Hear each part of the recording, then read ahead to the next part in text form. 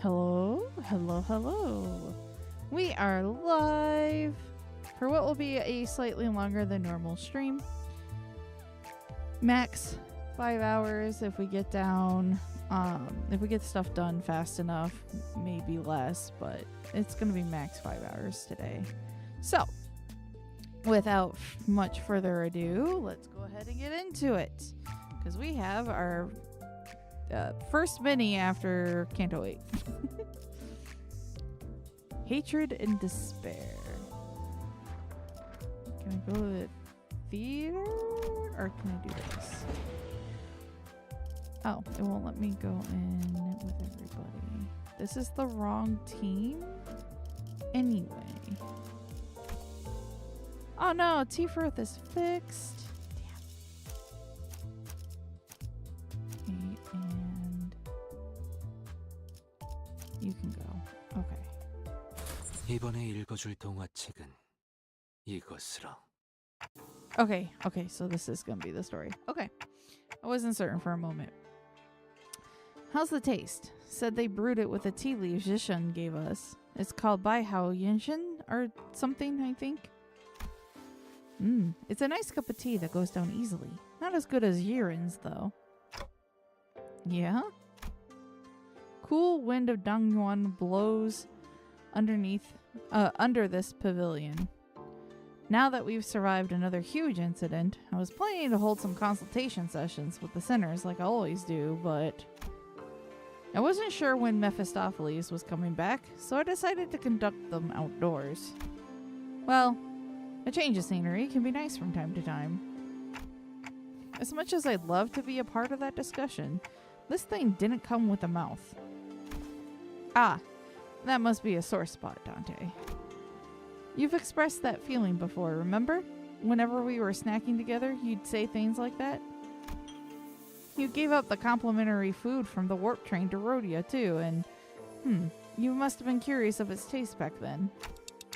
Well, you know, it's not all that bad. How are you even staying alive if you can't eat and drink? That's what I really want to know. It's gotta be the tree branch in your head. I think I'd feel regret and sadness. It's kind of tragic, almost. Ever since Honglu severed the cycle that bound the hierarchs at Da Guangyong and sealed the Xianren in their temple, he's been making a lot of expressions that I hadn't seen before. Moreover, lately, I've been getting the impression that he's actively been trying to express his feelings and thoughts, even for his past self. Oh, even for things his past self would have simply accepted as is. Like an old dam breaking, its fresh spring water surging to freedom. I can't give you a mouth, but you can trust me to give you a very detailed explanation of flavors. So feel free to ask me anytime. Yeah, thanks. And honestly, I think that's a good thing. Especially because, more so than anything, I could sense that Honglu was gently enjoying these moments. I think I can safely mark him down as experiencing very positive changes in my consultation notes. Though I'm not sure if any of that'll get through to you, given that you probably don't even remember the taste of food anyway. Let me change that to started on a path to achieving some very positive changes. Excuse me, manager. That's when Sinclair suddenly rushed up to us on the pavilion. What's going on? I know you're in the middle of a consultation, but there's this huge big-ass house truck by the entrance that's... The point is, I think you might have to come see this. Oi, Clockhead. Is that? The truck was, indeed, massive. It certainly did live up to all the fuss Sinclair kicked up, but... Yeah, ain't that something, huh? It didn't seem to me that the other sinners were all that concerned about it. Is everything okay here? I hope it's not another attack on Da Guangyon. Huh? Nah, it ain't. Well, we did suspect that at first, but it's alright. It's because no one on the bus knows how to observe. It's all about the details, get it? Look, It's right there. The company logo. Where? Seriously? It's right there in that corner over there. It's like really tiny. Ishmael pointed at something on the vehicle, irritation clear in her voice. I stared really hard at whatever she was pointing at. It managed to find Limbus Company's logo painted on the vehicle. It was the size of a palm. They were this close to chopping that truck into a million pieces when I pointed that out. Gotta say, I'm impressed you even managed to make out what that is. It doesn't look like anything other than a smudge to me. I guess eyesight's really the first thing that goes with age. I mean, it's kind of their fault for making it so small and inconspicuous, you know? That's because it's not a public-facing vehicle. Sod walked into our circle, dusting her hands and brushing past a few disgruntled words. This is a research vehicle used by the LCE department. You've used this one before, remember? Extrapolating from the material and the color of the truck's cover panel, it can be determined that it is the same transportation device used for the regular checkup. Right on. Ever since you used it safely to arrive at LCE, we've been using it to move the LCC base around. Hang on. Does that mean that we were your guinea pigs? And guess what? Just today, when we opened the truck to transport a different team... Oi! Don't ignore me! Instead of answering Heathcliff's question, Sod walked up to the truck and swung open its rear doors. In it, we saw the same mess of machines we saw back then, and... Hey, this light. The now familiar green light. I see. Sod, has there been any further modifications to this vehicle since then? Well, I'm not certain of the details, but LCE's chief research... Hohenheim. Yes, him. Are you two well acquainted? Not very well, but I do make an effort to remember his minor, yet numerous mistakes. She sounds oddly happy. Anyways, according to the research report he gave us, the vehicle's been modified to allow for universal use across other departments of the Limbus Company. LCB's bus, Mephistopheles, right? The report said something about using the back door of that bus as a reference to equip this vehicle with various functions, and that explains why this phenomenon is taking place here. Walpurgis Night. Yet, how is this possible when we sit not astride the bus seats? It is not a theoretical impossibility. Certain major parts of the technology forming this engine have been shared with Hohenheim. It is within the realm of possibility that the engine's influence may be transferred there as well. However, the means by which it has affected this vehicle has to be studied. It seems to comprehend our absence and the subsequent separation from the bus. Could it, mayhap, be reacting to the presence of a golden bough? At this moment, Mephistopheles is currently boarded by Virgilius, Karen, and various other members of LCCB, including Pilot. Therefore, if they have traveled far, your conjecture may be true. Or, there exists a flow that ensures our encounter with the Walpurgis Night regardless of the environment surrounding us. Perhaps. Faust talked to herself, staring pensively into the distance, before turning toward us again with mild resignation. Lead the way, Dante. If it has found us, then it must rightly be observed.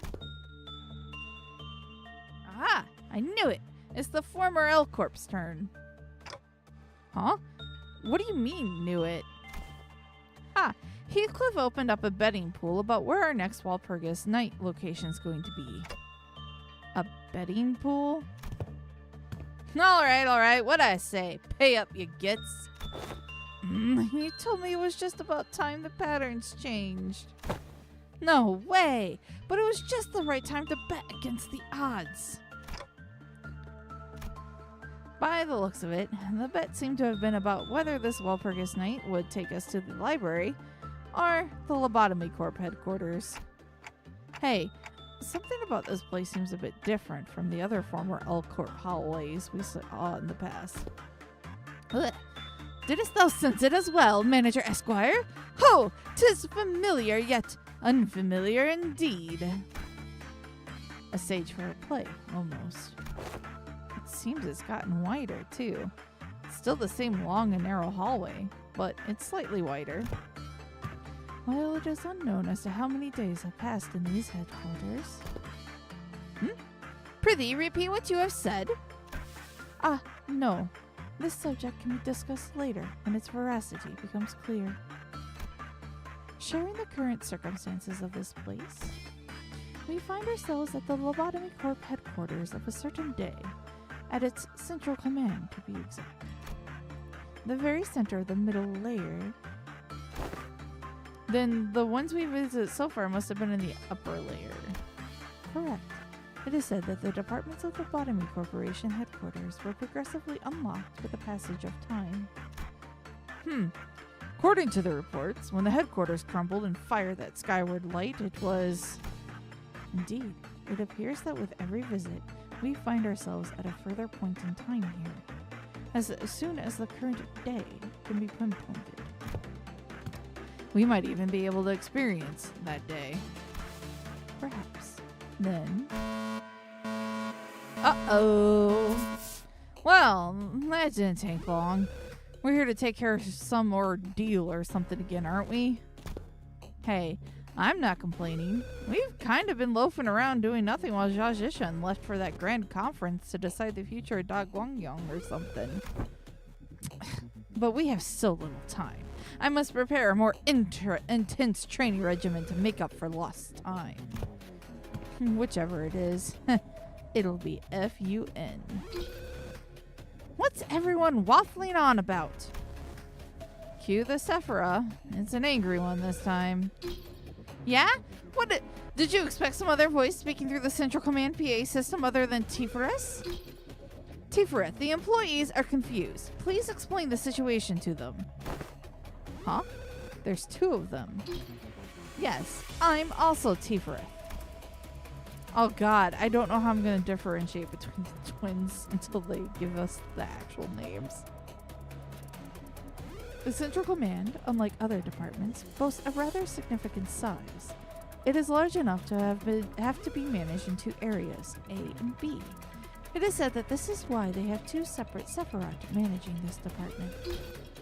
Yeah, and it's a lot even between the both of us, which is why it's up to you to be more thorough. Yeah, bring out the ordeal already. What are we destroying this time? Like I said, what are you all waffling on about? There's been an abnormality containment breach. The whole company's about to go belly up because everyone else is off trying to suppress the mess on the other side. Then, the alarm that was blaring all throughout the company suddenly went quiet. Oh no! The second warning! Great, look what you did, you bunch of slackers. Get to our headquarters now. Deal with the blue entity. Oh.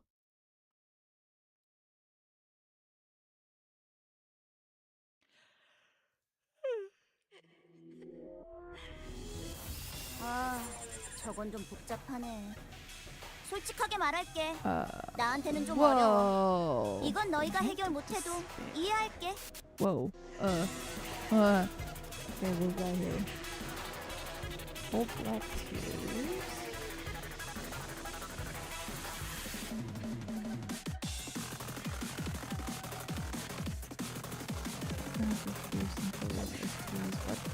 What? Outboard. Why is it not scrolling? Hints are on. These look terrifying. Burn bleach from a rupture and sinking. Jesus. The crack unbreakable point that does not affect it. Okie dokie. And everything is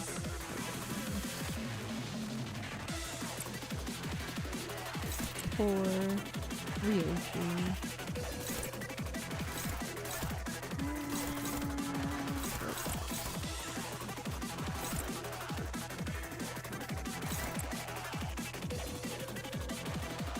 Right, I couldn't go in with a full crew. I was like, I have so many these with 더 me. 야성적인 깊이로.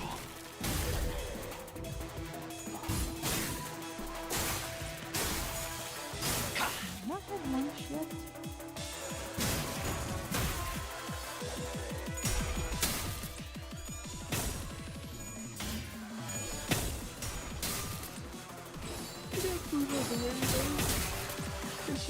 이 순간이 닿아도 되어내리라.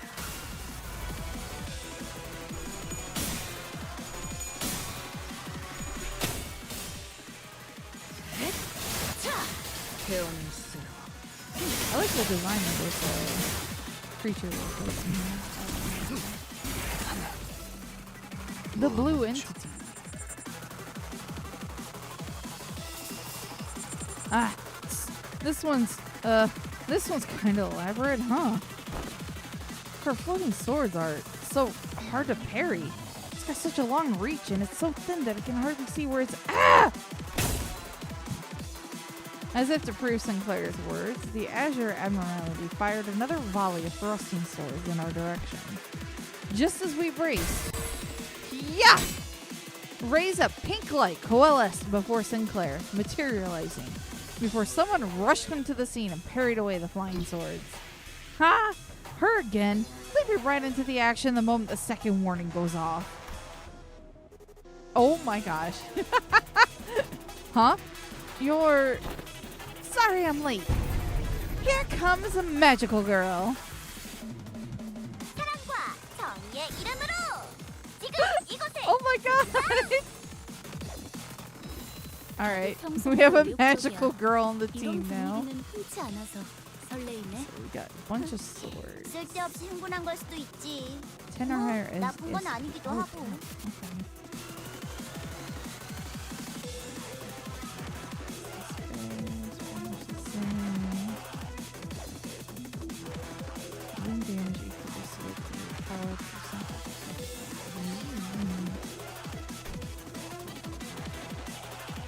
The sword with helpless tears reaches 0. It stabs the knight. There's an enemy with chanting upon us. Prioritize.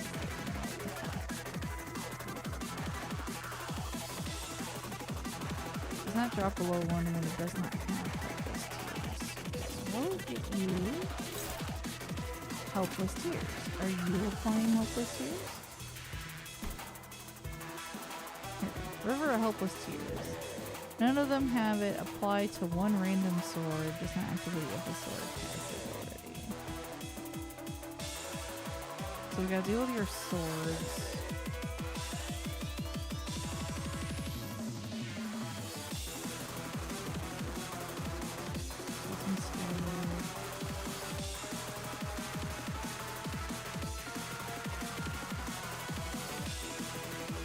Anytime a sword pierces. Okay, so we really need to get the swords to attack it.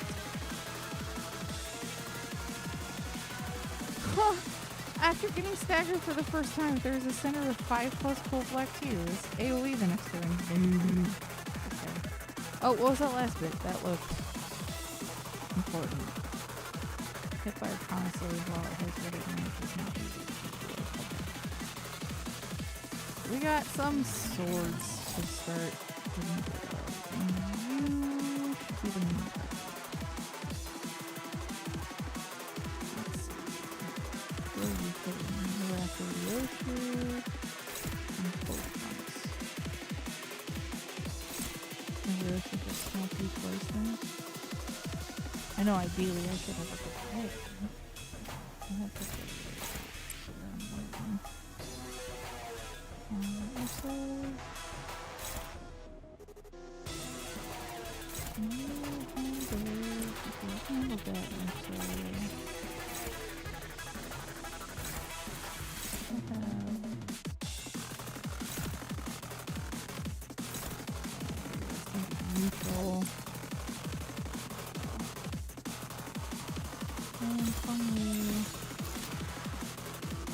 Alright, there's some stuff we just can't touch. Sauvage.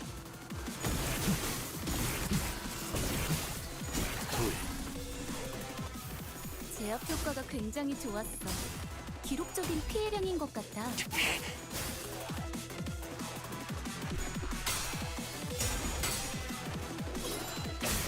should have seen like how many swords am I gonna need to have stab it.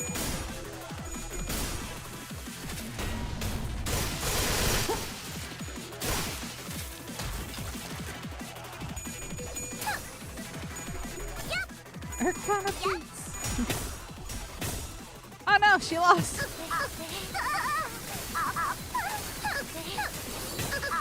Jesus.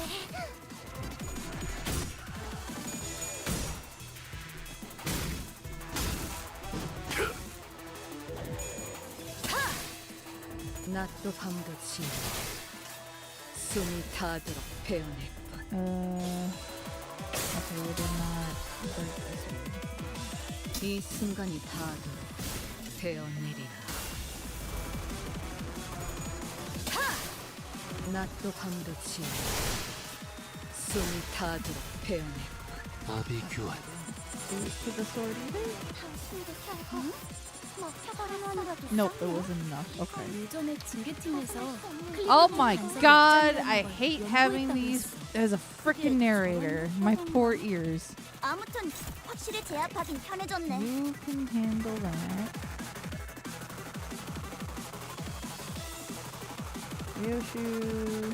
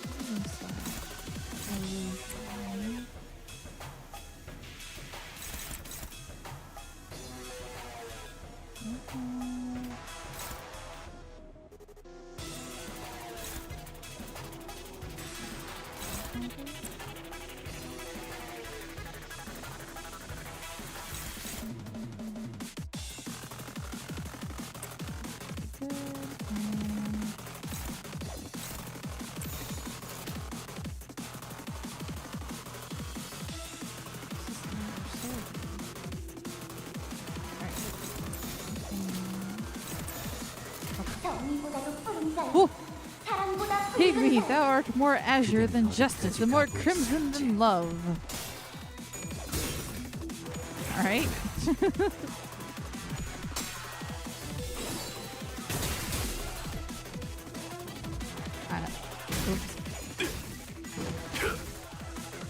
이 순간이 닿도록 베어내리라.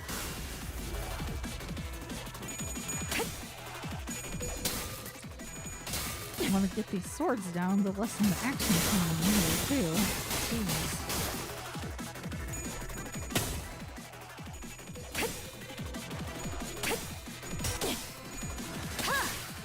낮도 밤도 지나 숨이 닿도록 베어냈군.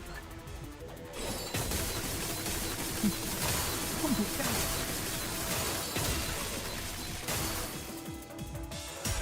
Who took all that for her? 훌륭한 단말만이요.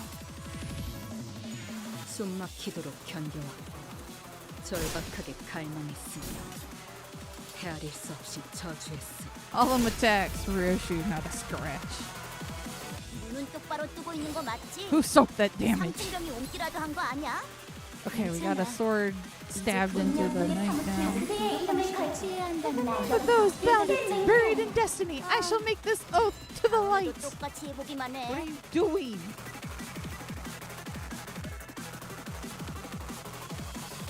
Okay. So this... What is this called? Oh, this is the Arcana Slave, so everything's going to be attached to that. Damn it, this sword got it. This one attacks that then. Ryoshu is on this.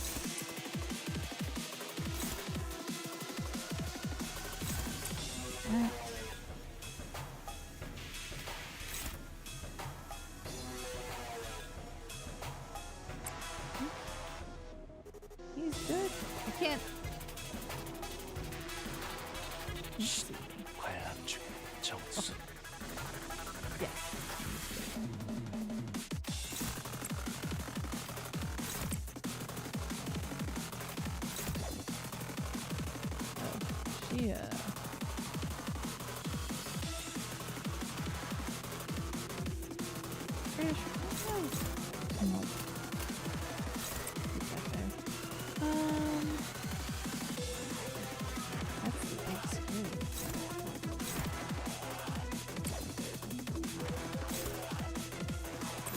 neutral.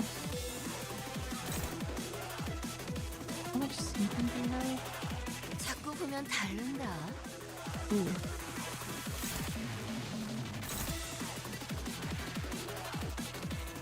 Ready, ready.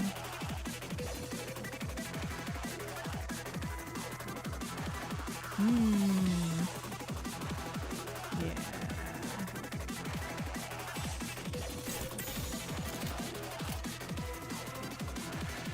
그대는 이 어디까지 가고 순간이 있을지. 다 되어내리라.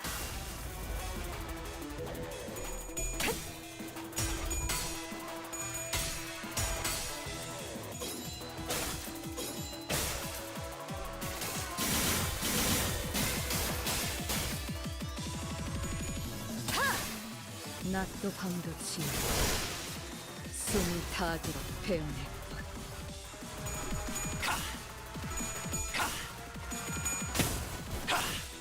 Oh boy. 한 쌍의 상황볼과 24개의 늑골이 자아내는 티비아의 멜로디가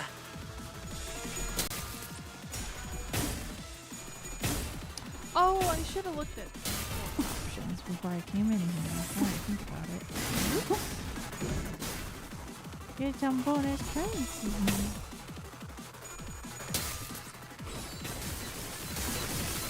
이번 소재는 Oh no! I'm sorry, 정신 안 Rudia. 차릴 거야? 직원이 거의 반죽음 상태가 됐다고. 여섯째. 큰 사태로 번지기 전에 얼른 It was 수습하는 게 a 좋겠어. calculator risk. 보여드려야겠군요. 이걸로 And it failed. Hey, we got another sword stabbed into this thing. 우리 앞을 막는 스무스러운 The hateful 존재들이 beings who stand before us, let your strength merge with mine, so that we may deliver the power of love to all. 네, 알겠어요. 티페리트, 제 생로를 작동시켜 주신대. 그래, 알겠어. 자, 빨리 그 직원을 재생로가 있는 로비로 데려가. 빨리. I do not have enough cyan. We're probably gonna lose. That's just a point.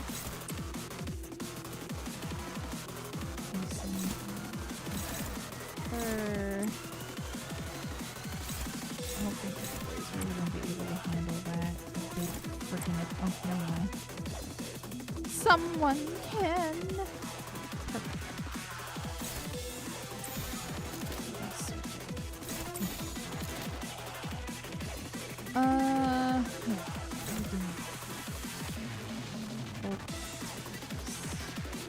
Which is sadly Rhodia, and I can't do anything about it. 양밤이 She's 떠올랐어요. gonna die.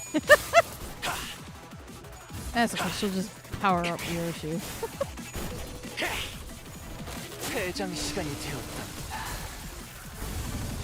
그럼 안녕히. 항상 저희 영감을 일깨워 주시는군요.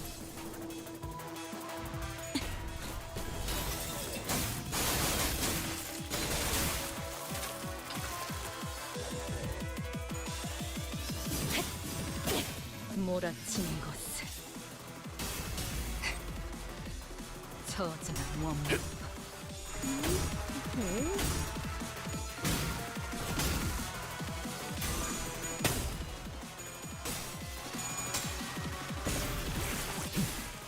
녀발 앞으로 하나. And stab. Perfect. 뭐야 이 수치는. And she's 아까 어떤 staggered. 직원이 제압 개체에 한 번에 입힌 피해량이야. 잠깐. 진짜? 왜 부서 팀장을 안 달아줬지?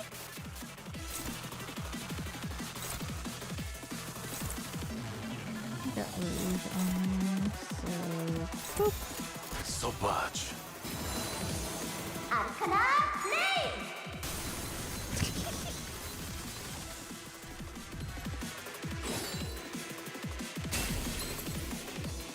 Wow. 당신. 오케이. 그래도 You've been 최대한 suppressing 제압 it 회사가 as much as you 정상으로 could. 돌아갔네. 이번 제압은 끝이야. 너희들도 고생 많았어. That was a 티페리트. fun little 너도. fight. 언젠가 우리도 모든 게 끝날 때가 오면 좋겠네. Oh my god. 그때가 되면 휴식을 기다리. Whew. I feel so bad, but she won't be a threat to you now. Art thou verily a veritable magical maiden? Of course I am. I'm a magical girl fighting to vanquish these evil arcana. Oh! Then this magic in the legendary codices does exist, for truth. And thy most fashionable costume must be forsooth to gather the magical powers. Don Quixote, calm yourself. Huh? Where are you guys going? Faust somehow managed to precisely snatch Don Quixote's wildly flapping arms mid-motion and dragged her away from the magical girl and back to our group. Wherefore didst thou drag me from this consultation of great significance? I have mountains of questions to ask her. That faint is no magical girl. What is with thy conspiratorially low voice in this O-01-04 risk level WAW? It is a veritable abnormality dubbed the Queen of Hatred for recording purposes. 5. That maiden there is an abnormality. Yes, she speaketh and appeareth just like a human. And to label someone whose sheer appearance exudes justice Queen of Hatred? I believe that it has been impressed upon you many times in the past that abnormalities should not be judged by their exteriors. Indeed, they possess the sense of sight. They think and they feel. Perhaps by the head's standards, they may meet the criteria of what is considered a human. However, that is an abnormality. No more, no less. We slowly turn around to look at the blue-haired thing, compelled by Faust's stern tone. But it was just there, humming a light tune, swinging that staff around. Oh, the lights. Wonderful. Looks like I managed to protect the peace once again. And when the red lights turned off and the alarm stopped blaring in our ears, it poofed away with the same pink swirl of light she first appeared with. Phew, this is annoying. Why did that abnormality have to be contained at our department? It couldn't be helped, Tifereth. Not even the manager knows which abnormality will appear at the headquarters. Yeah, that's true. But she just gets on my nerves, you know? Always showing up at the tail end of a huge mess like the second warning, barely doing anything to help, leaving the scene like she did something. And you know how she completely loses it unless we baby her all the time, right? Tifereth, the mic is still on. Yeah, so let them listen. The employees have to know that this abnormality is still an abnormality at the end of the day, I guess. Her management appears to be quite the source of stress, it seems. Yet aught is odd here. The maiden hath assisted us dearly in our battle, does she not? To suggest that she is hardly of any help is preposterous. Please review this document. It is a consolidation of management reports for that abnormality from the former Elcourt. Fortunately, it seems that an extended period of management experience has left quite a detailed report behind. Oh, damn. She wasn't kidding about having to baby this one, huh? The sinner's expressions all start to turn rather sour the further they read along the report. I skimmed through it and looks like she's got this compulsive obsession that she always has to be on the side of justice. She grows more and more hysterical the longer a peaceful period lasts. What is her problem? Got anything to say to that, oh great scholar of fixers? Indeed, 'tis quite different from what I anticipated. As fortune should have it, we did not encounter the mutated form of the Queen of Hatred today. However, as they also possess such a thing as psychological stability or sanity, it seems that employees assigned to this abnormality had the responsibility to keep it at higher levels at all times. It cannot have been easy to put up with humoring a monster in human skin. At least humoring them is the extent of the required effort at this point. You are implying that the management of abnormalities entails something far more complicated than simply calibrating their sanity at a reasonable level. Yes, that is correct. It seems that this headquarters is yet to extract a larger quantity of abnormalities. A moment, if you will. To say that they extract... Yuseng furrowed his brows and started, noticing the strangeness in her choice of words, but... We already found ourselves returned to the mess of machinery that was LCE's vehicle. It seems that this is where this scenario ends. Dante, as there may be further information that can be garnered from this experience, repeated visits to this Walpurgis Night is also recommended. Okay, got it. Yuseng approached Faust to continue his earlier question, but Faust only shook her head in response as if to say that she wasn't certain or that she couldn't tell him just yet. To me, someone who doesn't even know what's going on with the company they're working for, all these stories from the former Elf Corp in the library are filled with nothing but confusing mysteries. But something about it makes me feel as though everything that happened in those two places are at once foundations and clues to what we are going through. Maybe I can even use these moments to understand the stories I've forgotten, the purpose of this company I work for. So, well, who's up for a second run? Let's, like Faust, focus on looking for those clues left behind. Oh boy. That should be that me. Yep. No, there was no currency rewards, so support wouldn't matter. Spring cultivation time. Oh boy.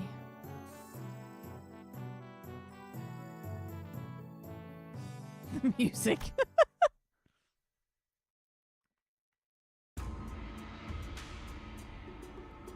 The hall was chill with a tense air, and those present all sat in complete silence. Then there was Jia Yangchen, her lips slightly curled into a mirthless sneer. And at the center of it all sat Jia Xichun, unsure of what to say next. Well, everyone. Jia Yangchen, seated next to the hierarch seat upon which Xichun sat, smoothly takes control of the situation and begins the assembly. Honored heads of houses, lords of each family, their proxies, members, and... She nods lightly, acknowledging our awkward presence. And little Xichun's guests, who stay here at our H-Corp, seems to be extending without a foreseeable end. Isn't she technically from Q-Corp? What's up with her acting like she's any less of an outsider than we are? And did everyone catch that our H-Corp? Regardless of everything else, the fact that she hijacked the meeting from the get-go is ridiculous, especially with Jia Xichun, the family hierarch herself, presiding over this official assembly. Clearly, she is using the pretense of assisting the hierarch to assert her own dominance over these proceedings. As we are all aware, venerable former Jia Mu has always discussed with and confided in me about the matters of the greatest import, the momentousness of which steered the very course of H-Corp's prospects. Even after I departed the family for Q-Corp, venerable former Jia Mu has always written missives to confer such matters with me. Something about it smells suspicious, but we already missed the window to challenge her to present us with proof without breaking decorum. Thus, as it naturally follows that I would be the inheritor of the venerable Jia Mu's will, I shall be presiding over this regular assembly, which we convene now to discuss and determine the future of H-Corp. What a grandiose and self-important introduction. It seemed clear to me that she considered herself to be the main character of this scene, or something. Your Grace, this certainly befits your station, Lady Yuanchen. We are all impressed by your utmost dedication to the citizenry of Hongyuan, despite your already saturated schedule. We can hardly thank you for your magnanimity, Lady Yuanchen. Ah, my parents, a true shame that they couldn't be here, have always sung praises of your expertise, Lady Yuanchen. Responses from the participants are just as protracted, only obsequious instead of arrogant.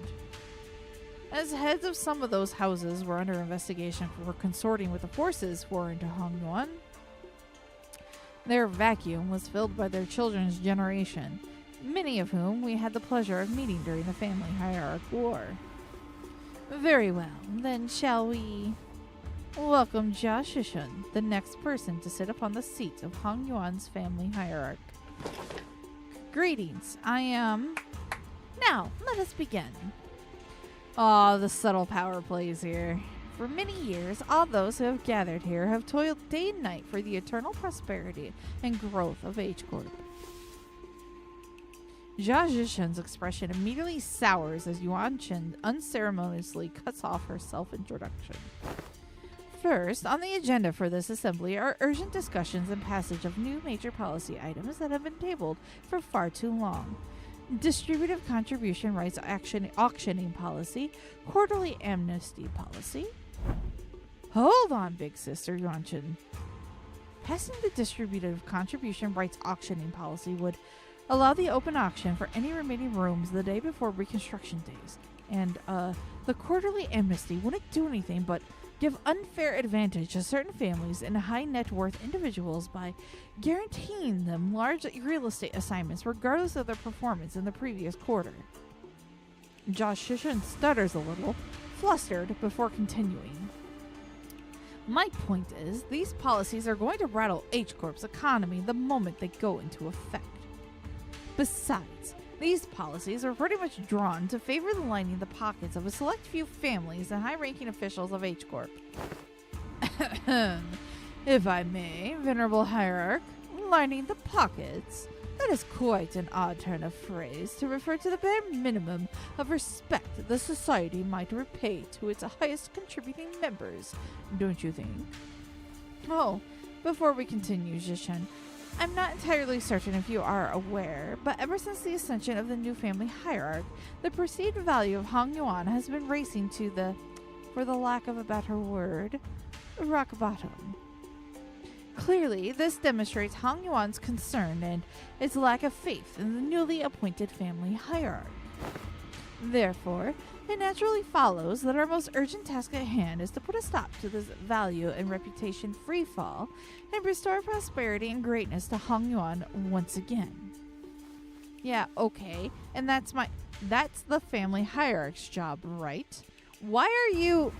If you had persuaded H-Corp's Articles of Association, you would have known that, should H-Corp be deemed to be in a state of crisis, the 4 great houses and the board of directors' voice may also carry de facto power in the assembly. And the board of directors, that's us, has determined that we are now in a state of crisis.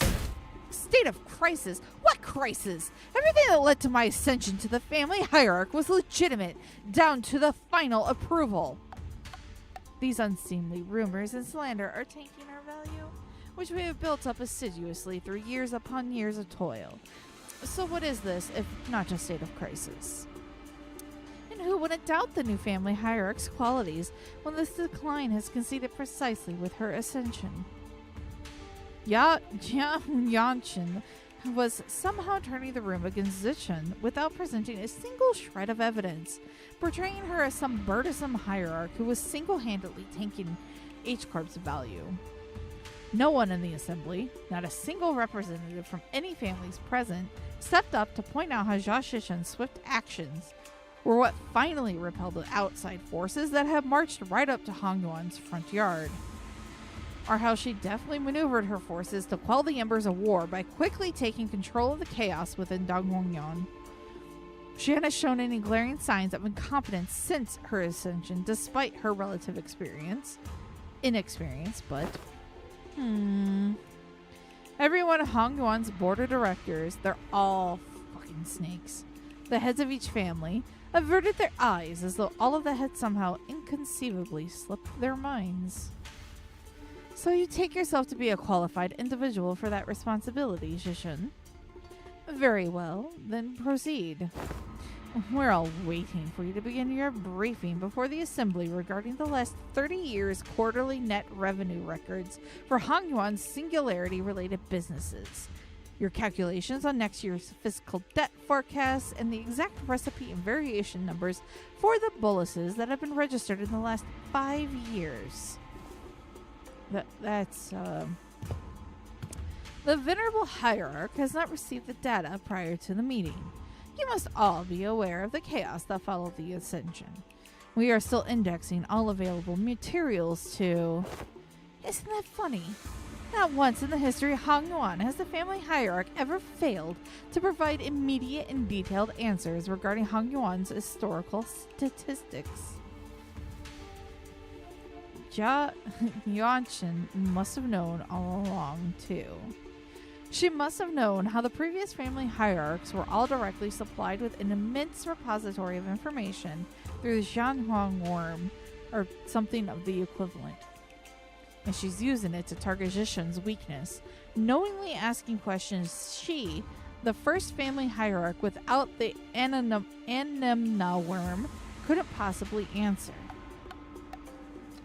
The responsibilities tied to the venerable seat of the hierarch, Yao Mu, are matched only by the great power bestowed upon it.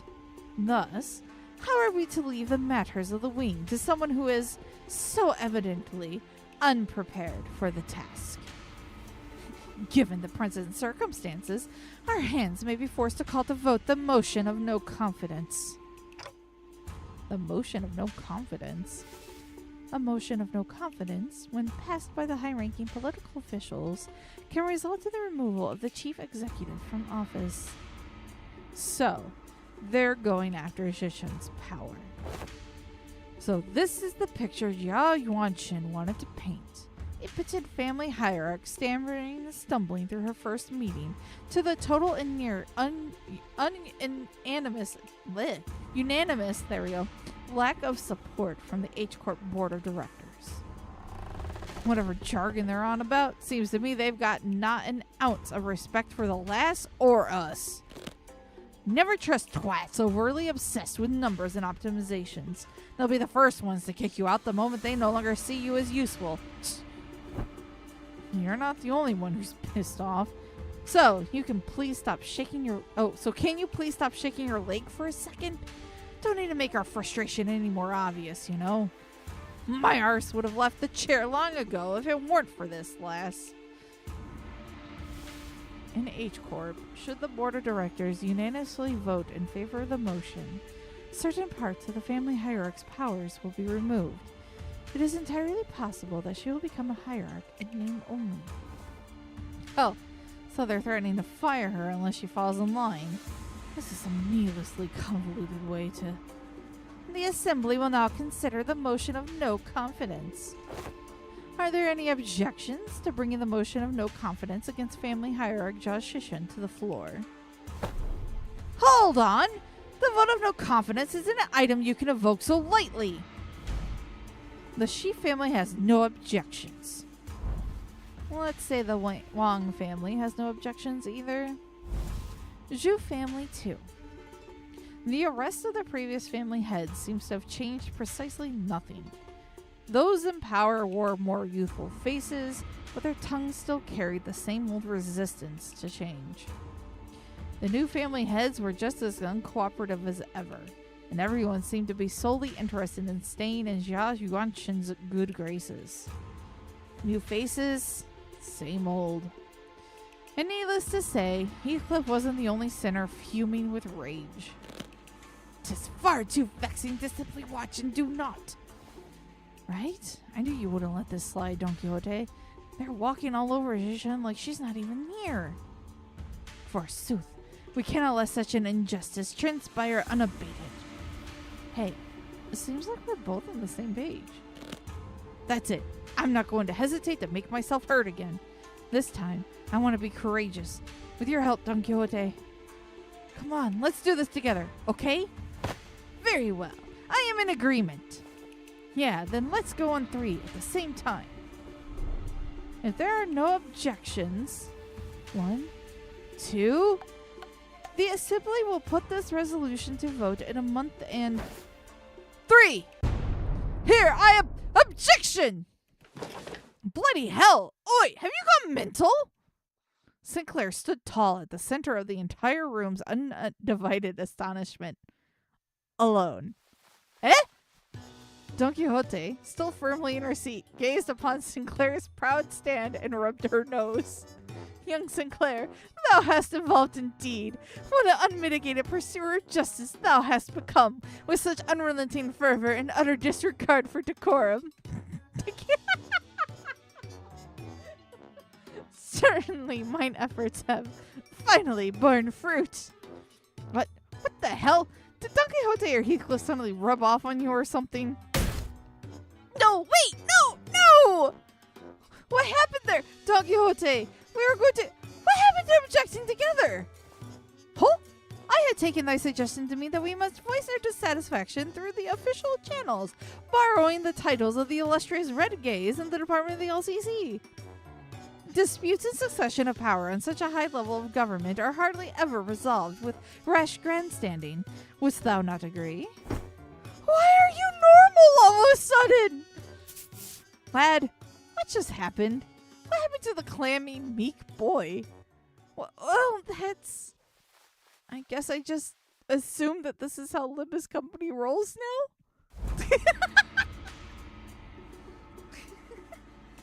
There seems to have been an unexpected outburst from Xichun's guests. Withdraw your objection, and we will consider this a momentary loss of control and not enter it as an official statement. It was...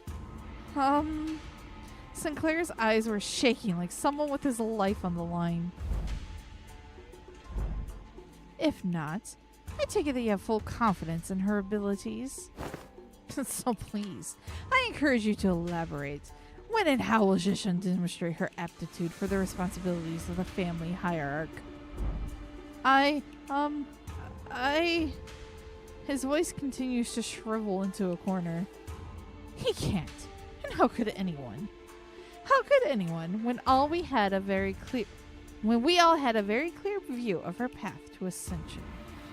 During the family hierarch evaluation, Jia Baoyu donated the coins he received from Jia Chu to you. Essentially, you pity-partied your way to victory. Pity-partied? And for your ascension, Jia Chu and those outsiders from an upstart company had to almost literally carry you to the seat. Hello! Has there even been a single victory attained by your own hands in that entire process? Ah, but we have not all been witnesses to the qualities she exhibited. Oh, but have we not all been witnesses to the qualities she exhibited during the family hierarch evaluation and her own ascension? You must have no shame, snaking your forked tongue in the audience of both heaven and earth like an unwitting buffoon. That's when quiet, even footsteps broke through Jia Yuanqin's merciless dismantling of Jia Xichun. Yet, I see the point. The hierarch, with her grace, needs only demonstrate her already established qualifications before all. This is no place for an outsider to speak, but proceed. Just how will she prove herself before us? What an odd statement, coming from a fellow outsider who's been chattering for minutes on end. Forgive me, I can only presume from your verbosity that the right to speak in this forum was open to all outsiders. You said it yourself, no? That the vote on the no confidence resolution will proceed in a month. That seems to give the venerable hierarch a month to regain the trust of each family. What? It is rather clear to me that there are many who find their own defeat in a family hierarch war difficult to accept. Such a doubt is easily resolved. A match between clans should lay out the results quite obviously. very well. A fair challenge between clans, which would preclude the participation of the family hierarchs, Heisho Pax, and the Jianlun guards. So, you will remove her Pao and Zhu before the game even begins, the cannon chariot. Why not make this test a series of sparring matches in both academia and martial arts, if such is the case? Ha! What audacity! Do you truly have that much faith in Jia Xichun's abilities? You must know the consequences of failing these matches, no? It will be a unanimous, one-sided end to the vote of no confidence.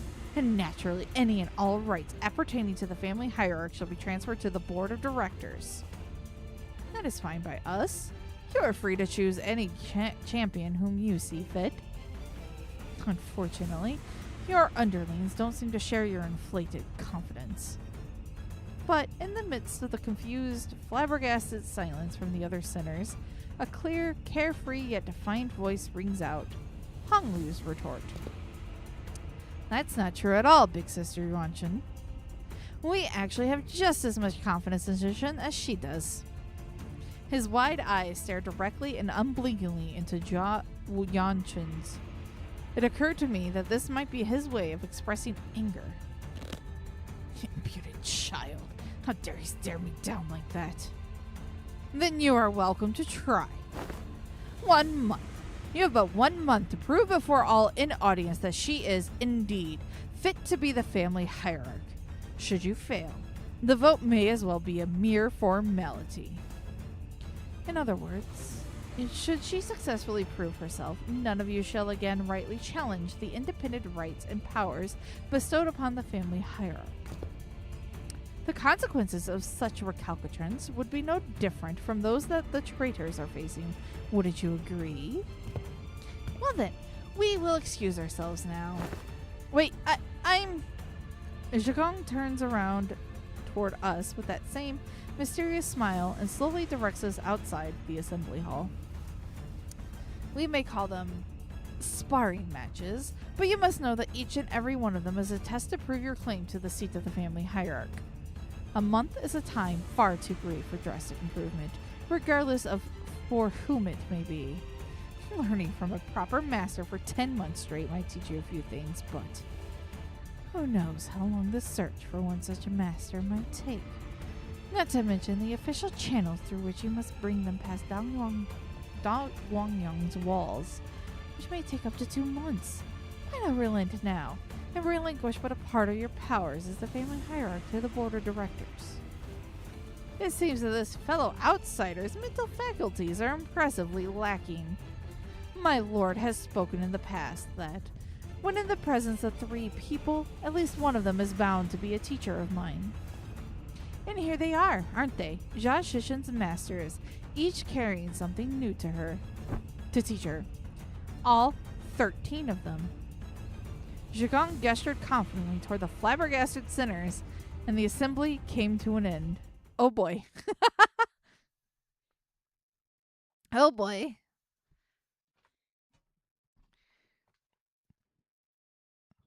Time to train our Xichun. Okie dokie.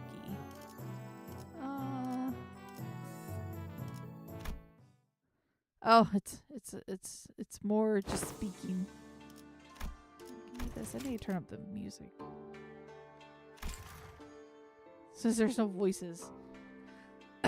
We were planning to train Jia Xichun anyway, but it seems that we are now under an unexpected deadline. Hey, when you said the LCB was going to help me out, did you guys mean that you were going to publicly humiliate the crap out of me out of the assembly? Haha, of course not, Xichun. Big Sister Yuanchen's an old snake. You've just given her 30 days to set the perfect stage for my downfall, to prove to the world once and for all that I'm not qualified at all to be the family hierarch. But Xichun, weren't you always so good at humbling anyone who dared underestimate you? Not so much anymore. Back then, like an idiot, I thought I just had to hold on with everything I had. I thought that's all I ever had to do, but now, things are different. It's true that I'm vastly underqualified to be the family hierarch, and She's right. I pretty much lucked into this position. Xichun, don't tell me that woman's bullshit actually got to you. Well, she wasn't completely wrong, right? I'm just some kid who happened to be just good enough to survive some traps and ambushes. I'm afraid that the responsibility of a family hierarch might be too much. Her self-confidence has significantly decreased compared to the observation from her previous interaction. The heck, Xichun? I don't remember you being this kind of character. What happened to the girl who looked down on us the moment we met? You even had the audacity to pretend not to know who we were, didn't you? Where'd all that confidence go, girl? It actually got under her skin back then, huh? So, Xichun, what do you want to do? Are you sure you're okay with this? Are you okay with letting this happen? If I let it happen, Big Sister Wanshin's going to continue expanding her influence here. I'm sure she and the board of directors have been cozying up to each other for a long time.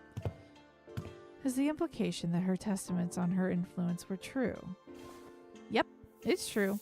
Before she left for Q Corp, Big Sister Wanshin used to always accompany Jamu to these assemblies.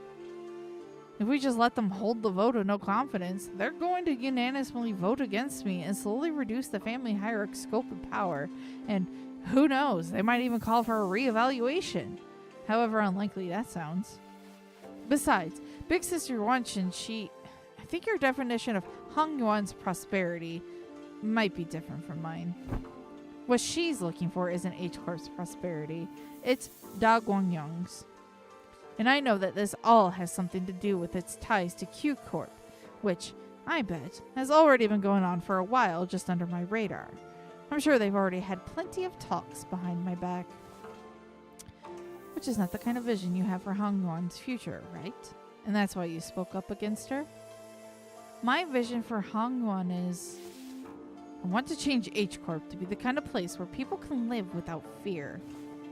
I just never imagined I'd have to prove myself like this, and in only 30 days.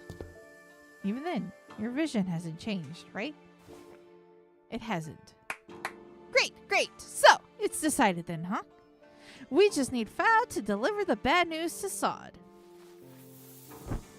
So, to summarize, the responsibility of training Xichun to win these matches, these amorphous tests, upon which hinges the family hierarch's fate, and almost every facet of which is entirely under Zhao Yuanshin's control, by the way, and is probably a trap, within the next 30 days is ours. And we have to explain that to Sod. Wow, that sounds like a lot of work when you put it like that. Post-mortem reports have become quite rote. Sometime later, Prithee, thou must impress upon the illustrious red gaze 'twasn't mine idea this time. Sinclair stared blankly at Don Quixote as she made her desperate plea toward Sod. Yes, and I understand that as well, for the 8th time. As always, Sod was wearing the same refreshingly incomprehensible smile. The kind of smile that makes people increasingly anxious the longer it lasts. Well, that gives us about 30 days, during which those sparring matches, tests, whatever, will be happening as well. Great. Then, let's give it our best. Sinclair mutters in a near whisper, clearly feeling responsible for what happened. Yes, I understand. I never should have stepped out of line like that, but something just... Yeah, so let's give it our best. I totally agree! We messed everything up again! And what? Limbus Company was always going to remain here and assist Miss Xichun acclimatize herself to the responsibilities of the family hierarch. It was always a part of our plan. Well, I sure am glad that I took Faust's advice about how meticulous planning is completely pointless when it comes to LCB's missions. I never would have had to submit 9 separate disciplinary incident reports back during the J-Corp incident had I known. I believe I should be able to explain this further. Prior to his departure, my lord was concerned that such a thing would come to pass. That is why he has left Xilu and I here to look after the new family hierarch's position, which must still be on rather thin ice. Oh, so that's what they were privately talking about when he pulled them aside. Doing nothing and allowing her wicked machinations to progress would have irrevocably made the entire board of directors naught but putty in Yuan Chun's hands. And that would have led that snake to de facto assume the seat of the family hierarch. Against such an insidious foe who wields intrigue as her weapon, the most viable strategy is the most direct one, to challenge her head on.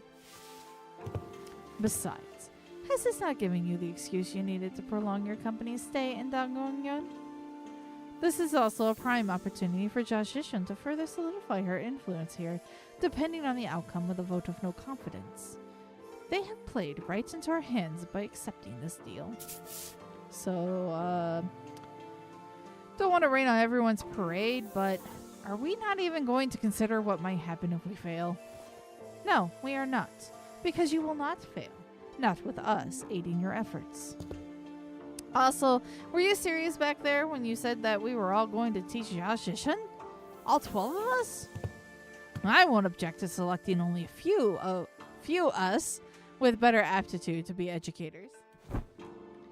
Ah, by the way, we already have an established internal hierarchy based on the sum of each of our abilities. Of course, the results weren't entirely to my satisfaction due to an unexpected incident. Miss Otis, that is, a statement mired in narrowed vision rife with factual refractions. I am of the stance that the qualities of a good teacher are defined not by such statistics. So, you must be the one who placed last in that scale. Just don't say anything, bud. Best not to stand out like a sore thumb. I may have overreacted, then. My lord has said that from the virtuous we may learn to replicate their merits, from the flawed we may learn to avoid their failings. As long as the student is willing to learn, anyone, anything can be a teacher. I also, to embrace this teaching, seek from all those who we come across. Just what in the heavens are you doing? Ha! I am preparing a lesson for young Xichun, our family hierarch. Wow, you sugared on that fast. So what are these yellow wormy things here? Aha! 'Tis a star, twinkle twinkling in its radiance. According to the schedule you have prepared, the student would have negative 3 hours available for sleep. This lesson plan's execution will require cooperation from T-Corp. Yeah! 'Twould be a mistake most fatal indeed. I shall correct it post-haste. Xichun was staring at Don Quixote's expression of her wild artistic merit upon the curriculum with her usual crescent moon eyes. Wait, is that supposed to be Xichun's grimace? Of course. Each to their own, I suppose. I need not be shaken by every little thing until we have their actual lesson plans in hand. Hey, thanks for putting your faith in us, Xichun. We barely have any of that to go around ourselves, so I understand it couldn't have been easy. You could say that I have learned my lesson.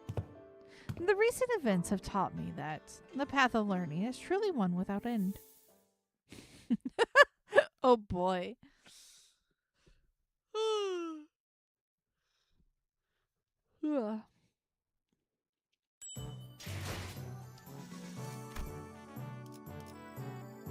Another student. Oh boy. Yeah, these are very wordy start here. I see that you have all individually worked on your lesson plans as per Xichun's request. I have received a total of 12 lesson plans. Wow! I like her without her hat. Hold on. Shouldn't there be 13 of them? Even the executive manager has decided to spare their precious time to teach a class. Huh? Yeah, I handed in my lesson plan too. That is because... so who didn't do their homework? After a brief silence, everyone turned around and looked at one of the sinners. It ain't me! Oh, please. At least try to make a compelling argument. Who else other than you could have possibly... It's me. You, Sink? You've been acting out of character a lot recently. What's going on? Well, that's, Sinclair was drenched in sweat for some reason. Actually, In Sinclair's seat was a large stack of papers, each filled to the brim with writing. Sinclair, are these papers... Whew, I'm done. Sorry, I got too into making a lesson plan and just couldn't stop myself from writing. Phew.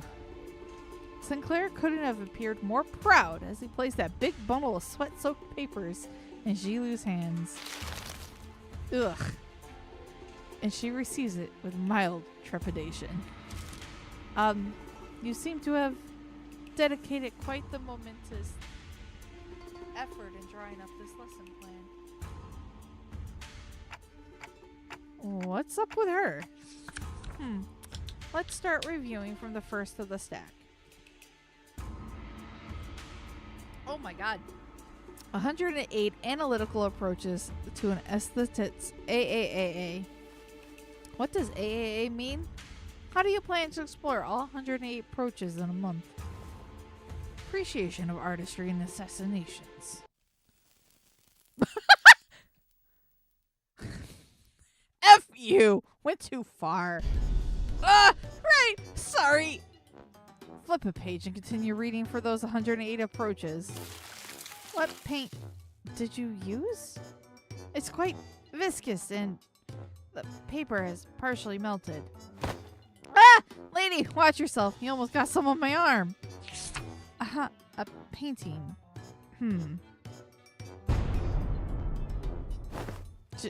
Jilu?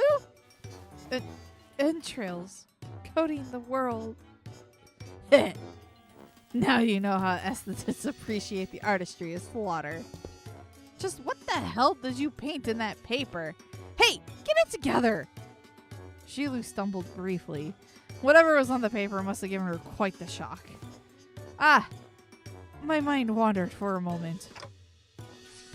This is too dangerous to be used for a lesson, thus it goes to the discard pile. Weak sauce. Jilu crumpled up the paper without hesitation and tossed it out of sight. Next! Intro to Societal Reintegration. Impressive title. Chapter 1. How to shake hands with your left hand when the situation calls for it. Chapter 2. Exploration of exclusively long-sleeved fashion and practices. Chapter 3.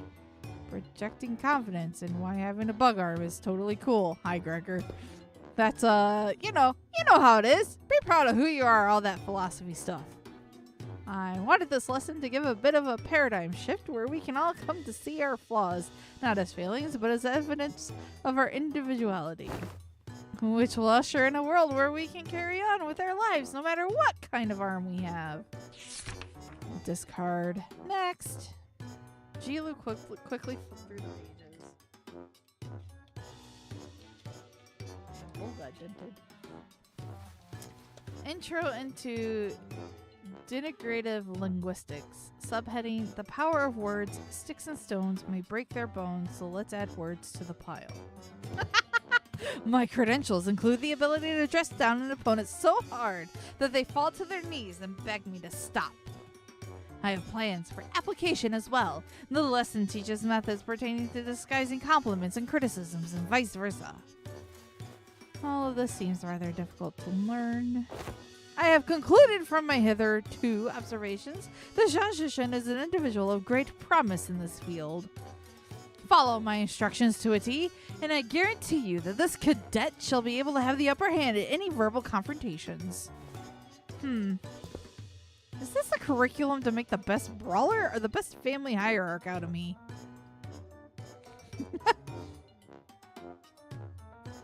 Jilu seemed quite interested, but Xichun's vehement veto eventually overruled the suggestion. I don't blame her. Okay. On Justice, another impressive title. Don Quixote. Subheading, Methodologies of Captivating an Entire Room of Preoccupied Audience. Discard. Fie on thee! Wherefore? Next. Praxis of ego splitting concern. Blech. praxis of ego splitting concerning intermirror conflict between the self and the reflection, and paradoxically a fractured theory of idealism in which one attempts to open an unopening door to open the door. Utterly incomprehensible. Discard. Perhaps Miss Ryoshu's advice to truncate the lesson title should have been taken in earnest. Survival and exploration. 21 reasons to pay attention when the exploration team leader is giving advice on the upcoming adventure. Case study for 30 horrible mistakes that occurred because the team was distracted during the leader's lecture. How to track down a troublemaker who tries to sweep trouble under the rug while the team leader isn't looking. Someone ignored my advice that we should have been moving 2 steps ahead. Finally, I've narrowed them down to 3 culprits. Ah, wait! I forgot to take that part out. And into the shredder it went. When did that paper shredder get there? The art of using yawning as a cover for popping a cookie or 2 into your mouth. Especially useful when getting lectured. Hi, Rhodia. Hey! If you get good enough at it, you could do that with nuts, too. Aha! So it was you who made those crunchy noises in our last meeting. What? Nah, do you take me for an amateur? The art of social maneuvers. How to let it flow through you. How to not make things awkward when you walk right in on someone bad-mouthing you. The most important part of this art is to flash a refreshing smile in a way that looks earnest. It helps when you convince yourself that smiling is what brings good fortune. Smiles have a way of disarming people, giving them pause and making them hesitate. I remember that. Big Bro used that technique to confuse a lot of Guangyoung people who hated him. I see. This... Well, this... I can't quite bring myself to throw this into the shredder. Next, how to remain in complete stillness for a week until the next command is received. This lesson plan was designed based on Rodion's advice that I must prioritize strengths that are unique to myself. Look, in my defense, I didn't know he considered that to be his unique strength, okay? Let us consider whether standing in complete stillness for a week is a quality one might seek in the family hierarchy. This one is certainly interesting. What separates bravado from bravery? Jack shite. Sawed off and grab your weapons. Oh, hi, Heathcliff. Yep, always gotta read the full print. Ha! It's my philosophy. That reason don't necessarily need to be considered before coming to blows. Martial prowess is indeed an indispensable part of the family hierarchy's qualities. But our focus is not on developing a hierarchy of a syndicate. Next. Information disparity as a driver of inequitable treatment. Oh, huh. That's actually the most interesting sounding one so far. And the application of engineering frameworks. Okay, it's kind of losing me, but I'm still on board. For systematic resolution and rational self-interest driven societies, Gesellschaft. And is it still going? That was 1/5 of the full title. It seems that the same trouble has hindered both you and I. Every word in that title was added for its absolute necessity. Indeed, indeed. After she had gone through the majority of our lesson plans... finally. Now that that's over... Yes, it's finally my turn. Phew. Sinclair sighed with the gravitas of someone who's just been bestowed with the most important mission in his life. Thinking back, even back in school, I used to daydream about becoming the teacher myself. I thought I could be good at it. So I guess you could say that I'm pretty happy to be given an opportunity like this. I call my lesson The Theory on Self-Overcoming. We have to accept that everyone stumbles at first, but by always striving to be a better person than I was yesterday... Hey, but what if I like who I was yesterday more? That's okay. Everyone has their own unique potential sleeping deep inside. So, with everything I've learned and experienced so far, let me teach you. Let me teach you how to not doubt your own capabilities, how to always shoot higher. Hold on. You had me for a second there, but what's up with the acting like you're an infinitely more enlightened person than I am? Ah, of course. I've prepared a speaking class where you can learn how to speak with modesty, too. I never would have imagined Sinclair would be this into it. Yeah, too bad he's so into it that he's not even listening to what Xichun's saying. Following that, your company's... it seems that Jilu has completed her review. Oh, I see. Now, how's everything going, everyone? Class prep going well? My curriculum most is special! Okay, so that's a no. That was Saw's impression upon taking a quick glance at Don Quixote, who was sobbing and cradling the shredded pieces of her lesson plan in her hands. Well, it wasn't a complete bust at least.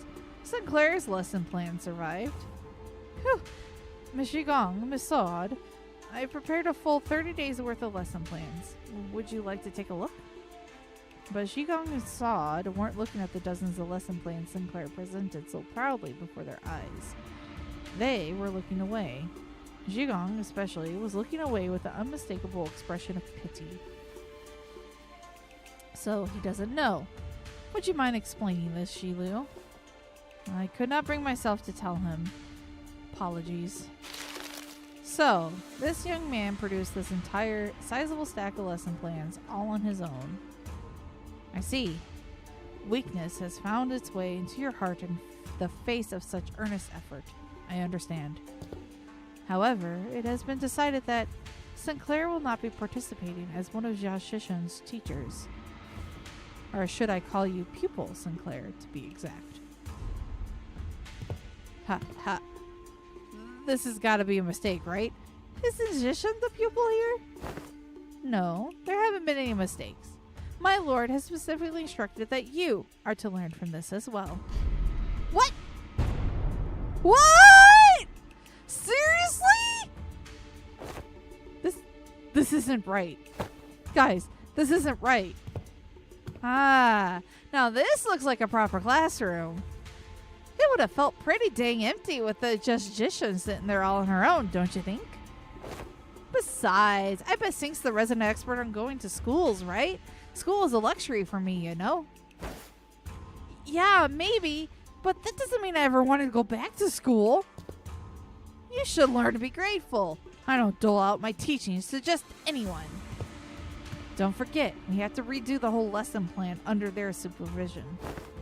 Otis, you always get on your soapbox and try to lecture everyone about something after every single battle anyway.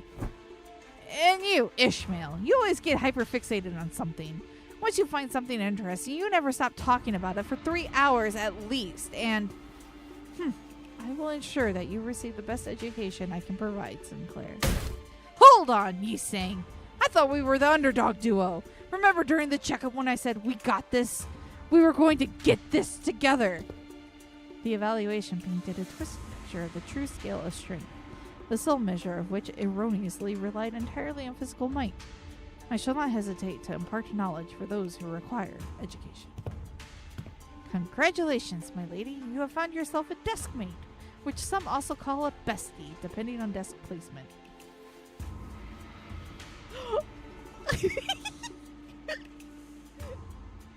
That expression. She's like, oh! Desk mate, bestie. What the heck does any of that mean? Huh? Xichun's eyes widened with confusion, as though she just heard those words for the first time in her life. When I first met her when she was 16, she explained to me that she hadn't attended any school-like institutions. This is par for the course for children of Hongyuan who are raised for the purpose of becoming the next family hierarch. The reason being that schools can be a perfect place to assassinate someone. So, desk mates and besties. Sinclair began to explain, seemingly resigned to the fact that he was essentially going back to school for a month with the other sinners as his teachers. Usually sit next to each other and help one another out. A bestie might nudge the other one awake when they doze off, share their homework with one another. If one forgot to do theirs, they usually end up being included in the best memories of each other's school time. Boy.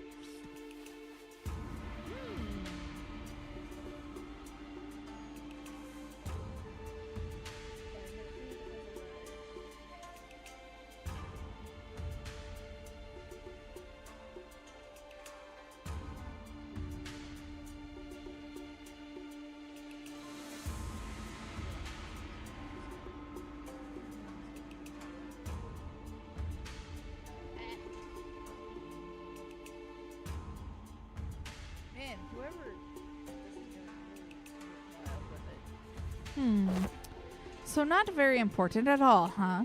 I think I got this on my own. I don't need a bestie. Well, you've given her a rival at least to motivate her then. It may come a few years late, but I am moved that my lady finally has a chance at experiencing school. Same here. I remember it like yesterday. Xichun would sit and watch other kids walk to school from the distance, tears welling in her eyes. Dude! Oh, that reminds me. One day, out of nowhere, she started saying something about eating from lunchboxes with friends. I haven't a clue as to how or where she even heard about it, but she snuck into the kitchen and... Ah! Wait! Don't you guys have lesson plans to write? Come on, hurry up. 30 days are ticking down. We've only got 30 days. Of course.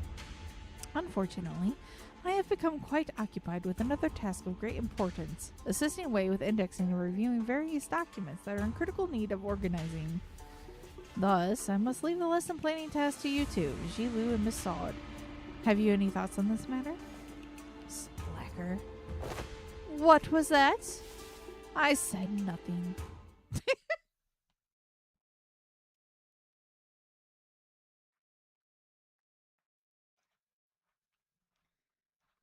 Oh, this is gonna be fun. This is gonna be so much fun. 30 days of classes. What? Is it like a pseudo dungeon? Jilu and Sod appear to have aged several years overnight, their faces sunken and sallow. Finally, after referencing the idiosyncrasies and various statistical data available to us regarding each center, we managed to come up with an appropriate curriculum.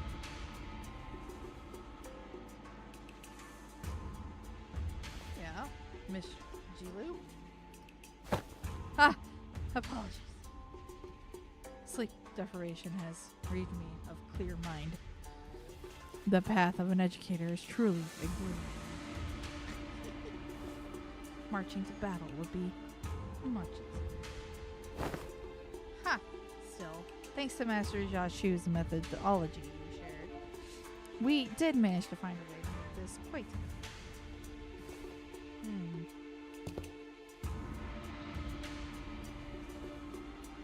efficient. To be a true family hierarch, there are dozens, hundreds of virtues one must understand and master. However, to do so in 30 days as promised is an impossible effort. Thus, we have categorized the countless virtues into 3 super categories. And they are called...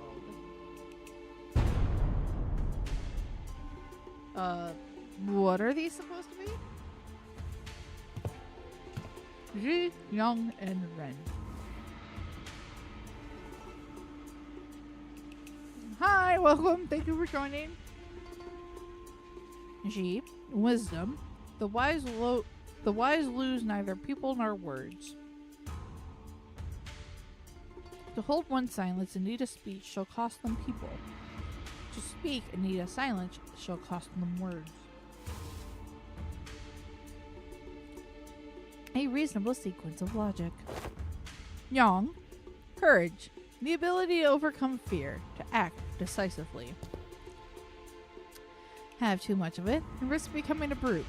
Have too little and risk becoming a craven. It needs harmony and balance. So how far are we allowed to go with corporal punishment again?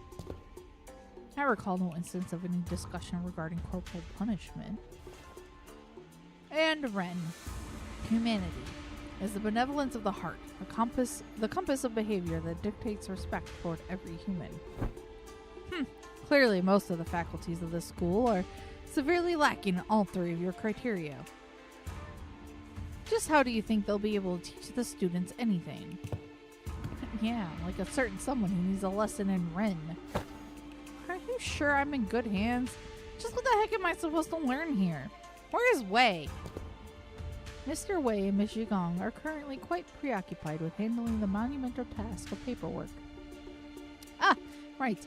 Mr. Wei wanted me to deliver this message to you. Be strong, my lady. Wei! Despite her protestations, the 30 days of classes commenced. Here we go.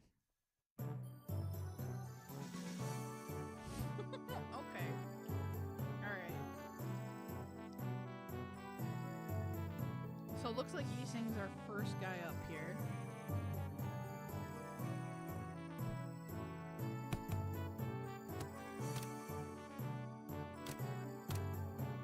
Oh! Sinclair is part of this too? Okay.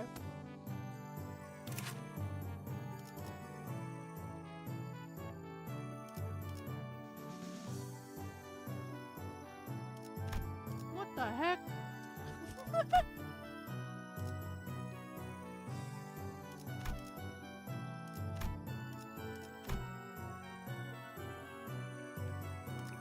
Rupture employees for her, huh?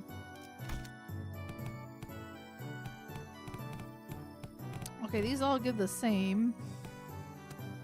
What's this? Okay, there's different combos to find. Okay. Stats, morale. This looks like it's matching the classes up there. Mandatory classes. Okay. Since it kind of wasn't like going over that screen, I just really wanted to kind of take a look at it. My name is Yiseng. That is all. The class I have prepared for the day. Aha! I have heard plenty about your mirror tech. Which makes me wonder, going by the level of advancement in that technology, couldn't you have approached it from a different angle? You know how technological advancement usually goes. People invent for the sake of creation, only to have their inventions inevitably warped into weapons of destruction. Indeed, you show much promise already. As you surmise now, the mirror has, in the past, almost been employed to shatter possibilities instead of reflecting them. I'm sure that's the angle most others wanted to see happen. Removal of potential risks sounds much more palatable than potential itself to some people, after all. Correct again. Yet, destruction was a word that bore too much suffering from my heart. My sole egress from it was abandonment of my quantum fellows and my life's work, making myself a fugitive from the past. How did you bring yourself to just abandon it all? I conversed. With who? With myself, that lies within me. As you are aware, the mirror's reflection extends beyond the veils of our own reality. It reflects the potentialities, the latent strength, and the world. Yet, even among them, the reflection of the greatest importance is that of the self. Let not the innumerable words of the mirror enchant your gaze. First, one must direct their studies inward and reflect upon oneself. I had a very precious time learning to converse with my inner self. Oh, they're so cute! They have grown! I only lost 6 morale. Okay. Now, if you are prepared, do explain what you see in the mirror. You need and taste. For some reason, Xichun appeared to hesitate before the mirror. Hey, you know, it's been a while since I looked into the mirror for so long. My lady, do you recall Sunjin of the Shi family who contacted you for a meeting? Yeah, the guy who said he was gonna show me a precious flower that blooms only at night? I remember that you were vehemently against me going out there, so I stayed inside. I wonder what kind of flower it was. Don't tell me you were actually looking forward to meeting him, my lady. Oh, of course not. You were wise to stay inside.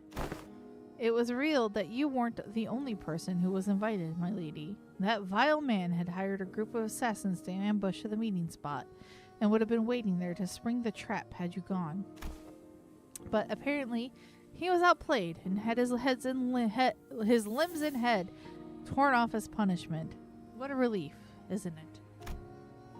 I guess. I'm glad I didn't go away. You were right. If only you still had the Wu branch under your control. Stop it. We agreed to move on from that, remember? We don't have to talk about it. I was brushing my hair and looking in the mirror as we were talking, but I realized that I no longer recognized the girl in the mirror. I don't know why, but I found it so hard to meet her eyes. But I brushed it off because I had to. An experience like that was going to be a common occurrence anyway, and the family hierarch war was always looming on the horizon. Perhaps what you felt then may have been shame. But it is paramount to face oneself nonetheless, nay, especially so if it was. And Sinclair, what do you see? I see... Well, I just see myself smiling. I don't see what's so out of the ordinary? But it seemed like Sinclair couldn't really bring himself to face the mirror.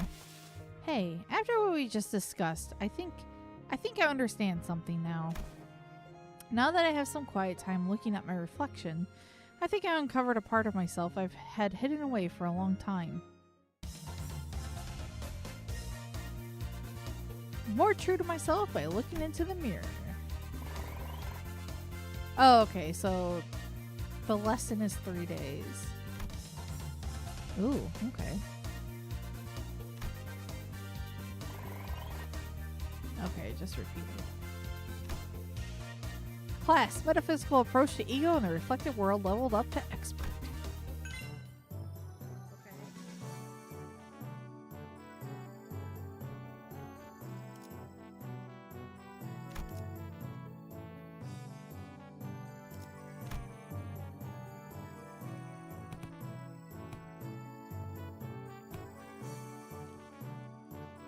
So I can select a class for that time slot.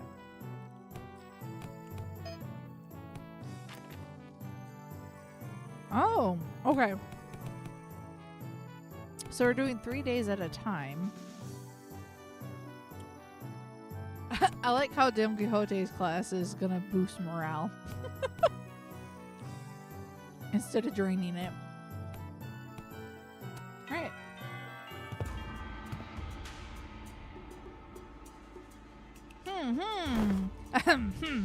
Tis true that a station of teaching is prone to imbue one with a sense of bashfulness. Sinclair and Xichun both sat with a bit of apprehension as well, which is understandable given what Saw told them sometime before the lesson started. Some time ago. Otis, who'd been glaring daggers at Don Quixote for a good while, finally decided to voice her doubts to Sod. So, what is Don Quixote, that woman, supposed to teach? Have you not considered that her usual flippancy might only cause more trouble than it's worth? You worry too much, Otis. While she may not look it, Don Quixote is extremely well versed in those adventure tales. And why would any of that matter? Have you yourself considered that fixers often appear when history is in the making? Yeah, let us see here. Don Quixote took a second to savor the moment as though she had been preparing her whole life for it, then continued.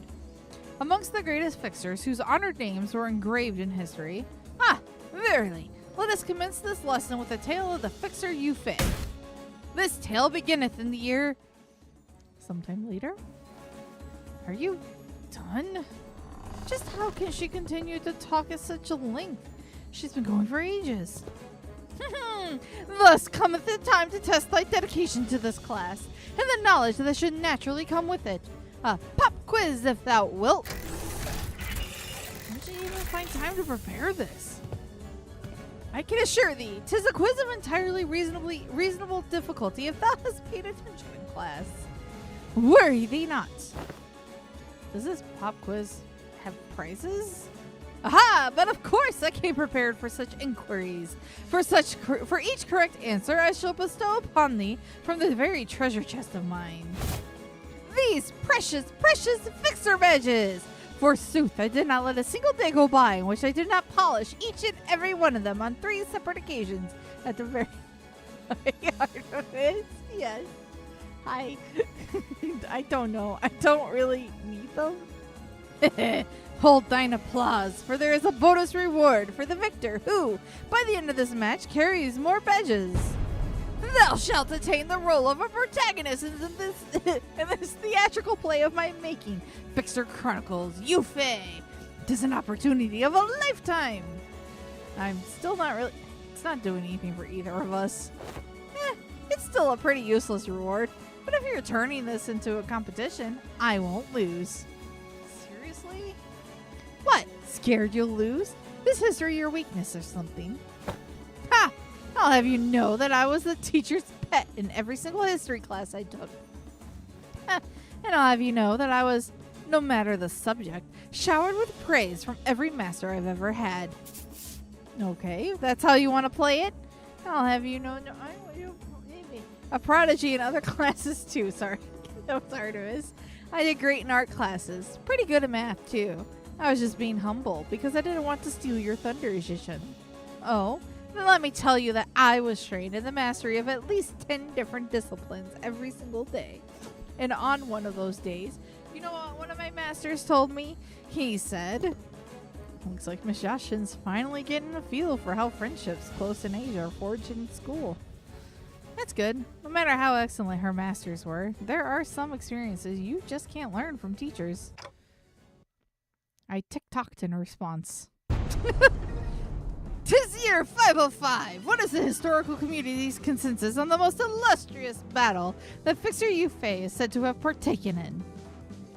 Allow me to impart to thee a major clue. If thou hast paid attention as I discourse upon the 5 pillages in which the Fixer Yufei was mentioned, this should not be a difficult question to answer. The Honorable Fixer of the Cerulean Heaven, who obtained triumph in the Battle of Rhino Tree in the year 465, hath said, what was the worst ordeal she had to face in her career? Got it! It's when she had to forge onward despite watching her dear comrades fall one by one as they held the line to buy her time. Damn it, I was too slow. Fie, young Xichun, thou art incorrect! The Honorable Fixer of the Cerulean Heaven is recorded to have testified that the worst ordeal in her career was when she was forced to stand before enemies with hair that was not luscious, as the supply line breakage caused her regular delivery of nutritional supplements to cease. What thou hast suggested, young Xichun, was her 17th most difficult ordeal.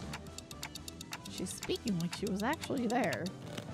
Thine impression is quite understandable, for I am trained in the ways of vividly regaling these tales, but most of these are tales I have learned from books. Much did I anticipate an opportunity to regale these tales to such audience, enough to study the ways of minstrels. There was a clear look of pride in her twinkling eyes. Time certainly flies when hearing the tales of exciting adventures.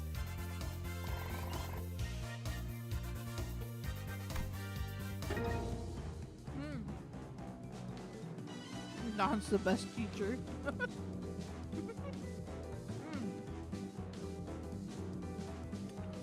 What was the secret technique Honorable Fixer Lysander employed in his resolution of the case of the Fey Forest?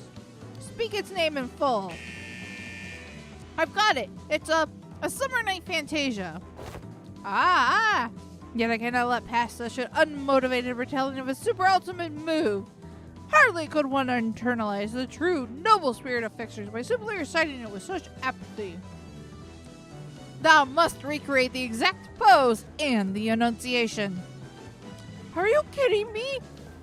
Woo! Come on, you can do this, Xichun. You can do this. This is nothing.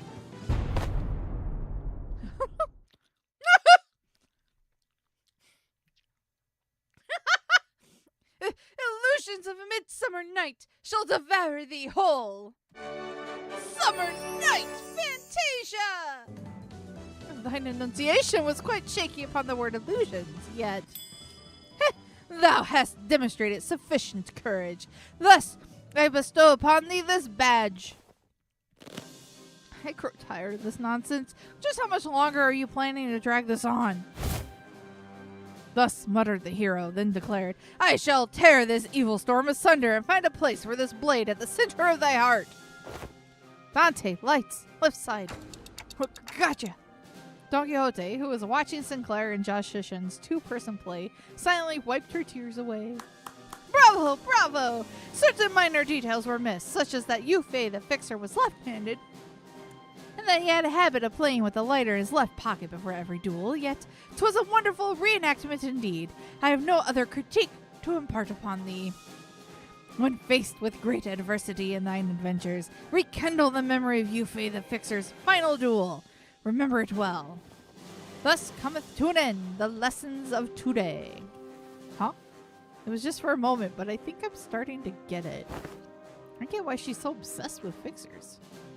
Clutched tightly in Xichun's hands were the badges Don Quixote had gifted to her. Aww.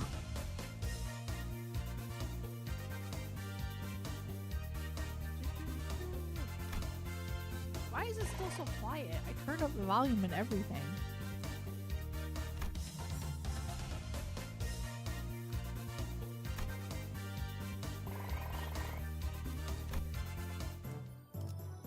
All right. Oh boy.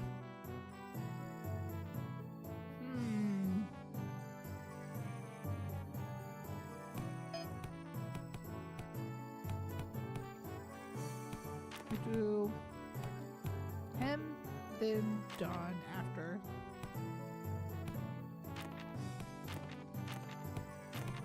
Okay, you can't double up on classes.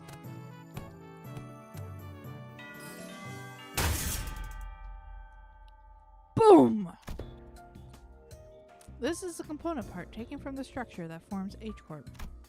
This may prove to be an opportunity to conduct an in-depth analysis on the nature of the former H-Corp singularity, which has been enduring for such a long time. Huh. You look kind of upbeat today, Miss Faust. Indeed. An opportunity to study the old H-Corp singularity is not one that comes often. As there was potential for integration into Mephistopheles, I made a request to disassemble a part of the bus's engine, but was denied. A shame. Aren't you the one who built Mephistopheles, though, Miss Faust? Mephistopheles is indeed Faust's work, but not all of it was mine. It is possible that Faust may never reveal every small detail that went into its creation. Sitting in class with Einstein, yeah. I would very much enjoy a chance to completely disassemble it, even its engines, so that it could be reassembled with my own hands. Yeah, sure.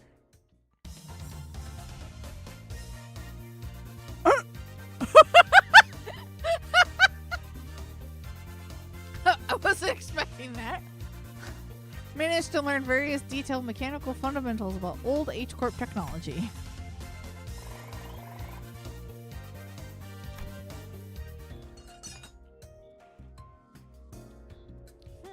So that's how it works. I think I get it. Didn't think this is how I get to learn more about the old H-Corp. I don't think I can do much against the Reconstruction days right now, but this knowledge will certainly come in handy when the day comes for me to gradually dismantle that iniquitous thing. The day when Hongwen can be a place where people can live without fear.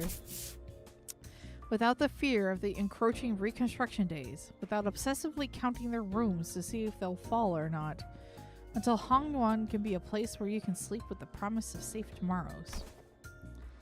I'm sure you'll pull it off. Oh, and I learned a lot during this lesson too, Miss Faust. Bang! The voltage must have been set too high.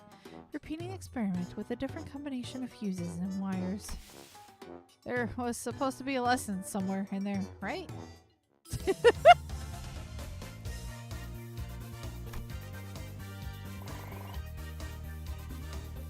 Hey, Don's the expert now.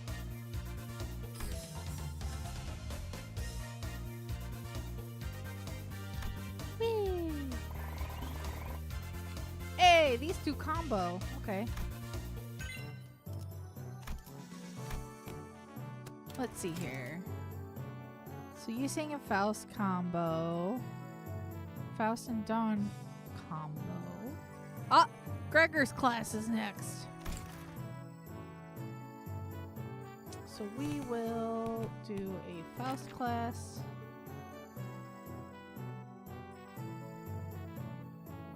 And Yiseng after.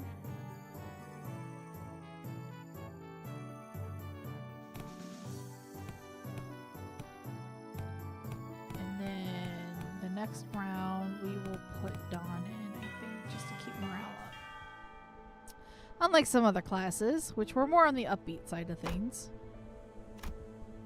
The room's air fell grim and solemn as soon as everyone saw what Gregor had written on the chalkboard.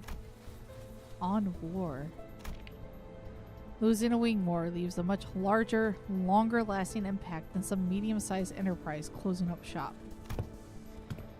It might be too soon to talk about this, but we came pretty darn close to one recently, didn't we? We were this close to a large-scale war breaking out right here, which absolutely would have happened if Miss Xichun here failed to finish her ascension. It would have spread like wildfire, too. So, my class is going to be about what exactly happens when a war... Oh. The piece of chalk slipped from Gregor's fingers as he went to scribble something on the board. His left hand was trembling as though the room's temperature had plummeted only for him. Man, why's it gotta... Excuse me, Miss Shilu, is it okay if I smoke? Go ahead. You good? Well, when else am I gonna get a chance to share the realities of war right to a wing chief executive officer's face, huh? The moments that just don't come off your skin, no matter how hard you scrub at them. Hey, take a break if you need it. I'm going to listen to every word you have to say here today, no matter how long it takes. Man, do I appreciate that sentiment. Well, still though, I can't dilly-dally when Miss Xichun's got other stuff to deal with, huh? So, let's take a look at how things were at the very beginning of the Wing War. Managed to understand the troubles that most foot soldiers go through and learn to get a better idea of the flow of the battlefield. Woo! And that's why the smoke war fronts were mostly characterized by trench warfare. No one wanted to risk fighting in concrete jungles where they could be surrounded by enemies at all times. So everyone tried to draw each other out to an open field battle, which naturally turned into trench warfare.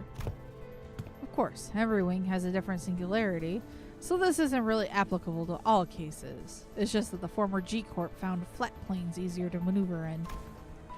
I feel like Da Guangyang could make a pretty good use of Hongyuan as a defensive fortress, especially with its internal structure constantly shifting around, which the Heisho know and use very well. Exactly. This should explain why they were hesitating outside Dongguangyan. Remember the thumb fellas? The ones we met who were going in circles?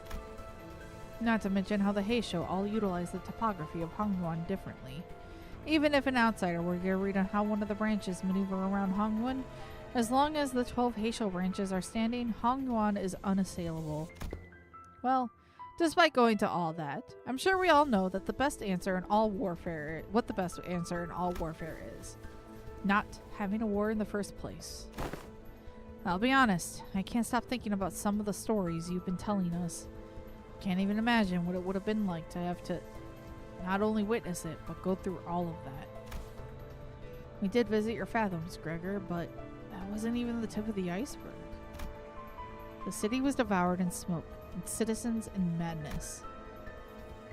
He'd always shrug off those stories as ramblings of the past, but during the war, he stood at the center of the heartless machine that was the city, its every gear calibrated to slaughterhouse precision to maximize the death of its people. There, he must have witnessed things far worse than the worst the city presently has to offer. His eyes gazed beyond the veil of the bygone past, shaking restlessly in pursuit of what was no more. Oh boy, sorry fellas. I'm afraid I got carried away lamenting what happened, that I forgot this was supposed to be class. I'll be sure to prep something more useful next time. No, everything you told me really solidified my resolve. This chaos within Hongyuan needs to come to an end soon, lest something so horrible could happen. I'm heading to my next class. Wait for me! Even after the two students had left, Gregor lingered in that room for a while, lighting up cigarette after cigarette, without erasing what he wrote on the chalkboard. Smoke soon filled the room. He left only after almost emptying the entire pack. You're late to the party? It's okay. Alright, Faust.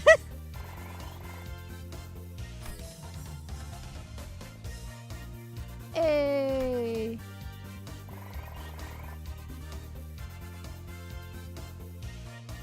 Whatever else. Okay. It's Hong Lu's turn! Hell yeah! Alright, I want to boost morale, and then let's get another Faust class. And have we unlocked any other combos? No, not yet. And there's a lot. Okay. How are classes going, Xichun? I'm not you, big bro. I pay attention in class. Oh, hello, Miss Dayu. She was really insistent on helping me out, even though I refused, because she looked preoccupied. The moment I found out about the contents of his lesson plan, I simply could not allow him to do this alone. Looks like it's going to be another serious class. Apologies for the delayed greetings. Dayu of the Lin family formally extends her greetings to the venerable hierarch. Been a while since I heard that greeting around here. Wait, what about Big Sis Baochai? Are you sure it's okay for a Zhu family bodyguard to be here? I am no longer employed as Miss Baochai's guard. Wait, don't tell me we got you Everything I did that day, including accompanying you, was under Miss Baochai's orders. As for why she no longer needed my services, I don't understand myself. She suddenly let me go after the trouble was over. So, what's there for you to teach me, big bro? Your last lesson plan about not making things awkward got vetoed by Jilu, so... Could have taught me a thing or two if we were still kids, but come on, you spent most of your time stuck in Yihangwan before leaving Hongwan. I don't know what you could possibly have to teach me. Don't you worry, Xichun. This is the one thing I think I'm pretty good at. My lesson for Xichun and Sinclair is... In clear, neat handwriting, Honglu wrote, "Surviving Hongwan" on the chalkboard. Oh, well, I don't think I need any help in that department from you. Look, I know you've had your share of assassination attempts, big bro, but Jamu, the previous hierarch in the Elder's favor sheltered you from the worst of it. She's not wrong. Back when we had to fight our way through a bunch of sweepers, weren't you also one of the handful who got assassinated? Oh, that? I was wandering the hallways because I felt like something was off about my room. Until Dante told us all to go back to our rooms, of course. Wait! It was my fault? You do have some intuition, I'll give you that. Looks like I'm going to have to prove myself. Dayu, would you mind preparing the thing? You have my utmost faith, but please do practice caution. Sometime later, Lin Dayu appeared with 4 bowls splishing with tea before sprinkling some powder into one of them. What's that? That's powdered wolfsbane. I see where this is going. You're going to teach me how to tell which of these bowls contain poison, right? You can stop now. I learned to recognize infamous poisons like wolfsbane when I was 7. If it was something as tame as what you are suggesting, Venerable Hierarch, I would not have been here to accompany him. Lin Dayu continued her process, sprinkling wolfsbane powder into 2 more bowls. Honglu, who was watching that with an oddly content expression, closed his eyes. Please mix them up, Dayu. Okay, wait, what? We stared in confusion, but we could hardly tell what was going on, with the speed at which Lin Dayu was swapped around the bowls. When we looked back at Honglu, there were 3 silver spoons in his hand. Those silver spoons were custom made at Da Guangyong's request. A must-have item for children of the 4 great houses. They can detect non-sulfuric poison as well. Yeah, I know. They're actually... Ugh. Actually what? It's nothing. In Hongwan, we are beset by threats of assassination from all directions. Food poisoning with this one? Knowledge alone isn't enough to save you. What the heck are you... But Honglu opens his eyes before Xichun can finish her sentence. Then, he throws the silver spoons in his hands like throwing pins toward 3 of the bowls. And immediately chugs the 4th bowl, which he hadn't thrown a spoon at. Holy crap, are you insane? You barely even checked them for... Jiren's newer tea is always delicious, even when cooled. The 3 silver spoons Honglu had cast earlier were slowly melting away after quickly becoming tarnished black.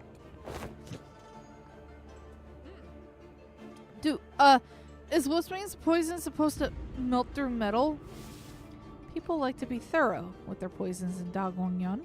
Since everyone's been trained for immunity since childhood, you have to make a mixture of various poisons to have a real effect. Fine, I don't even want to argue. What's your secret? I want to know too. Do they sound different or something? I just went with my hunch. Just a hunch? How are we supposed to learn that? We're not Heathcliff, you know. You'll get the hang of it after a few tries. I'll help you out. Shall we begin with 2 bowls?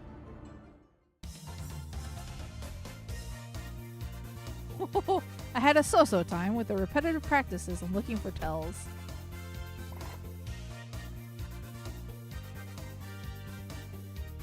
Just see if you lock in, you know.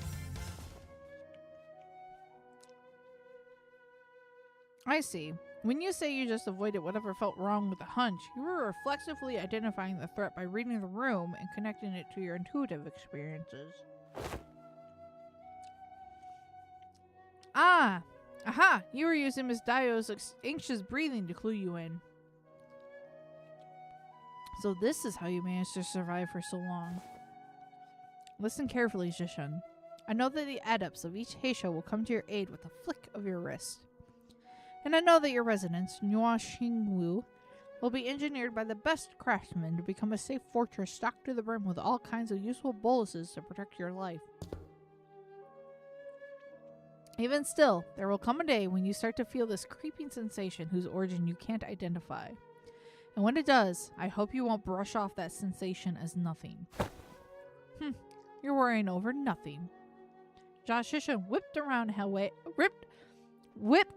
away from Honglu as if to express dissatisfaction, but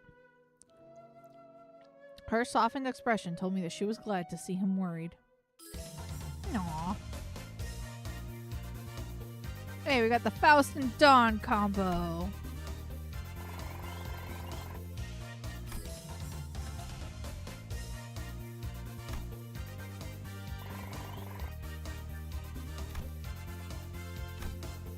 Okay, we leveled up the Faust class.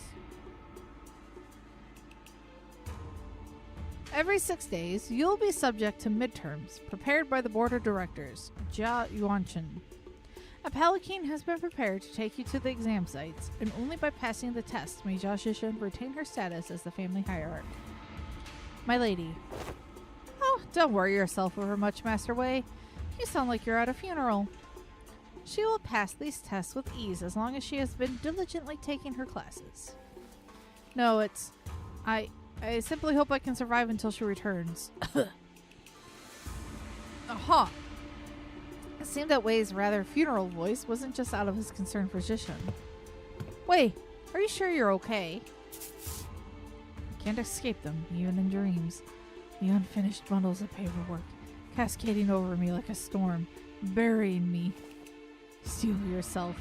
That was no dream at all. In fact, never have I once seen paperwork trained in the arts of airwalking until now. I must be severely sleep deprived. Looks like we're not the only ones going through the ringer.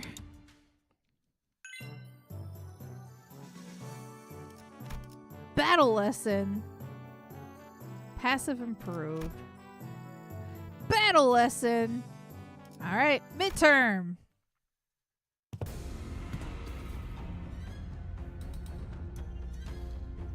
If Sinclair died with the poison, Dante had to bring him back. Yeah.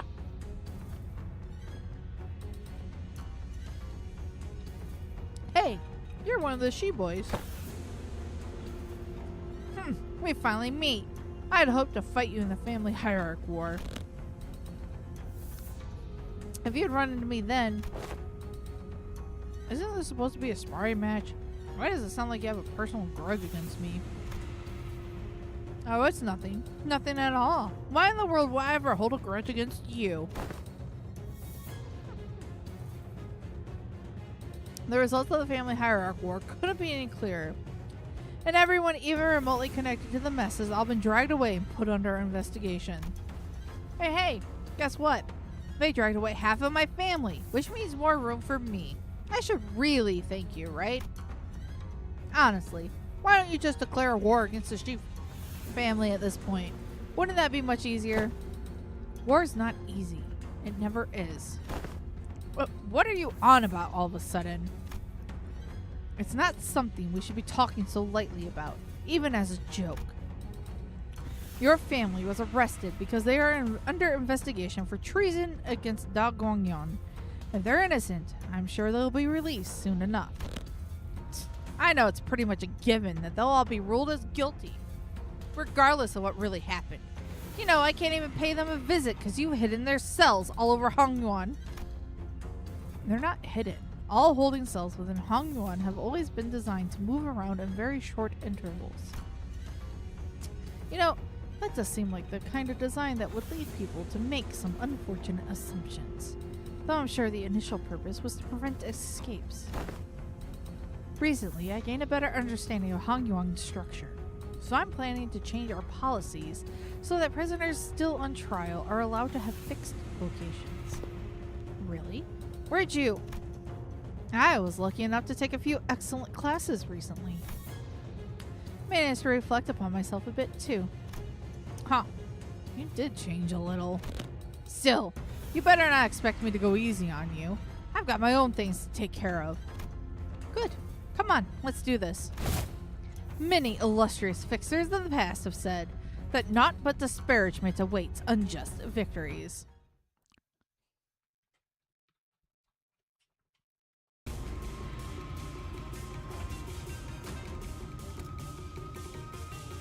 Oh, this is interesting.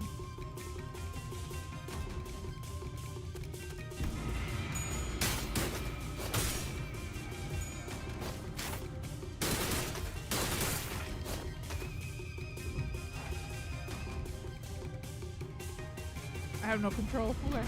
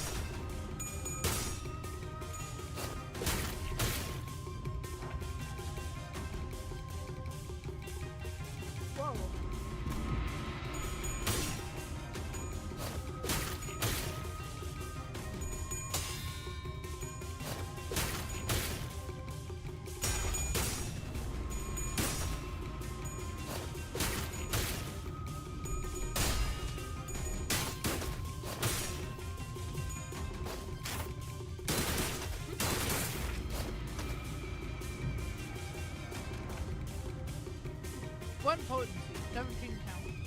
Yeah.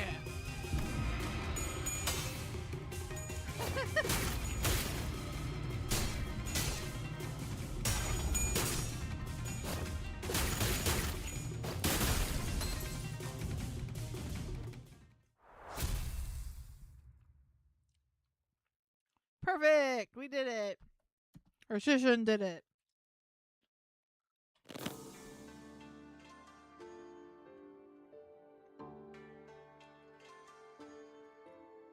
Good for you. You won. Now stop giving me that look and get out of here. You lost most of your clan during the family hierarchy war, didn't you?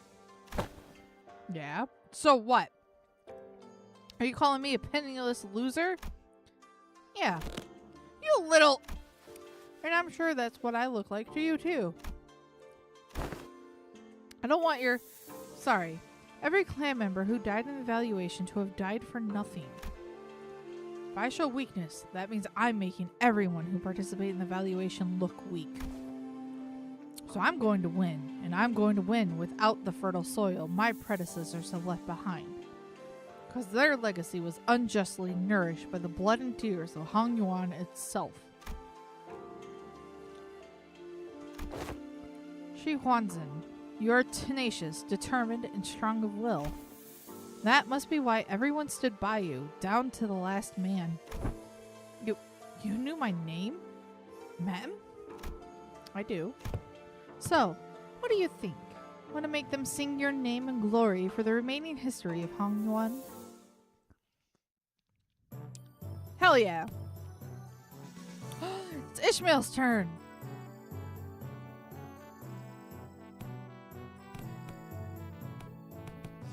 Did we get any new combos?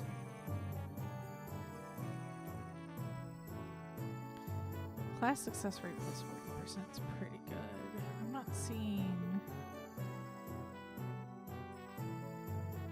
I don't think we unlocked any other combos.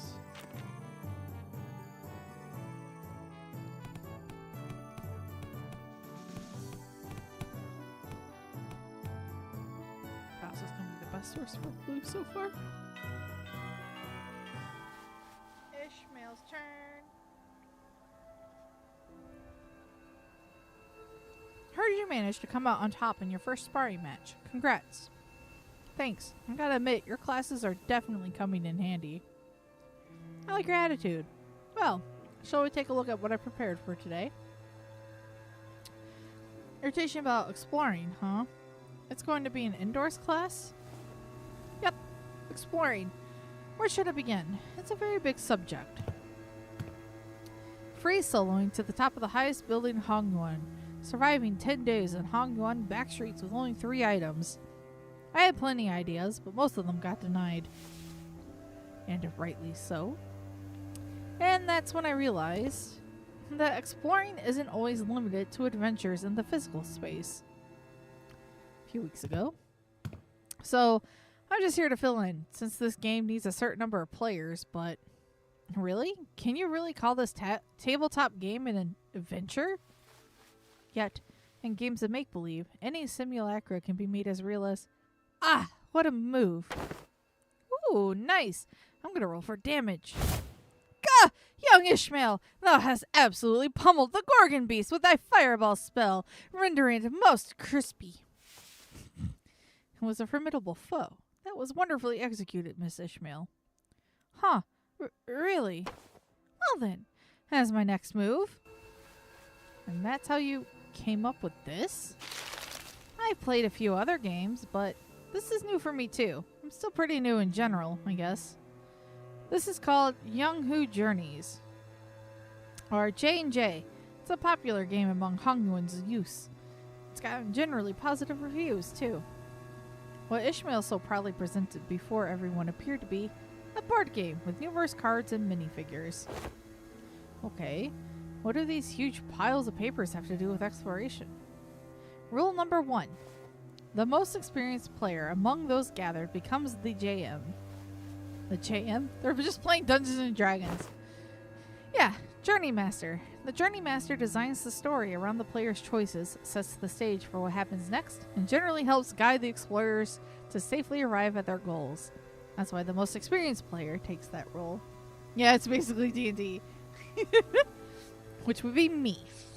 With strength, dex. Each character seems to have these things called stats. Ah, looks like we just have to pick from a set of pre-made characters for this one. So, I'm supposed to be playing this character's role. Sinclair and Xichun picked up their cards with confusion clear in their eyes. You arrive at the great city of Yanyan, a place known to be the gathering hub for all kinds of influential people. You traveled here in search of a legendary treasure called, the Tianya Sword. The city of Yanyan, huh? Cool. So why are we looking for this sword again? It's because, so there's this legend in Yanyan about how the sword of, the Tianya sword is the only way to quell the chaos of these lands and bring peace to its people.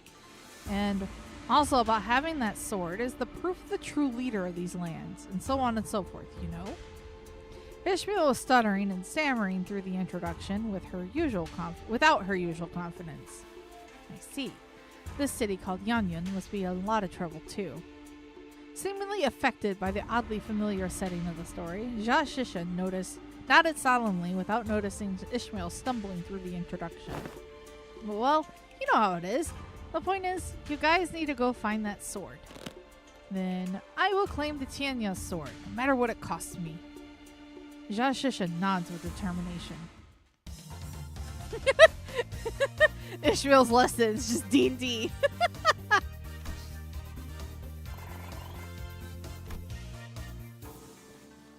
From the rumors you've gathered, it seems that the Xichun Keep might have heard of the whereabouts of that sword.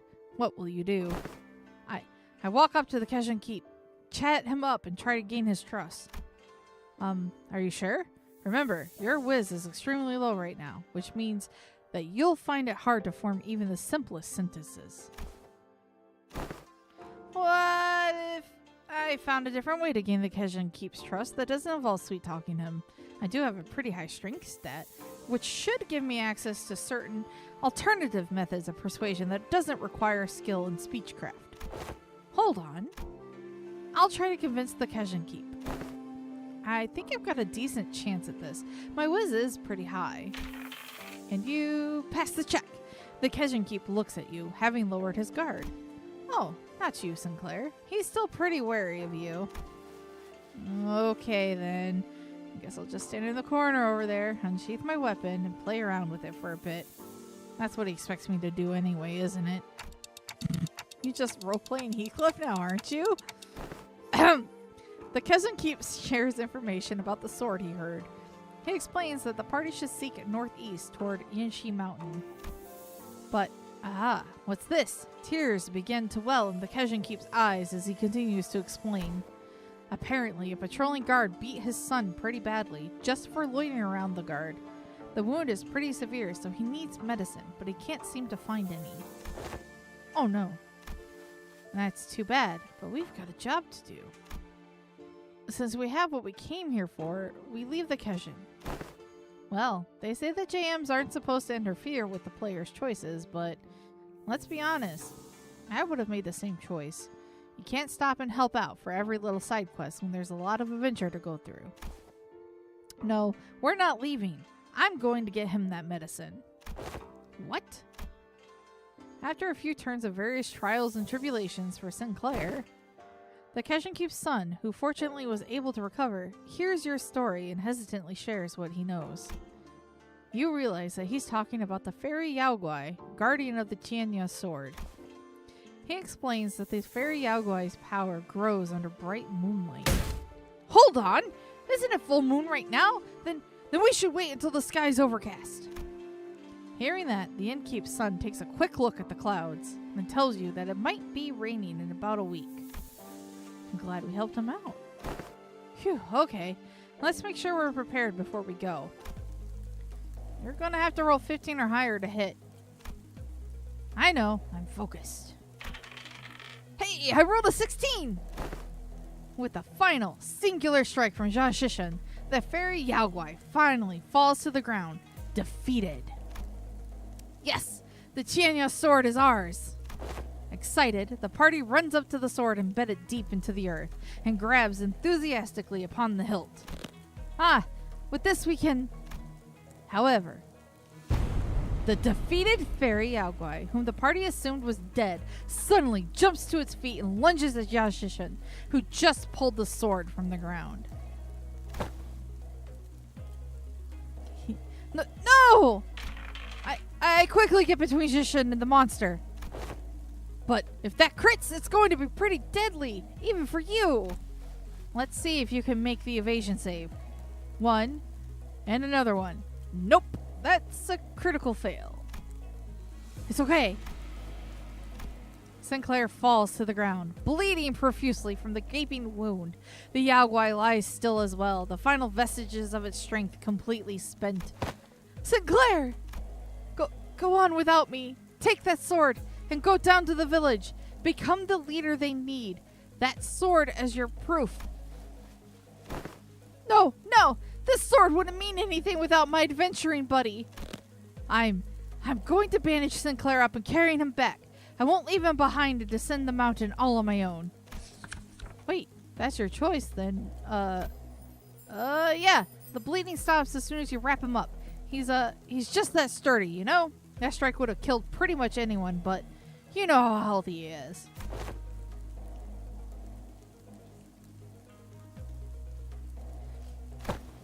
On your feet, Sinclair. We're getting out of here together. Grab onto my shoulder. That's it. Step by step. Hey, Xichun, look over there. Everyone we'd helped and saved on our journeys come out to welcome us home. You're right. If it weren't for you, Sinclair, I never would have stopped and talked to every single villager there to hear their troubles. The sword was only a symbol all along. All of our efforts and the experiences we gained in our journey for the sword were what taught me how to be good leader, not the sword itself. You're right. The real success of this adventure was everyone's efforts along the way. I feel like the game overtook the class at some point along the way.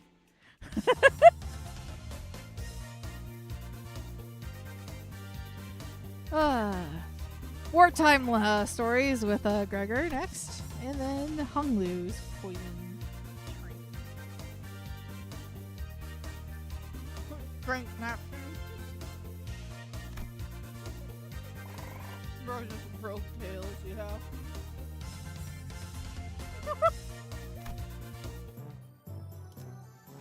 That was an unexpectedly fun segment.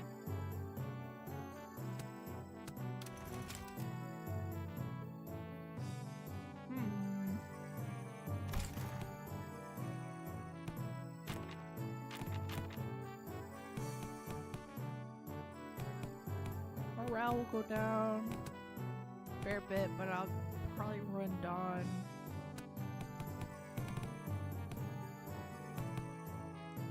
It's just G is like, actually no, it pulled ahead. Young is behind, so yeah, this should work.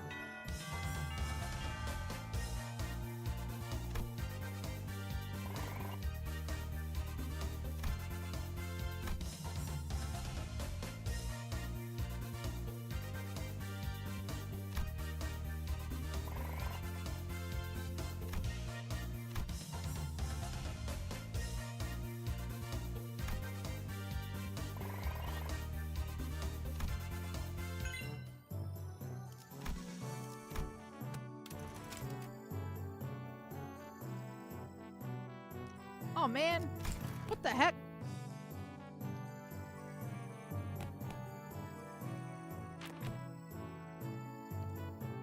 Do a morale boost and then we'll do another Ishmael. That's the best Young will get. We have to do Merceau's class. What's Merceau teaching? In regards to every activity, involvement of unnecessary emotions and personal judgment is to be wasteful. You have to go? You want to see Xichun grow more? Yeah. Well, the VOD will be up, of course, so you can always see that outcome.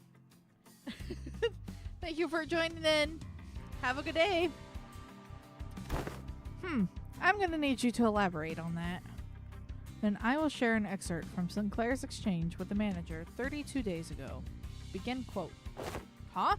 32 days ago? What? Excuse me, Dante. Alright, I should be saying it Merceau. Oh god, the expression of Merceau!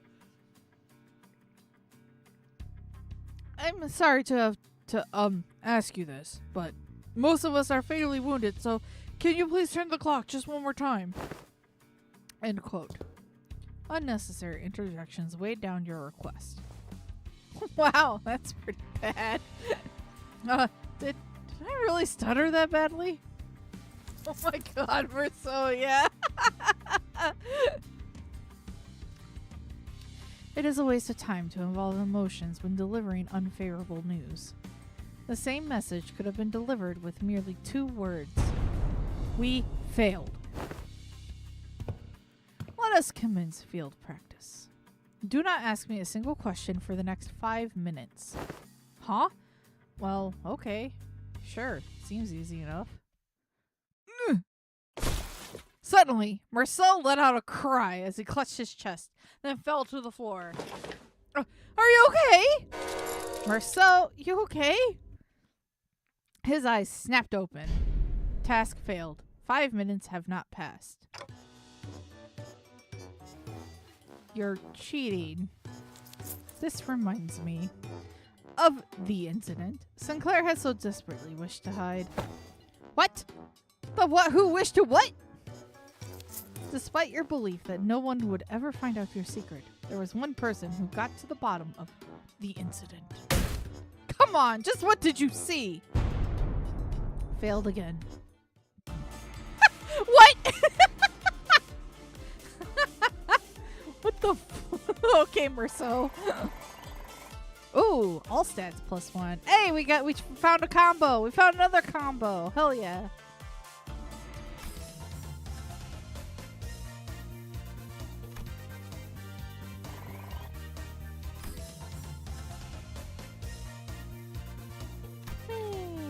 Next session, I mean class.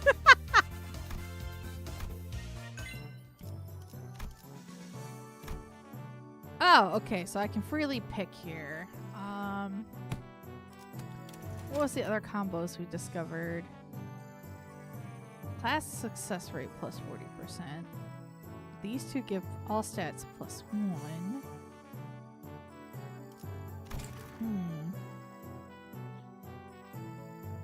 Morale is looking good again. Alright, I want some more of this. And let's level some more of this to get closer on the Ren. And then we'll do Yisei class.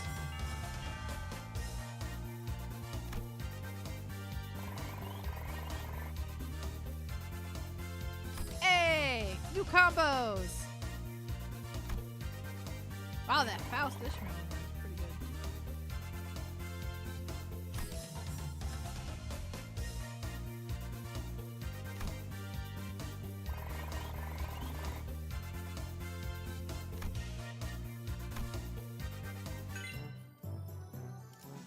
Oh no, it's Otis's turn.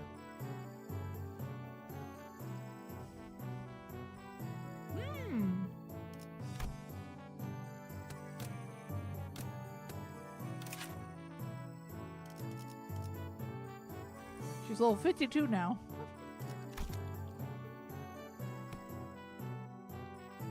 Okay, we're gonna boost some morale. And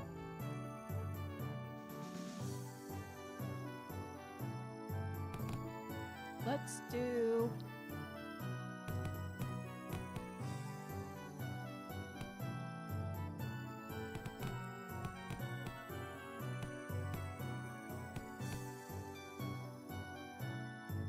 another session with Gregor.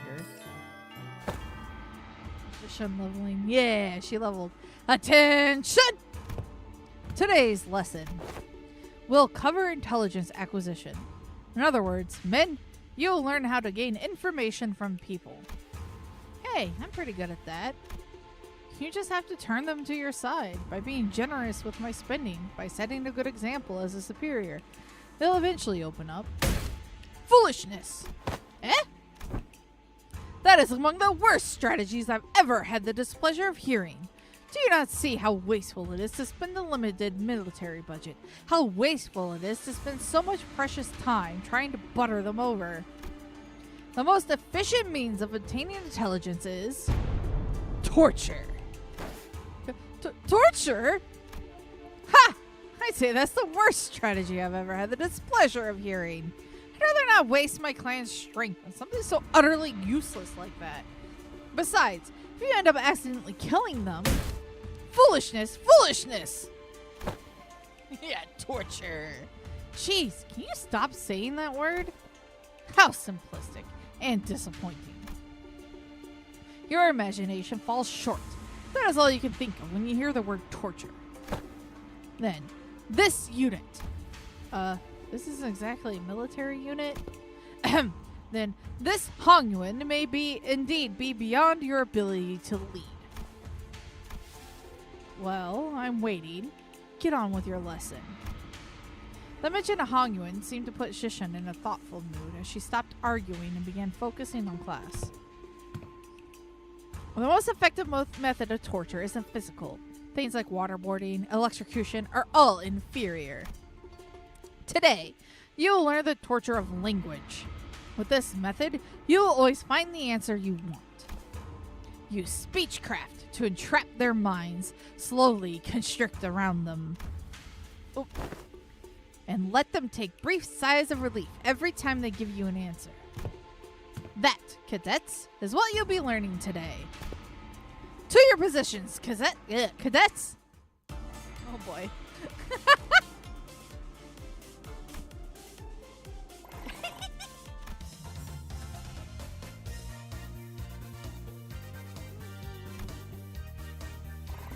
Oh, I was hoping I'd discover some combos, but oh, we did. We got one.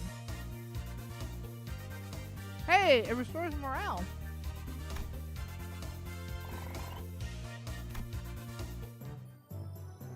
Oh, mandatory class. Here we go. We're on day 12 already. So, I hear you defeated Xichun. You do best not to let that get to your head. He's always been our family's greatest shame. Hey, watch yourself. Haven't you learned not to underestimate the family underdogs? What? Oh, you don't know? You see, I managed to talk Xichun to, you know. What? No, it can't be. He cannot have spilled the beans on my parents'. Ha! My men are already on their way. But how did you know it was Block 32? I barely managed to get them a hiding spot there. Oh, so it's Block 32. Did you just... I did. Huh. That was way easier than it was during class. I've heard stories about how you've changed. I didn't know you had changed into such a heartless woman. Say something, damn it. Don't just stand there completely expressionless and... Oh, I see. You won't be shaken by silly little things like this, is that it? That may befit the seat of the hierarch. However, a leader who responds with silence to their inferiors, a leader who considers them only disposable tools, is bound to rot. I, Xichun, refuse to let someone so unqualified such as yourself retain power. The charge guy. Oh, that's what he's gonna do? Oh, yep, rupture in charge. 조금씩 아픈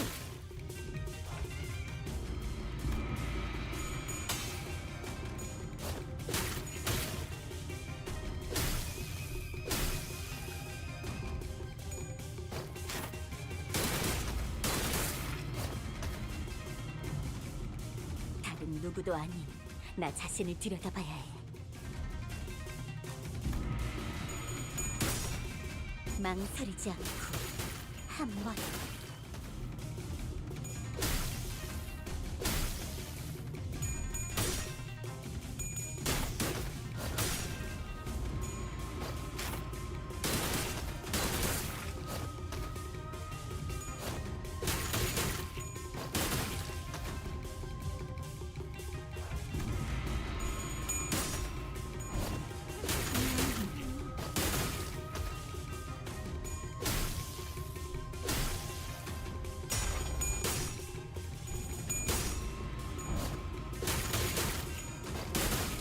Xichun!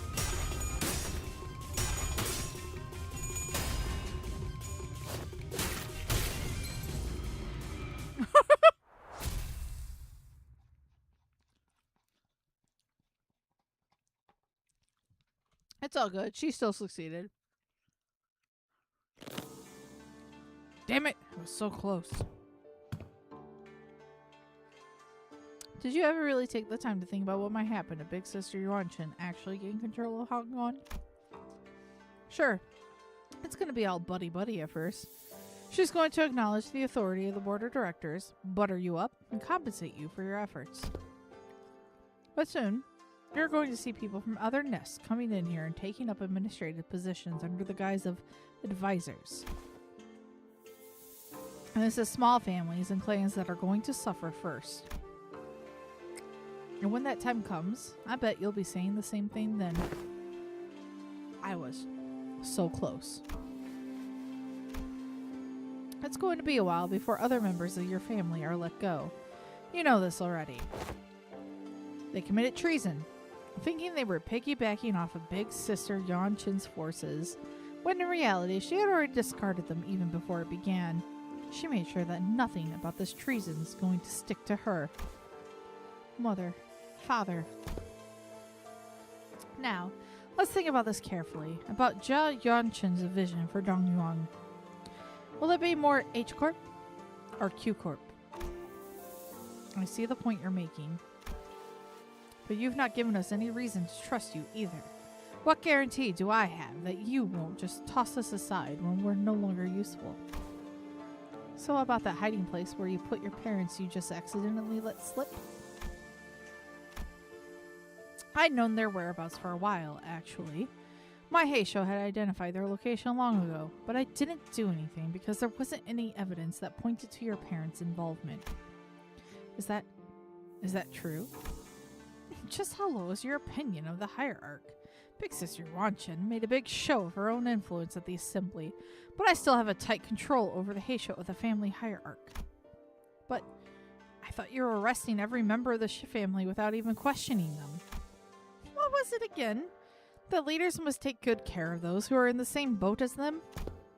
Why would any hierarch go around arresting innocent people of H Corp left and right, unnecessarily making more enemies for themselves? I sure don't plan on doing that. Fair point. Okay. Oh no, it's Ryoshu's turn to teach. Oh boy. Damn, Sinclair's a student.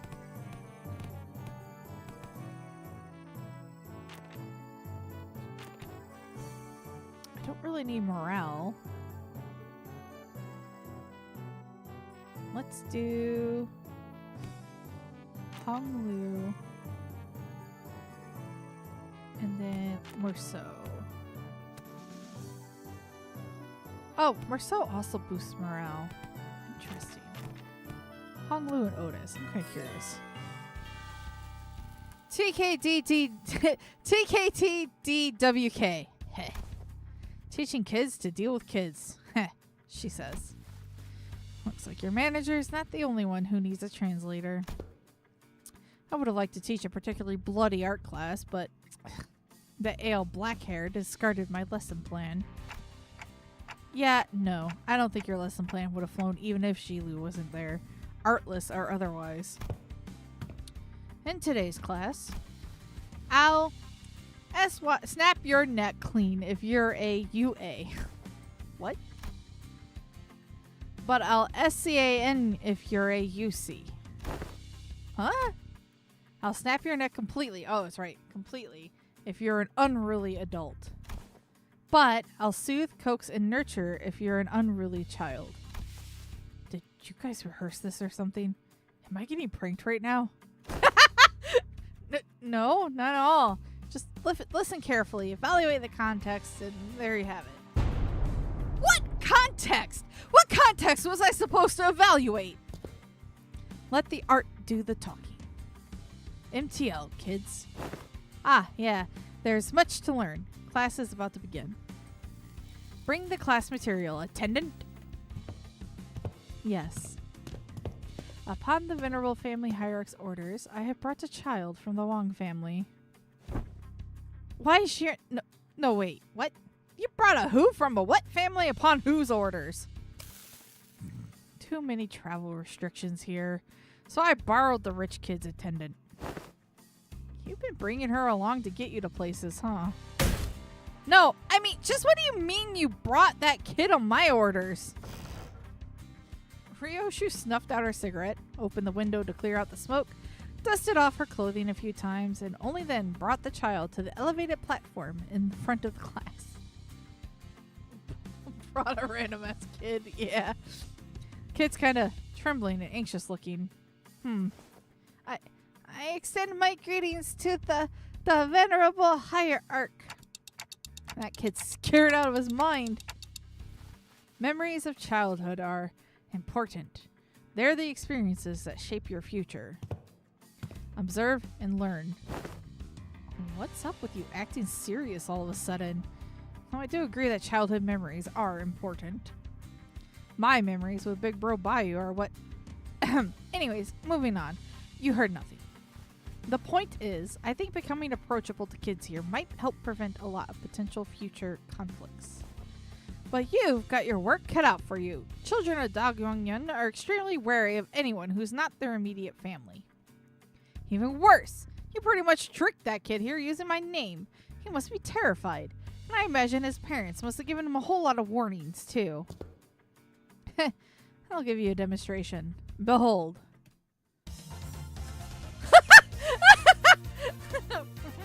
FC, flawless class. Sinclair plus 50 to all stats. Oh, damn. Oh, so this is how their scores can start to differentiate with combos.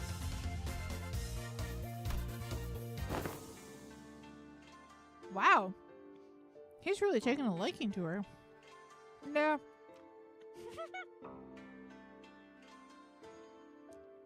He won't stop crying when we try to get him to calm down. Besides, how's she even doing that with her hands? Not even masters a martial arts move like that. Mom Shu.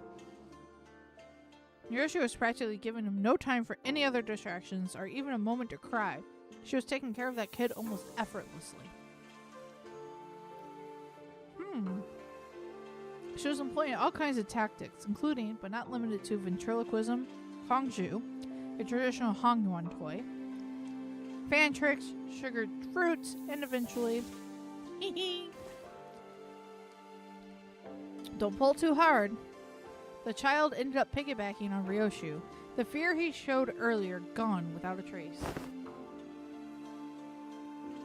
Never would have imagined Ryoshu'd be good at this. Neat. With the exact same expression as her usual one, Ryoshu was gently caressing the child. Well, to be more exact, she was giving him a gentle pat. But I think I get it. Showering kids with tasty stuff and gifts isn't the best way to go about it. What's important is helping them understand just what kind of person I am. Yeah, the kid's really on edge for his age. I'd start to make some progress, but whenever he suspected I was lying or something, he'd immediately go back to being on guard. That's also because he's a Da Guangyun kid. Kids don't survive this place for long if they're not quick on the uptake. Venerable Hierarch, may I ask you something? Well, asking's free, but I gotta tell you, it's going to depend on what you're about to ask, whether I can help you or not. Huh? Wrong move, rookie Hierarch. Why say all that when TWTT, you don't get the immaculacy of succinct abbreviations. Ryoshu grabbed the child's shoulders, brought him before Xichun, then, in her usual curtness, spoke precisely 2 words to the confused child, and that seemed to do the trick. Speak, kid. It's my big sis said that when the family hierarchy war's over, I can finally play tons with friends. But their parents told them to stay inside because it's too dangerous outside. My cousin says you're the biggest and the baddest of Hongyuan Venerable Hierarch. So I wanted to ask if you can make Dongyuan safe. I want to play with my friends. Gotcha. I'll review your suggestion positively. She says she'll totally make that happen. Sometime later, after Jiren guided the child out of the classroom, I found Xichun whispering something to herself. Got a lot on your plate, huh? Dealing with restructuring days is just one of them. I was going to try to improve the safety of this place anyway, whether you asked me to or not. Safe enough for a kid like that to run around the market all on his own. A place where he doesn't have to be afraid to go outside. Hey! Honglu and Ryoshu have a combo. 50% to all stats gained from class. Hell yeah.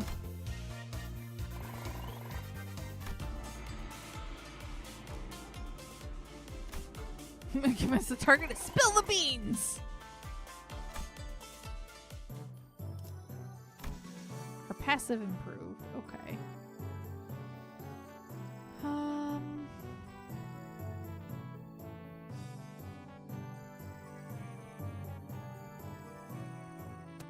So we got some more combos.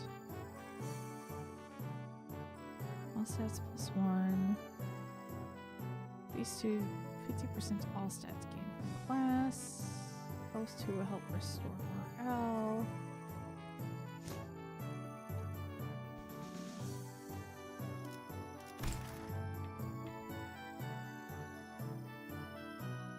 We'll do a Dawn class.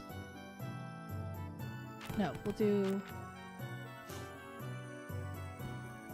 these two together because I'm kind of curious.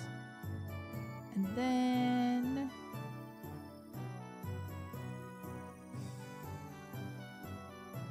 we'll do another Ishmael class.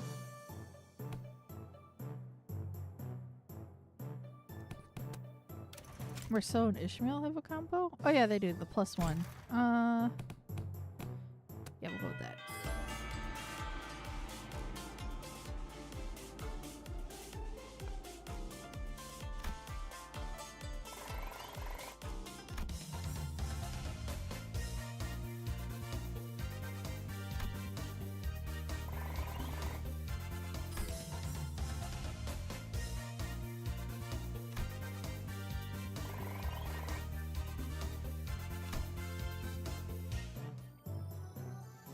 Hey, Xichun leveled. Ah! It's Rhodia's turn. Hell yeah.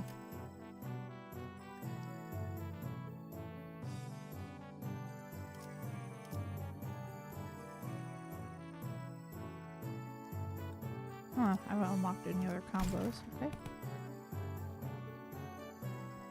Well, morale's looking pretty good. We don't have Heathcliff class yet, though, so we'll do Gregor. See if those two combo off of each other. And then let's see if we can get Faust closer to expert. You know something? Everyone communicates with their eyes even before they talk. So, you better pay attention to what their eyes are saying. Right. That's really great, but I don't know. It just kind of feels like an oddly specific subject to be talking about. Especially when we're sitting around a gambling table. Sinclair. Given the time limit, this just happened to be the fastest and clearest method of demonstrating and training your abilities to control your emotions. I swear, I had no other ulterior motive. I was practically forced to do this. Ah, wait, stop glaring at us like that and join us at the table. I'm only briefly visiting my lady to pick up some paperwork, as there is still much work to be done. I'll be leaving in no time. Come on, guy. You know this game needs 4 players. I refuse your invitation. I must say, it's ridiculous of you to force my lady to partake in such a base activity. But what audacity to invite me as well. Oh, so you think you don't have a chance, huh? Wow, and here I thought you'd at least be better than me at this game.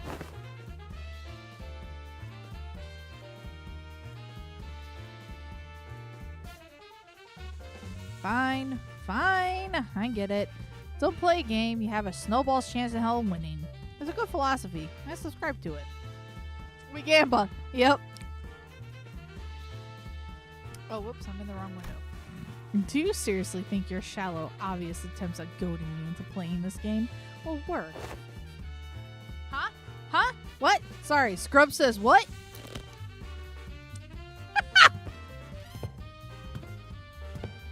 So, Wei joined the table. You got baited, yeah. Alrighty, the lesson's pretty straightforward. You 3 will work together to ensure that I don't win this game. In other words, make sure I'm not number 1 by the end of it. Well, that seems easy enough. But, be warned, I have the special power to read into your minds without hearing even a word out of your mouth. Let me give you a demonstration. Let's see. Sinclair, I can see the corners of your lips twitching while your eyes are suspiciously wandering over there. You're looking to form a peng, ain't ya? Oof. And Xichun, you...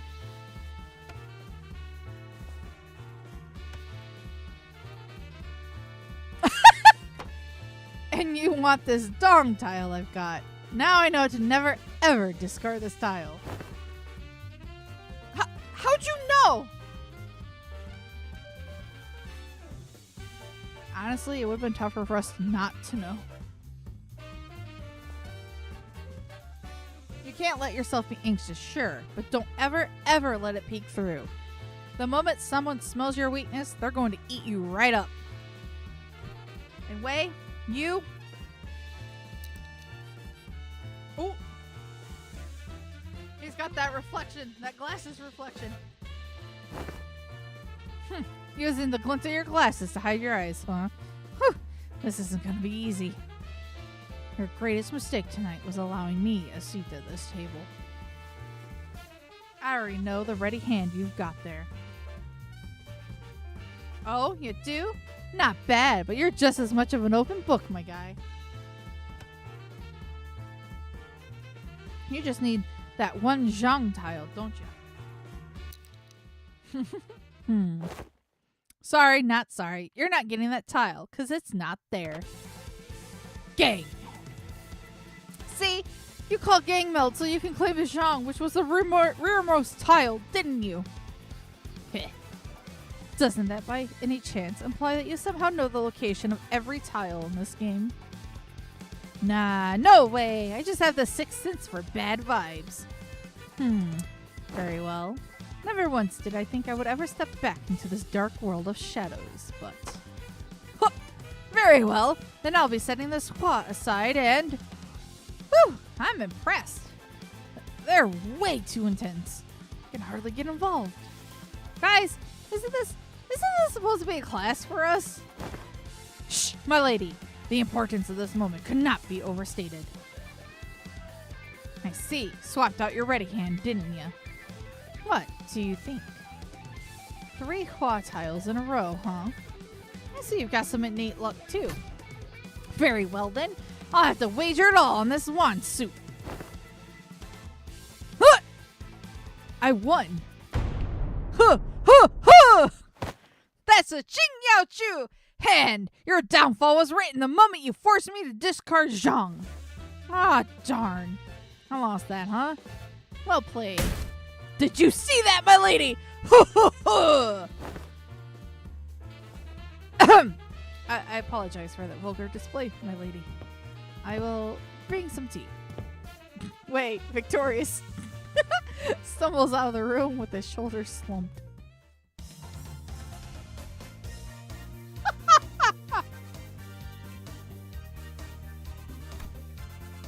They're learning poker faces. Huge success in next class. Interesting. Yep, I kind of figured she'd combo with Gregor.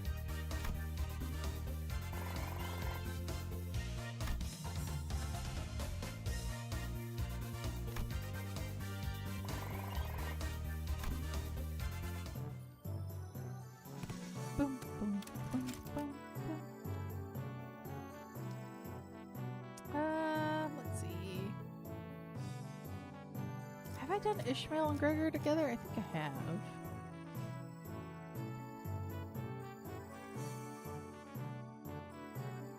No, actually, maybe I haven't done them together yet. How are we looking at morale? We're looking pretty good. So Ishmael, Gregor.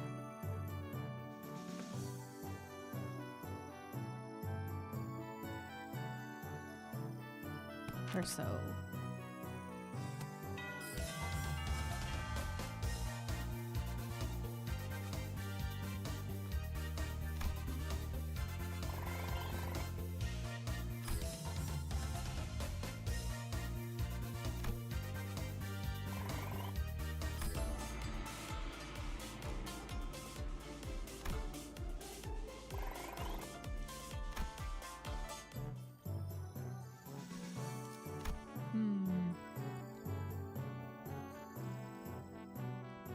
Okay, those two didn't combo off each other.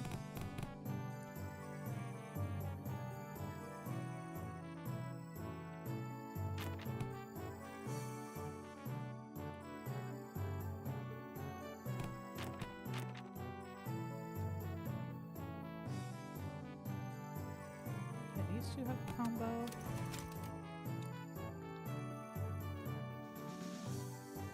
Right, which is 50%.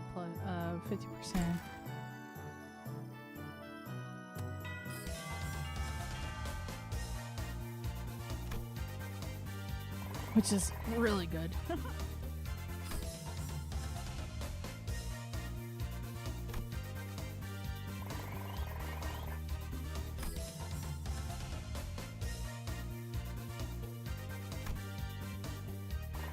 These two combo. Huge success in class.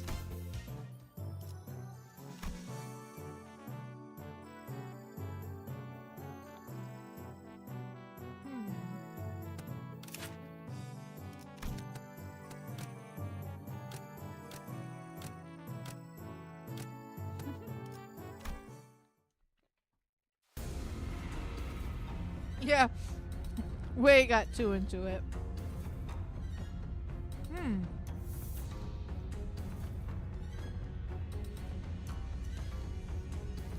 I heard from Big Bro that you set your coins to Big Brother Chew. Every hand, once in circulation, goes round and round until it eventually returns to their original owners. I also heard that some of the Wang family helped with removing the foreign powers from here. Why? I only wanted to prevent this place from getting robbed blind. I live here, you know. This is where my wealth lies. Well then, can I ask for your public support? Oh? I applaud your audacity in thinking someone who just gave you the moon should be asked for the stars as well. Everyone and their mother knows in whose hands the true political power of Hong Yuan lies right now. With that in mind, let's say that I do announce my public support for you. I'm not going to have a voice to speak with by the time the powers that be are done with me.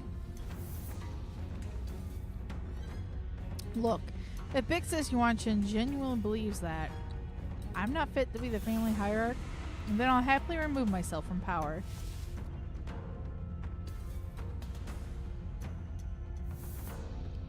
But she's affiliated with Q Corp. Do you seriously believe she has Hong Yuan's best interests at heart with all those conspiracies she's been weaving under the surface?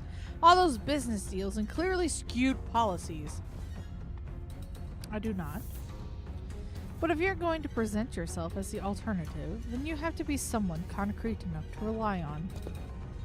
Let me just say that about half of the board of directors' votes may as well be considered abstaining votes. They're keeping their silence because they're afraid of Zhao Yuanchun's retaliation. So, your remaining task is to convert those silent votes in your favor. Oh, not shaken by that at all, huh? I thought you'd get that lost and wandering look in your eyes. I guess I'll have to work on my poker face. No, most people would have failed to pick that up. You certainly changed since the evaluation. Your growth shows a lot of promise. Maybe that's why he handed his coins over to you. Well, I'll guess that's not the only thing he handed over to you, I suppose. Hong Yuan's tomorrow. Anyways, I should probably do as I'm told for now. My cousin will be your opponent today. I won't accept you as my hierarch just yet. Fight me and prove that you're at least better than I am. Only then I'll accept you. Here we go!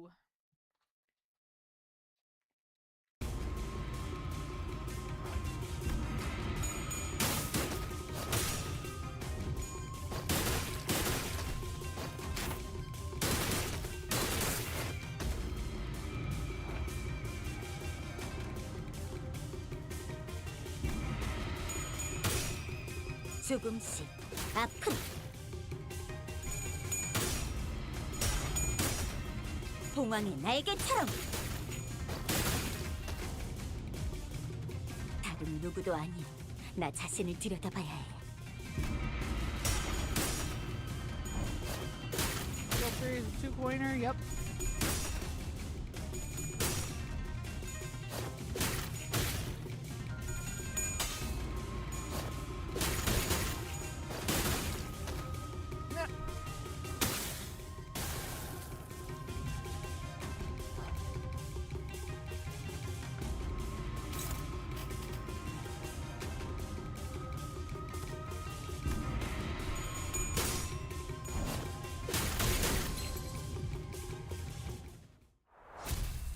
Goodbye.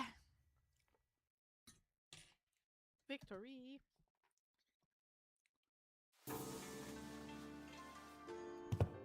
What? Do you have something to say to my face? Yeah. Don't give my little brother your crap. Your little brother? Oh, you know who I'm talking about. Do you have any idea of the mess you left behind when you yoinked that kid away? That buzzcut kid was her little brother? You could barely even hold on to your seat, which you're about to lose soon anyway. And you have the gall to give him false hope? I know it's all just politics to you, but kids really believe you, you know. I heard from the kid that you seemed relieved upon hearing what I said. Told me you were happy for once to hear that he had a fun time after being barred from playing with his friends with how things are in Hongwon. Shut up. Besides, it's not all just hot air. What? I wasn't making an empty promise when I said I will change Hongwon to be a better to be a place where everyone can live without fear. And for that, I'm going to protect my seat of power, no matter what it takes. You'll fail. Not with you on my side.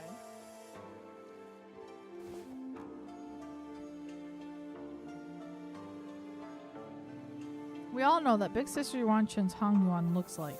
It'll be exactly the same in essence, and will be the same for the foreseeable future. Tell me, are you sure you're okay with handing over that same burden we've carried all our lives to your little siblings? No, of course not. Wang Xichun left in a hurry.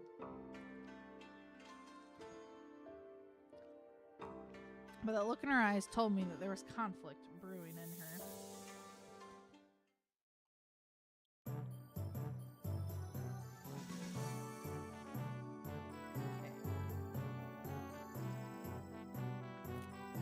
Yay!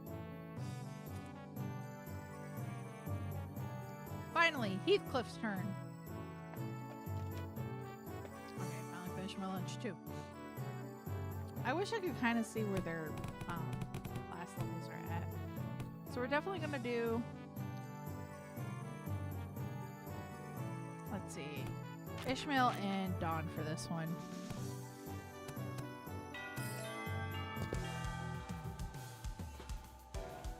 Right, lads. Listen up. This ain't going to be like them boring old classes you've been sitting through. And the squeaky toy hammer! You've got to leave the desk behind once in a while to learn some real-life lessons, yeah? Right. So here's the deal. You want to break their morale before the brawl even begins. Brawl? Learn this by heart, and you'll be kicking those twat-sauruses left and right and center. That's not exactly what I'm looking for. So, Heathcliff, I've got to ask this question. Something about your club seems different today. Looks a lot more colorful, too. Bugs, lad catches on quick. That way bloke said something about how swinging around a real club might come off as too threatening and confiscated it. That high-tech weapon cries boop when it hits people. I see. Oi! Don't you underestimate me just because I'm holding a different bludgeon. Let's get on with it. Straighten your shoulders. Eyes wide open. Let's get cracking. Fucking squeaky. With that, Heathcliff triumphantly raised his newfound weapon toward the sky. It made a small boop noise.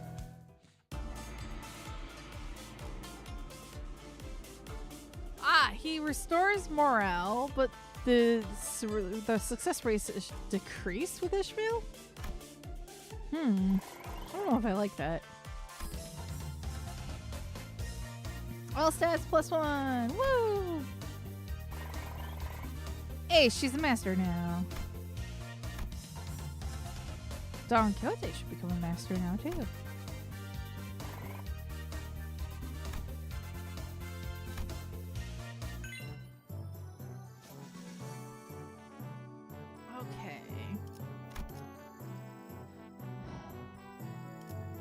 Hey, she got some new passives, and her evasion skill improved, and she got a level. We are definitely behind on some stuff, though, here.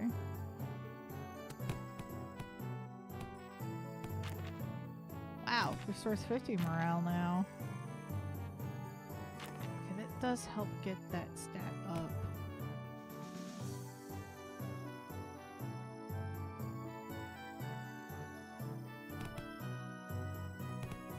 Becker, Heathcliff. She's falling a bit behind, but I'll get that next time.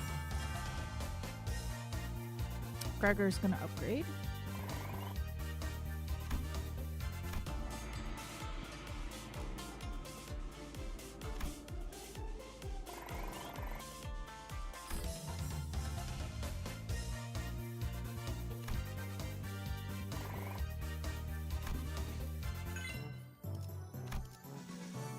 Woo! Rambling Tales from the Drunken Palm. I see. We're getting a random master to show up now. I want this to level.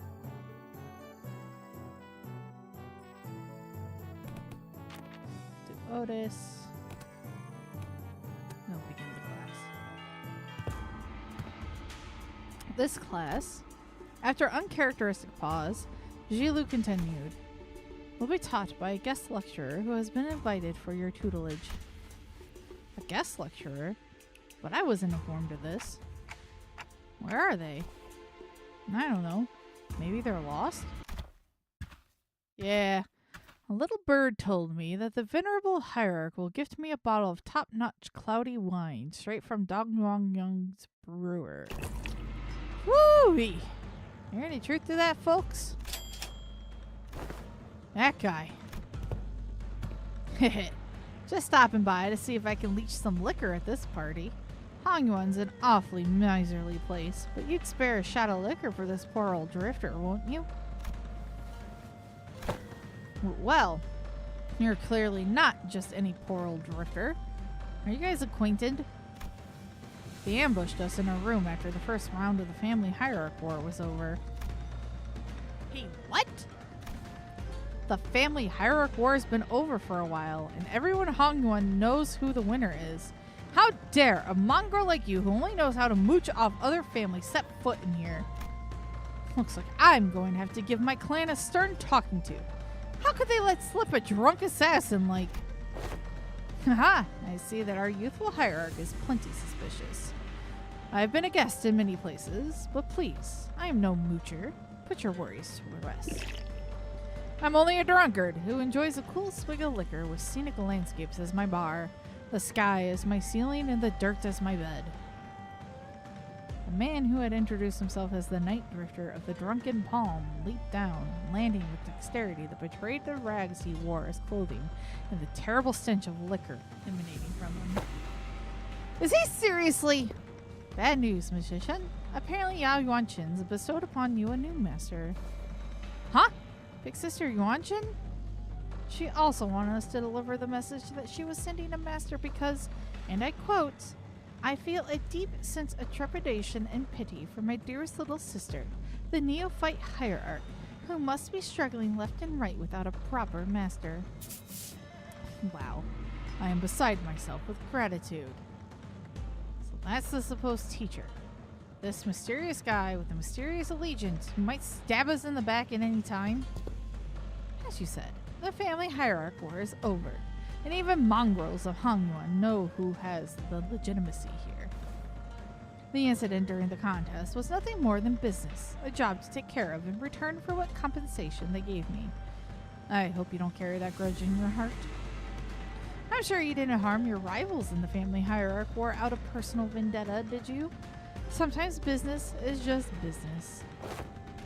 I killed young Master Baoyu, for they promised to pay off my bar tab, and I'm here to give the hierarch a lesson, for they promised to pay off my future tabs.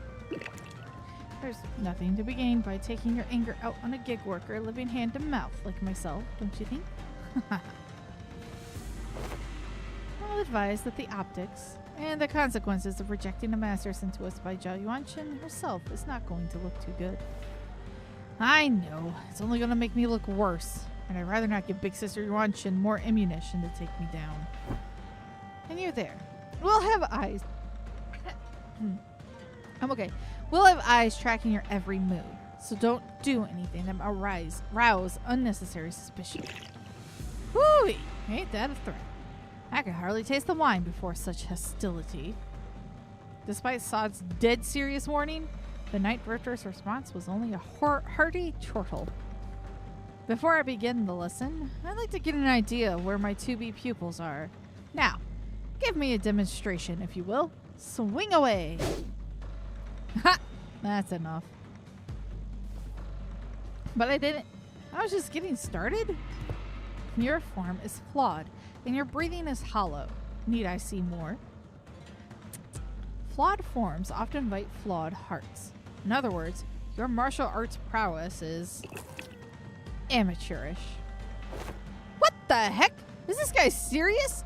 I have never had a single master who had anything bad to say about my form. Your arms are straight, and the legs supporting your stance are solid and sturdy.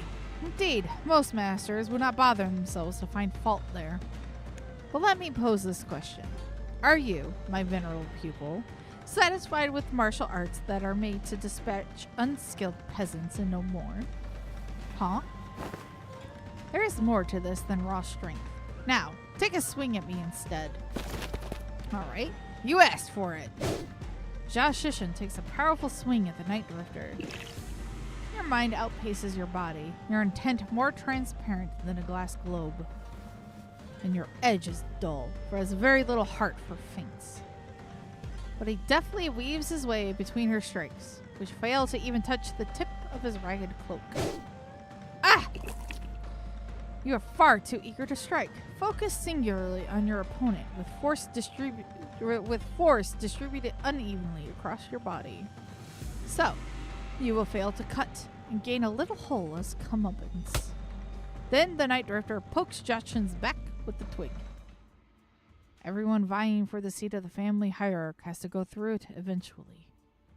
The first kill. Some say the earlier, the better. Mine was when I was 13. Not too early, not too late. Just right. It's already been a few years since my foolish brother locked himself in his chamber. Last I heard, he was bedridden for a week after ingesting some poison someone had sent to prank him. I'm not going to live like that, dumbass. Try to relax your body, won't you? You have a weapon, yes, but one mustn't singularly focus on the opponent. Do try to reflect upon yourself and relax. Let the unnecessary strength go. Let it flow out of your body. Tensing up as you do will naturally shrink your mind and narrow your vision. Hey, Wei, should I send Big Bro a silver spoon or something? It wasn't that bad this time, but what if they give him way worse poison next time? You know young Master Bayu won't accept your gift, my lady. I doubt he is even seeking the culprit now. So stupid. Zero interest in anything practical. Zero ambition. What a silly, pathetic attitude to have. Just how... But, my lady, it wasn't practicality that guided you when you chose to save my life over maintaining your control over the Wu branch. Some seek the state of anatta, the non-self. But what they seek is the path of Asura, reserved for the likes of blade fiends. You must learn to let go of everything, except for the self. What kind of life is it to live without stepping over others? Let it all go. The gazes, the pressures, all of it. Instead, face yourself, and only yourself. And feel how light it all becomes. After some thought, Xichun's form visibly relaxes. It wasn't just her form that relaxed. Her pursed lips seem to have found peace as well. Heh, she's got it. Well, then what should we do about you, my overconfident proud pupil? Will you maintain your grave and cocky silence? I wasn't being cocky. My memories haven't failed me yet. You were one of the young Master Jia Biaoyu's underlings, correct? Underling? Yeah, however you want to call it, I guess. Sinclair replied with a resigned sigh. Just why do you think it was that you, specifically you, among his 12 underlings, were chosen to take this class alongside the young hierarch? Sinclair momentarily flashed a flustered expression, taken off guard by the stranger's sudden, pointed question. But he soon regained his composure and replied, well, who else besides me would ever go along with these lesson plans? Don Quixote is going to ditch the classes out of boredom. Same goes for Rhodia, and Otis will try to take over the classes, not to mention what it'd be like to have Heathcliff here, and such a loquacious list of excuses. Struck a nerve, did I? How come you know so little about yourself, even less than what I have already learned about you? What are you talking about? A bird that has failed to break its shell in time will rot within its confines. I still don't understand what you're talking about. Even as he said so, Sinclair's expression seemed more like anxiety than confusion to me. Prepare yourself to flit away before the rain. You won't get another chance should you miss the opportunity. Then the night director giggled flippantly, the suddenly serious attitude nowhere to be seen. Been a while since I let myself babble on for this long. I suppose I can credit my foolish pupils for that. Prepare to swing away.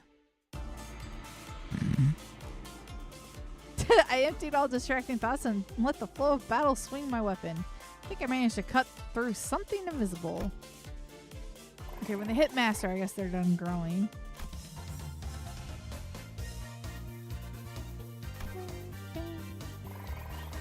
No combo off of them too.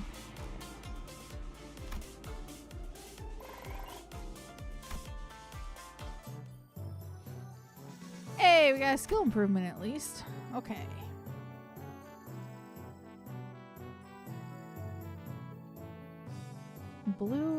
Our blue score is falling behind a little bit.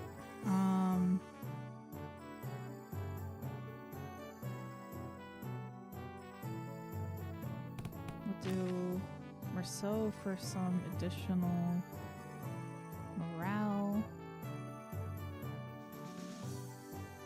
Plus, I guess I'm a little closer to becoming master.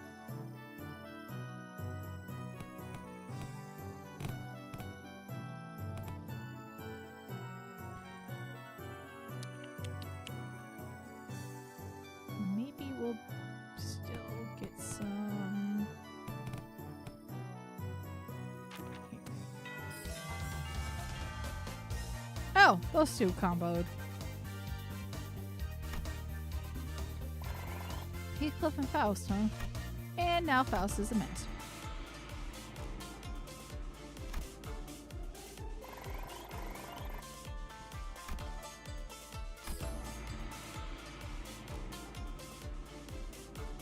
I lost some morale, but it's fine.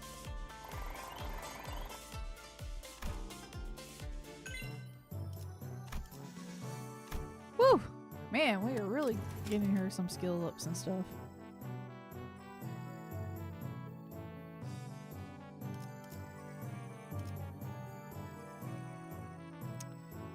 Oh, is it possibly like an Ishmael combo I'm missing? Might be.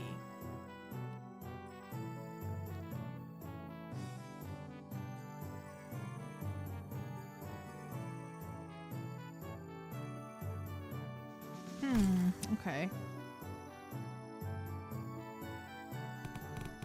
Okay, so now she's giving us a lot of blue.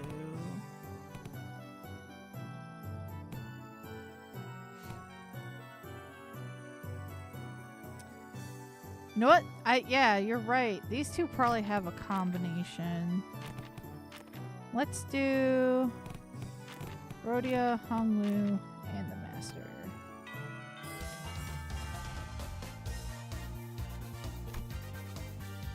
Get that huge success combo.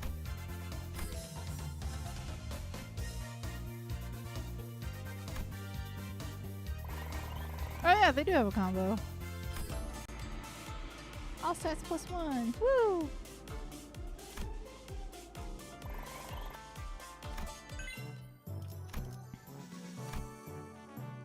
Oh boy, day 24. We're almost out of time. Damn, am I glad I got my head screwed back on. It's a precious sight to watch everyone all freaking out about this child's play. All the missed news I've been hearing since I opened my eyes in the recovery room sound very enticing. I really wish I was there to watch it all. Half the family heads getting arrested for treason. The seat of the family hierarch going to some inexperienced kid from the Jaw family. Not to mention how my lovely little sister had her engagement called off, and how she's now been branded as a traitor to her own blood. All the entertainment in the world seems to have happened during my little nap, don't you think? You didn't even show your face at the regular assembly, so I doubt you have any concern for the future of Hongyuan. So just what are you doing here? I just thought I'd have some fun. Oh.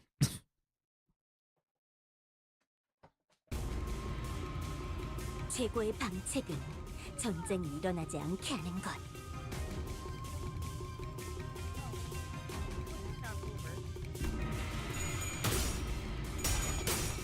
좋아, 구조는 파악했어. Just like crazy, I guess.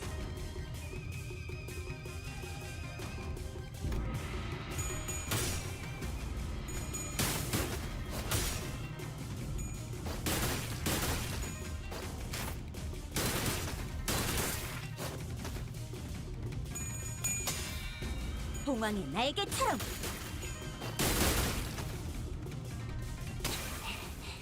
그 해결사의 역경에 비하면 다른 누구도 아닌 나 자신을 들여다봐야 해.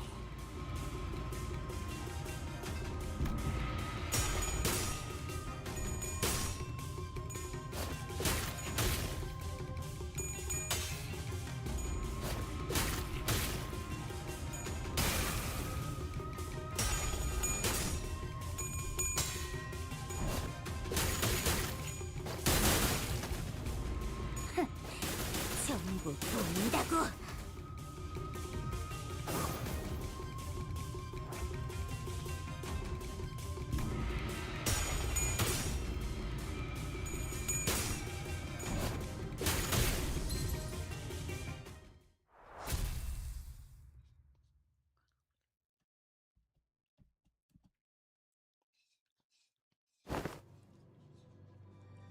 Why stop now? Decapitate me like my last death, or stab me in the heart, cut my limbs to ribbons. Listen, this duel's just a spar, okay? We don't have to kill each other for this to end. Yeah, now isn't this frustrating? You have the opportunity of a lifetime right before your eyes, and you're too weak to use it. You have everyone who fights you on your every step of your way coming to you. Wait, what? Everyone who fights you on every step of your way coming to you, practically presenting their heads on a silver platter. And you're just gonna let them slink away with these scratches? Get your act together. Family hierarch war's over, and I'm not going to kill someone just because they're being a bit uncooperative. Get real.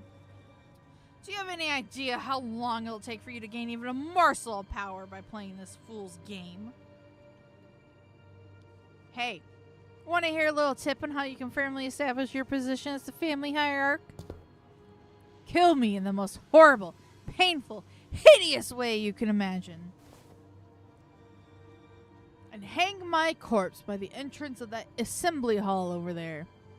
Use me to send a clear message. And station every single one of your Heisho packs between every pillar at the assembly hall. And if anyone dares to speak out against you, snip! Chop off their head before they can get another word out. 5 days. It'll only take 5 days before everyone starts eating out of your hand. And that's how you establish yourself as the hierarch. Fear is power. Nope. I don't want to do that anymore. I'm here to make Hongyuan A place where its people can live without fear. Ow. I thought you of all people might understand. I remember how you used to hate hurting people more so than anyone else. Man, what a boring answer. That was duller than even my dullest expectations.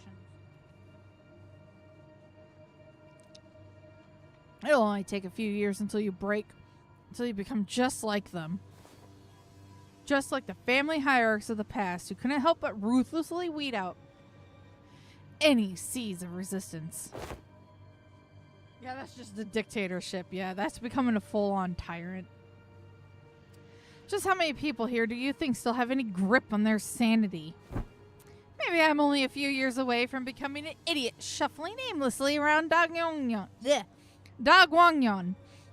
I can only hope that I won't be a slobbering mess by the time that happens. Is something entertaining's gonna happen? I can only hope that it happens while I'm still sane. Pan sauntered away, but Xichun found it difficult to move on. Excellent work, my lady. You have passed the 4th exam with flying colors. You have certainly crushed them for underestimating you. I am... My lady?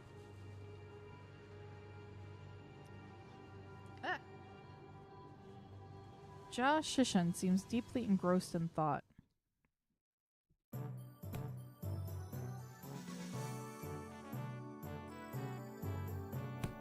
Huh?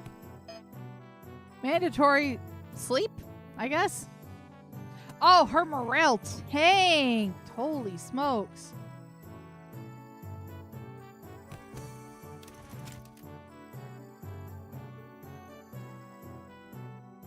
Check our combos.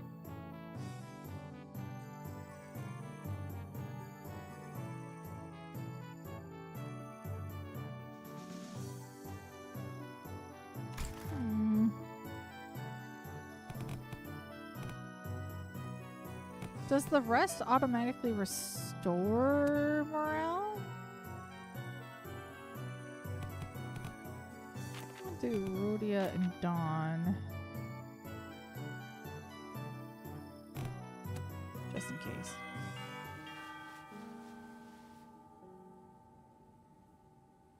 My lady seems to be in a particular mood today. It's all useless, isn't it? Xichun?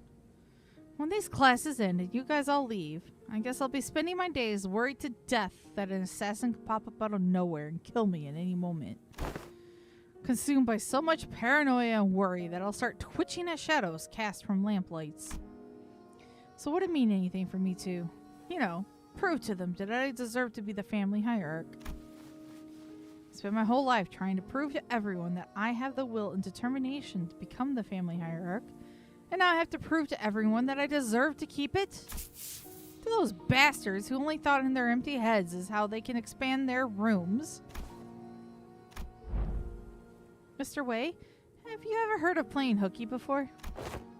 Playing hooky? Is it a euphemism for eliminating your enemies? Well, I've rarely done it back when I was in school, but... when there's too much going on in your head, you just skip school and go out and play. Oh. Ah. I've only done it once myself after a friend talked me into it. I agree. It seems that the time for my lady to clear her head has come. Very well. Let us play. Just one hooky. What are you guys doing? Come on. Let's get moving. I gotta prove myself, don't I? I gotta have those bastards' approval, don't I? She's in a really bad mood today, huh? My lady, have you visited the backyard by the Lushu Hermitage as of late? No, but I know what happened there. They threw in a few dead bodies from the massacre a decade ago, turned the pond foul. They decided to bury the whole thing. Indeed, they did.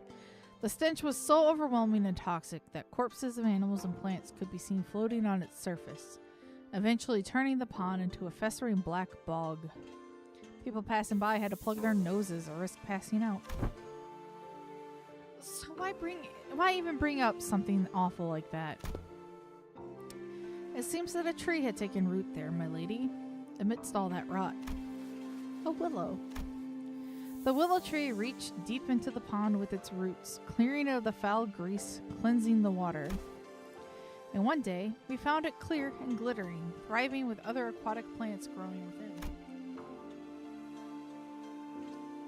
It's recovered from the rot, becoming a normal, clear pond surrounded by leaves and moss. Some months ago, they introduced a few carps in there, and... Oh! When they checked again, they were just as vivacious as they were on their first day there. Would you like to pay the pond a visit, if it is alright with you? Xichun didn't seem to quite buy his explanation, but she followed him anyway. You weren't kidding! I avoided this place for so long. I never thought it could be this clean again. I can hardly believe that this pond used to be a rotten bog. All that happened was that this tree happened to take root here. What matters, my lady, is patience and determination. Of course, this place has slipped my mind then, as I was quite swamped with work, but the world has a stronger capacity to heal itself than one might imagine. Recovery will follow as long as there is a steady root to rally around. After a long break that seemed to freshen even our hearts. Ow. Nice! You're making good progress. Your form, the light in your eyes. I think you've certainly improved in all aspects. I dare say you've had some change of heart, too. Yeah. I do feel a tad more comfortable than I did before.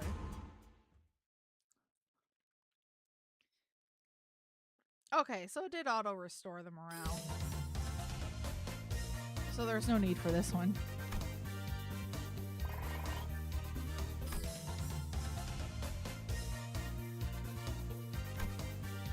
Combo! Oh, okay. Mandatory Heathcliff class, huh?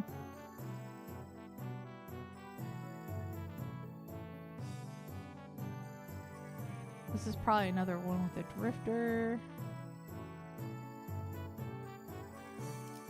So maybe I'm missing a couple other Gregor combos?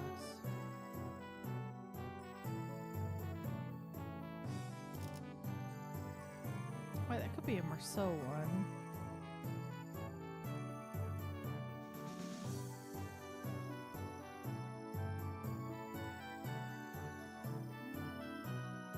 Got Heathcliff right now.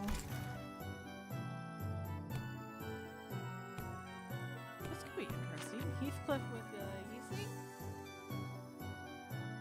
And then our biggest blue is Faust.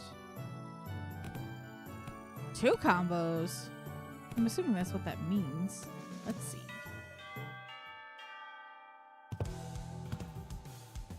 Right, class. Here's a new task to help you lot learn how to break your enemy's morale.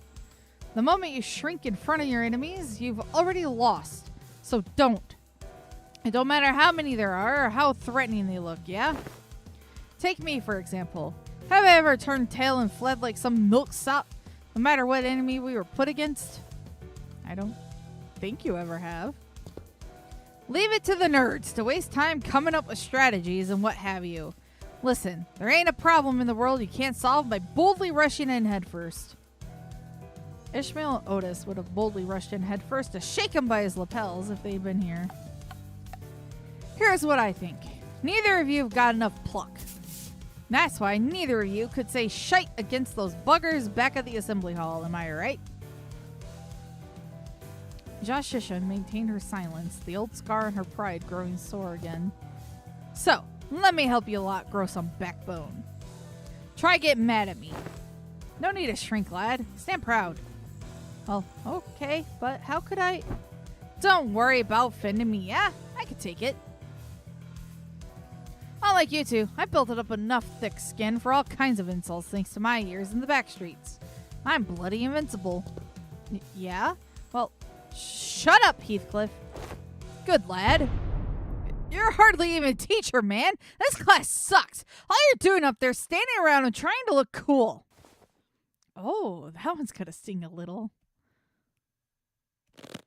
That's it, you little shite, is what I would have said back in the day. And I probably would have struck you with this hammer. I mean, my club. But I've changed too. And so did you. I can see that the fire in your eyes has grown. Remember this feeling, yeah? I will. Now, let's practice. It looks like both of you have the perfect sparring partner in each other.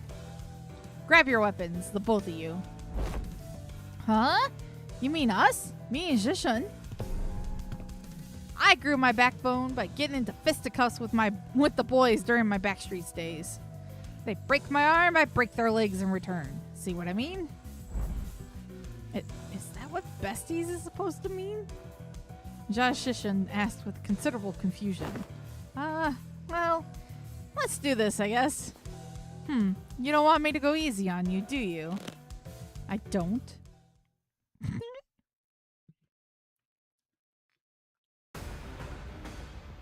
최고의 방책은 전쟁이 일어나지 않게 하는 것. 좋아, 구조를 파악했어.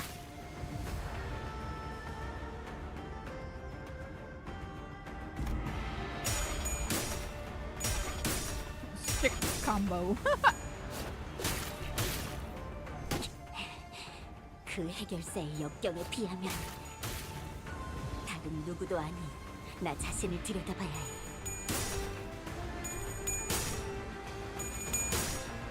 봉황의 날개처럼. 전부 보인다고.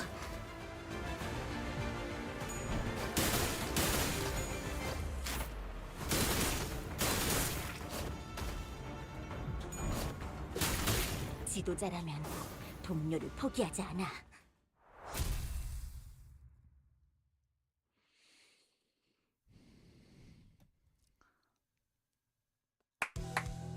Alright, that's good enough. Bloody hell, lad. That was much closer than I thought. Good match. Jeez, don't most people usually use steam the longer a fight gets? What the heck was that at the end? The two of them clashed with everything they learned, and with all they learned up until the lessons began. I thought for sure that Xichun would come out on top without breaking a sweat, given that Sinclair wasn't using an identity and the tough training Xichun had as a family hierarch candidate, but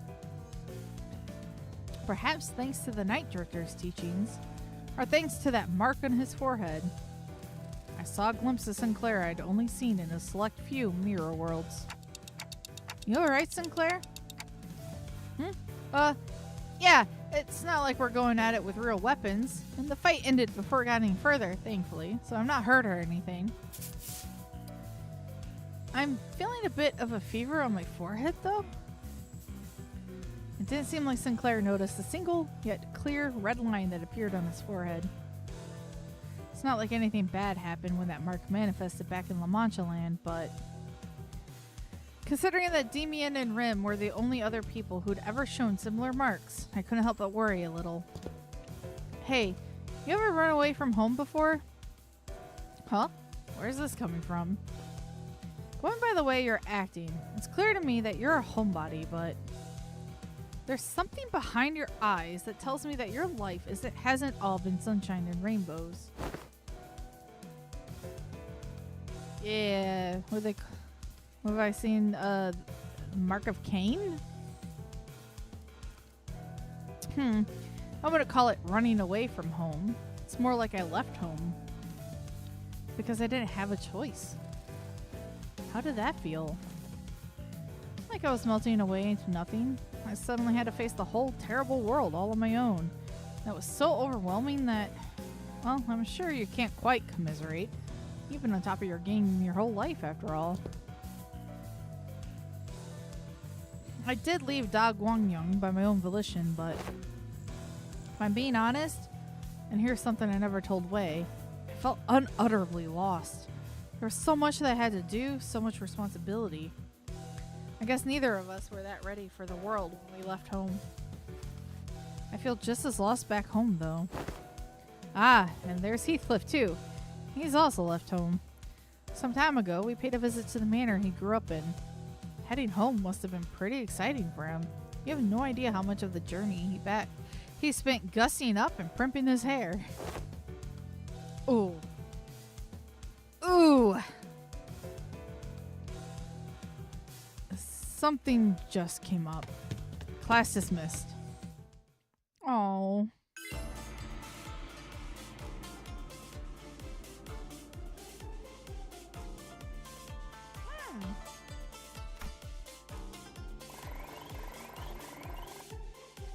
Hey.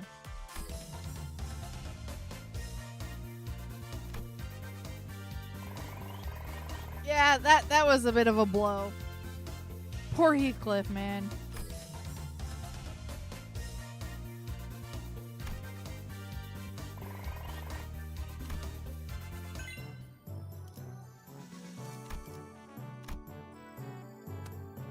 Oh no, we only have so many days left.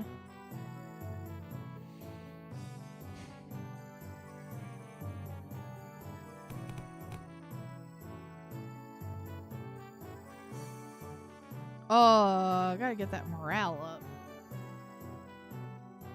That morale is pretty low.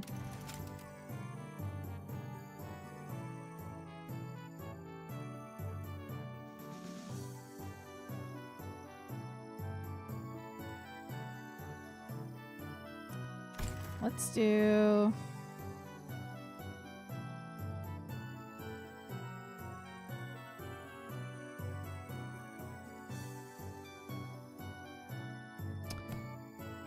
That'd be 18 right there. 28. Actually, kind of want to do these two together. And I have a feeling out of all of them, maybe Ryoshi with this guy.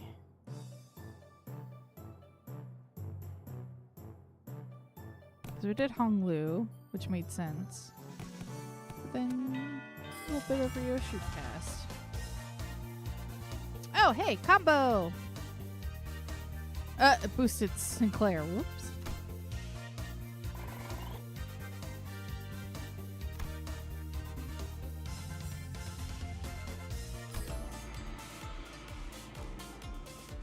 Good. Some morale.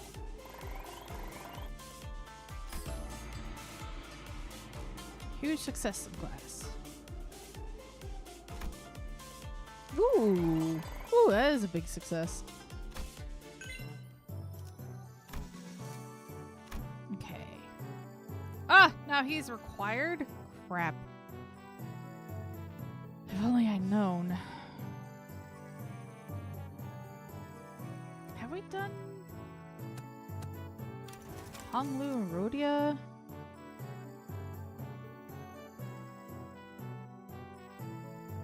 Okay, we have.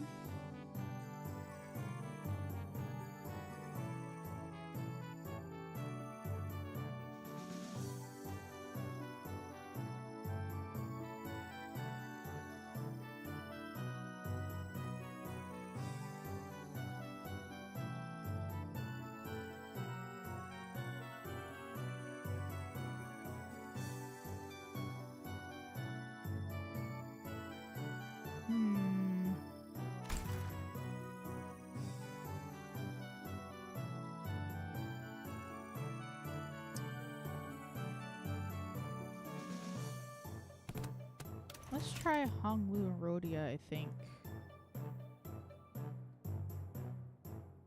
Oh yeah, we've done that. Okay, yeah, we have done that, but Rhodia, I can net some extra morale recovery. Wait. I don't think I've done these two together.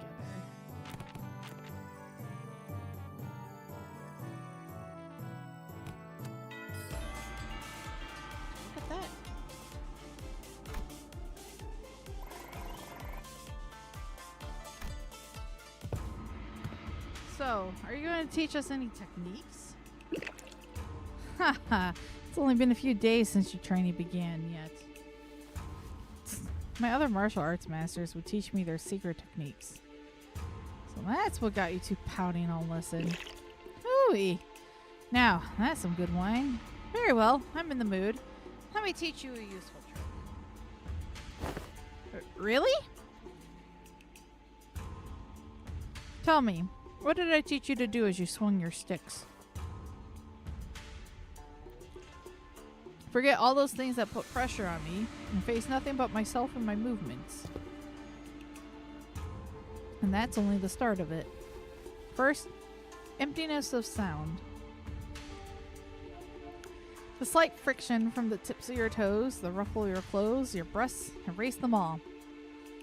Erase every ripple and echo you leave upon this world. The night drifter stands before us, but his presence becomes as hazy as mist. Despite the wild movements, we hear nothing. Second, emptiness of form. To have a form is to provide your foes with clues to predict your next move. Forget the weapons in your hands. Forget your structured form. Break the mold, become the flow, let only your will remain. Randomness seeps into his movements until all semblance of pattern becomes lost. There is something clownish about his unpredictable movements, but they were also so hypnotic and floaty that Xichun and Sinclair couldn't look away. Last, emptiness of mind. Try not to force the direction of your heart. Empty your desires and intentions both. Stab without thinking, penetrate without gazing. Both Xichun and Sinclair's necks were marked by small imprints of the twig that pressed against their skin. And Xilu, who had been standing next to me all along, had leaped a small distance away, seemingly deep in thought. My neck hurts too. Guess I wasn't spared from the lesson. I wonder if this fits that saying Yiseng utters from time to time, to lose one's nose with eyes open. Immerse yourselves. Make sure your descent is slow and gradual. We've been focusing entirely on the self with your swings thus far, so you should find it quite easy to reach the state of emptiness of mind. Tis tis, didn't I just say that one must take it slowly and gradually? It's empty your mind already. Ah, I'd have taught you my everything had you entered my tutelage long ago. Am I doing this right? No, wait, I need to relax more. So, our new hierarch has found herself the clue to the emptiness of form. What technique is this? Tistis, it's all just movements at the end of the day. I find it entirely unnecessary to give them those flashy names. A truly secret technique should come without one. Whew. Well, it's still supposed to be our ultimate move, right? Wouldn't it be more official to give it a name? Well, in that case, whoo-wee, I'm gonna need some good wine indeed. Guess I'll go with something like Plastered Sleep, Unrestrained Ripples? That name sucks. The class comes to an end with an ultimate move that was probably named in haste. Xilu, who'd been observing the class from a distance, approaches the Night Drifter. Been a while since I saw someone give a lesson like this, starting from its very fundamentals. Hardly can one find a pupil willing to slowly learn from the very fundamentals in a world of infinite technological advancements like the Veil. I'm only fortunate enough to have found 2 pupils who are indeed willing. Your gait, your tone. Were you among the 10 blades of the East? Now! It seems entirely unnecessary for you to dig, as I don't quite recall putting anything on your tab. Put your futile questions to rest, for I have no answers to give. The past is like smoke. I've long emptied any history worth delving into. Huge success in next class! That's a combo. I'm surprised these 2 comboed. Hey, morale!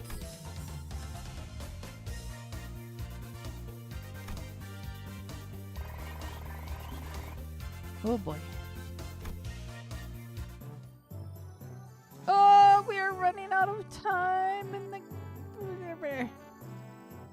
all the lessons. Okay. I'm not gonna find all the combos either, am I? I don't think so. I don't think I have enough time.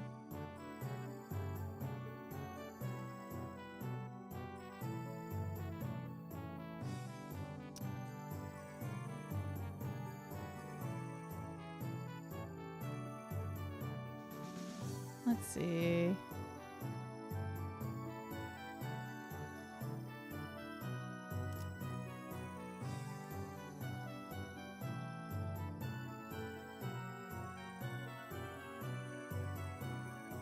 Yeah, there's 3 combos I still haven't found.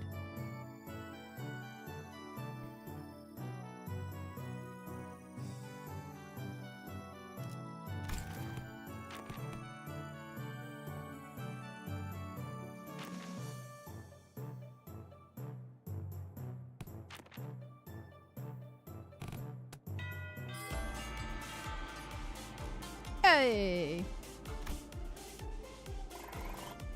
Ishmael Otis, okay.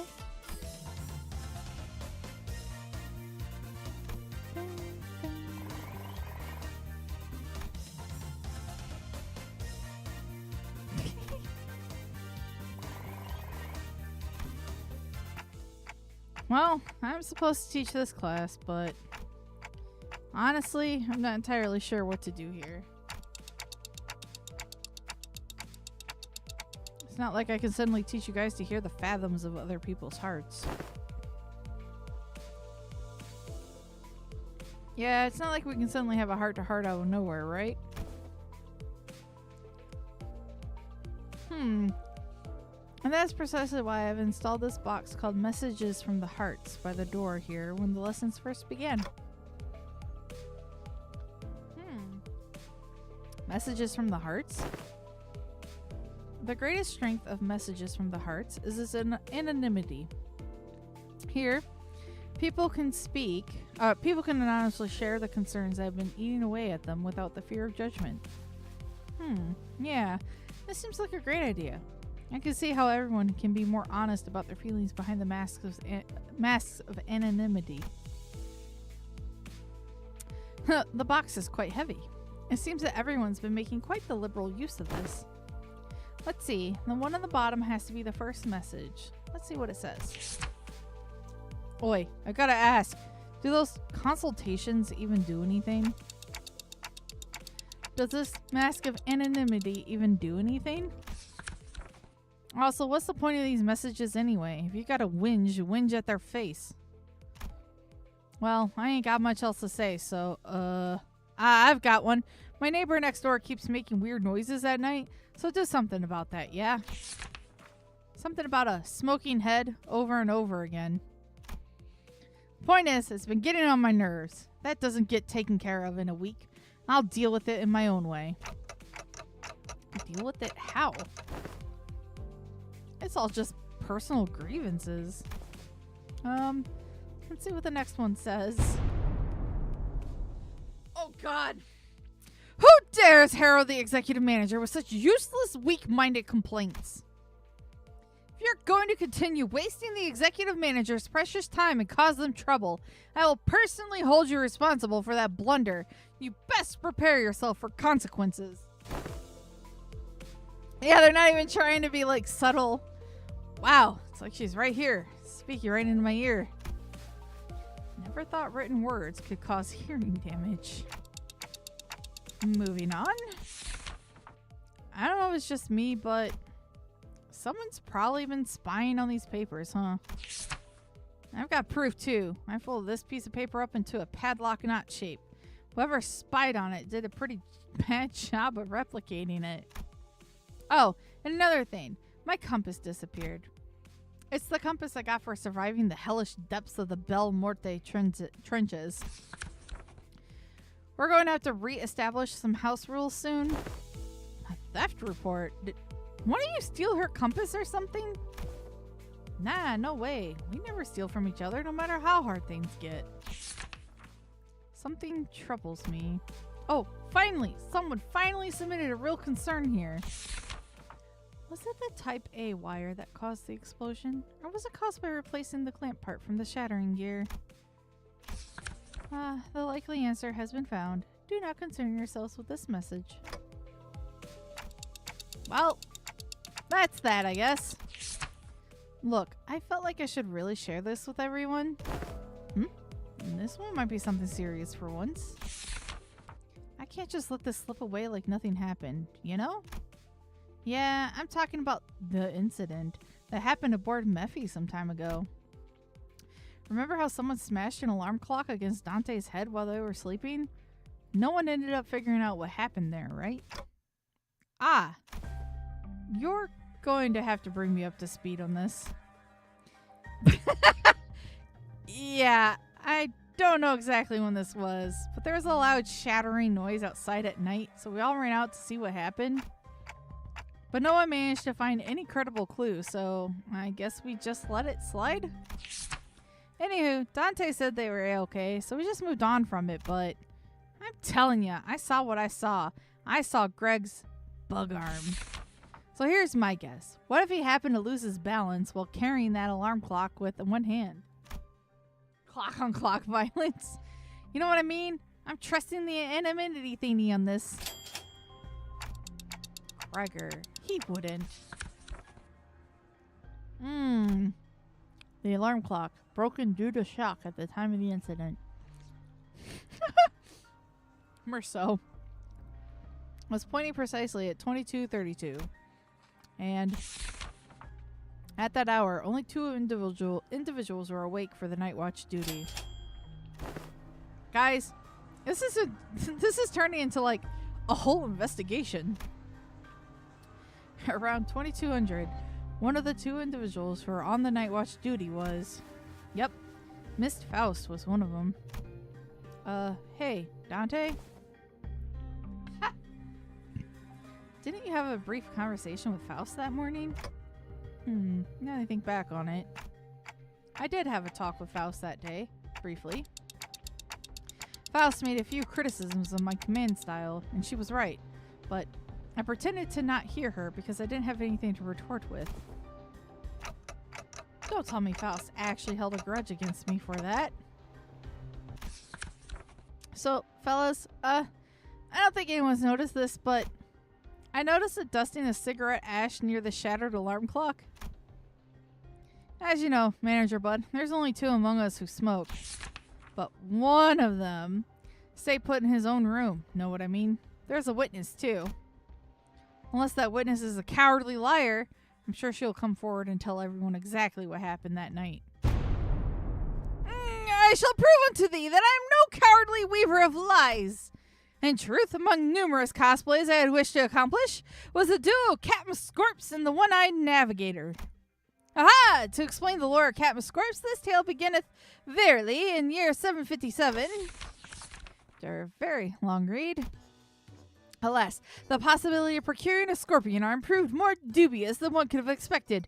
Thus did I convince young Gregor to join forces with me, to cosplay together and capture our glorious forms in photographs. Though 'twas a pity he had no pipe, only a cigarette between his teeth.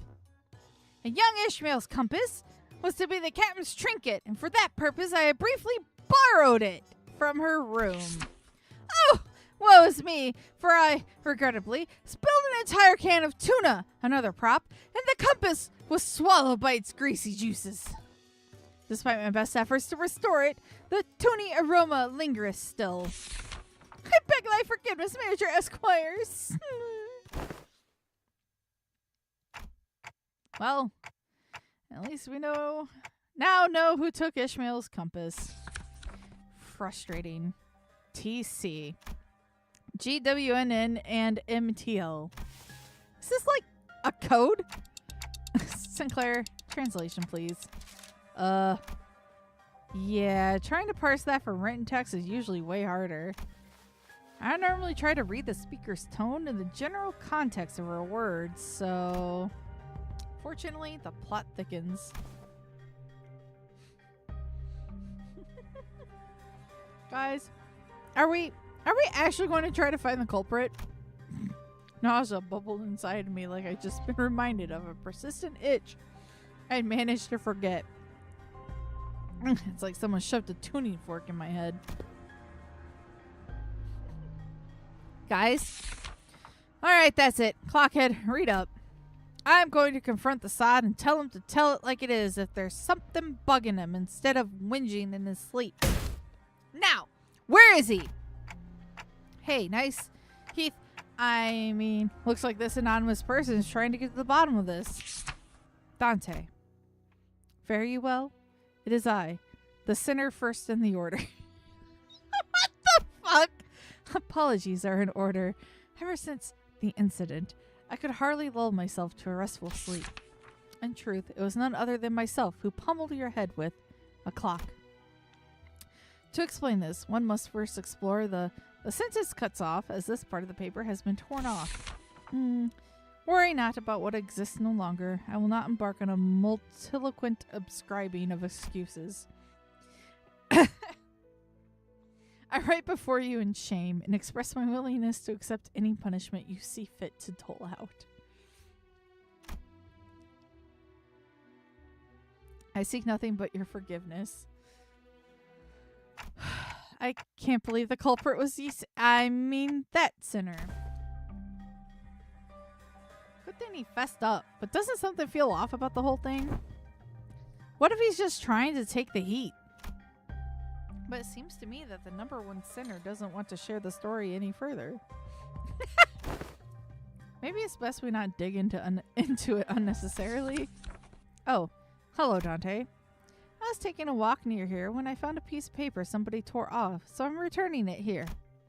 Hope it finds its way to the original writer. Thus returns the number one sinner's paper. This has to be the key to resolving this case. I hurriedly unfurled the paper. The truth of what transpired. You ever find yourself wondering if that crackling fire-like thing on top of the manager's head is hot like real fire? Or if it would not give off any heat? Curious, right? Don't worry about it, you sang. It's not like we have any other way to tell other than touching it ourselves. Indeed. Unproven phenomena cannot be confirmed without direct means of observation. They're asleep. Must have been pretty tired. Indeed. The ticking noise has shrunk in volume. It seems that we have just shared a thought. What if we were to just quickly check while the manager's asleep? Perhaps the sound of phlegm sinking past my gullet makes far too much noise for this task. Yeah, well, I'm just finding out how loud my heartbeat can get. You saying? The alarm next to the manager. It's about to go off. You have a minute at most. I shall interface with the timepiece. Look at you rats, playing a played-out prank. That is indeed the full tale of what has transpired. Under the lens of hindsight's illumination, it would almost appear that I am making a secret accusation to a fellow of mine. It would be easier on my heart to simply assume the entire weight of culpability myself. And that's where it ends. The culprit was right under our noses the entire time. Sorry, Dante. I should have been upfront about it, but Otis was so adamant about utterly punishing the culprit that I couldn't bring myself to, Can't deny that. Tell you the truth in time. To tell you another truth? I think I might have an idea as to why I've been made a student alongside musician. There must have been something that the company was expecting from me, but it's just not showing up, so they must be making me take these classes to compensate for it. Everyone else is boldly facing their own issues and slowly overcoming them. While I'm still here, feeling like I'm stagnating in place. They've been telling me that my time's yet to come, but I don't know. I just get the feeling that that ship might have sailed for me already. It was clear to me that Sinclair wasn't just talking about physical training or his combat prowess. It was about something that more than half the sinners had faced and were facing at this point. about his past and the path that lies ahead, the guilt and the pressure of having failed to confront it. Was never going to be easy for him to let go. I don't think anyone's got the perfect idea of how the whole trajectory of their lives is going to be. That's why we're all on the bus, isn't it? You know, you just shout at me to get my act together like Heathcliff does. Oh, I will, if I have to. Whatever that was, you guys managed to talk it out, huh? All I heard was that ticky noise. Ah, sorry about that. What Dante said was, hey, don't bother. I just needed a quick glance at that look on your face to feel that tick-tock with my heart. Thus, the curious case of the alarm clock came to an end. So, what do you guys think Ryoshu was trying to say? Two culprits. Guy with nightly nightmares and my translator. I see. Sinclair and I sat there for... Ryoshi just straight up sold them both out. Sinclair and I sat there for a moment, absorbing the awkward silence because of her abbreviating stuff. Oh, that wasn't that big of an upgrade for her stuff. Damn. Oh, we got Honglu left to really master. I think he's close to master. Let's see. Let's look for Honglu combos.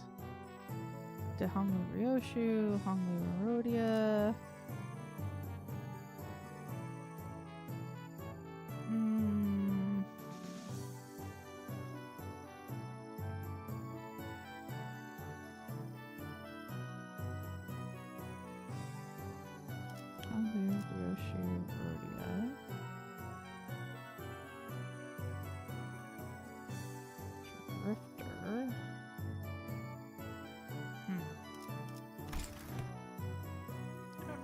Alright, we need some blue.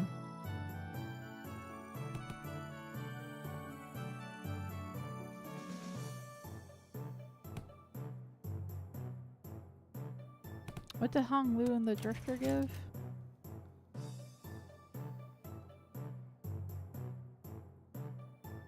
It's all stats +1.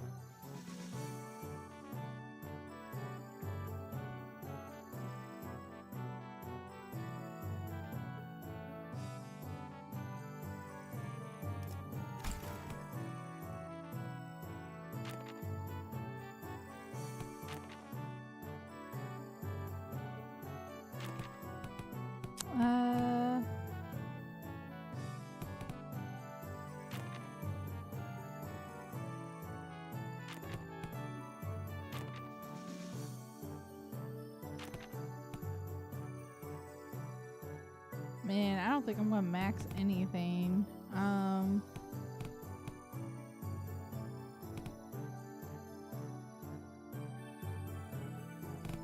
Really, that's the best to boost some blue.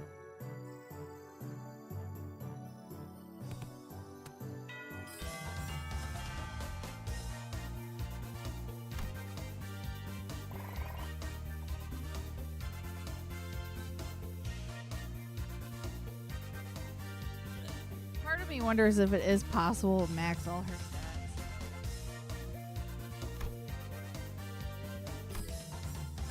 Hey, Hong Lu is now a master.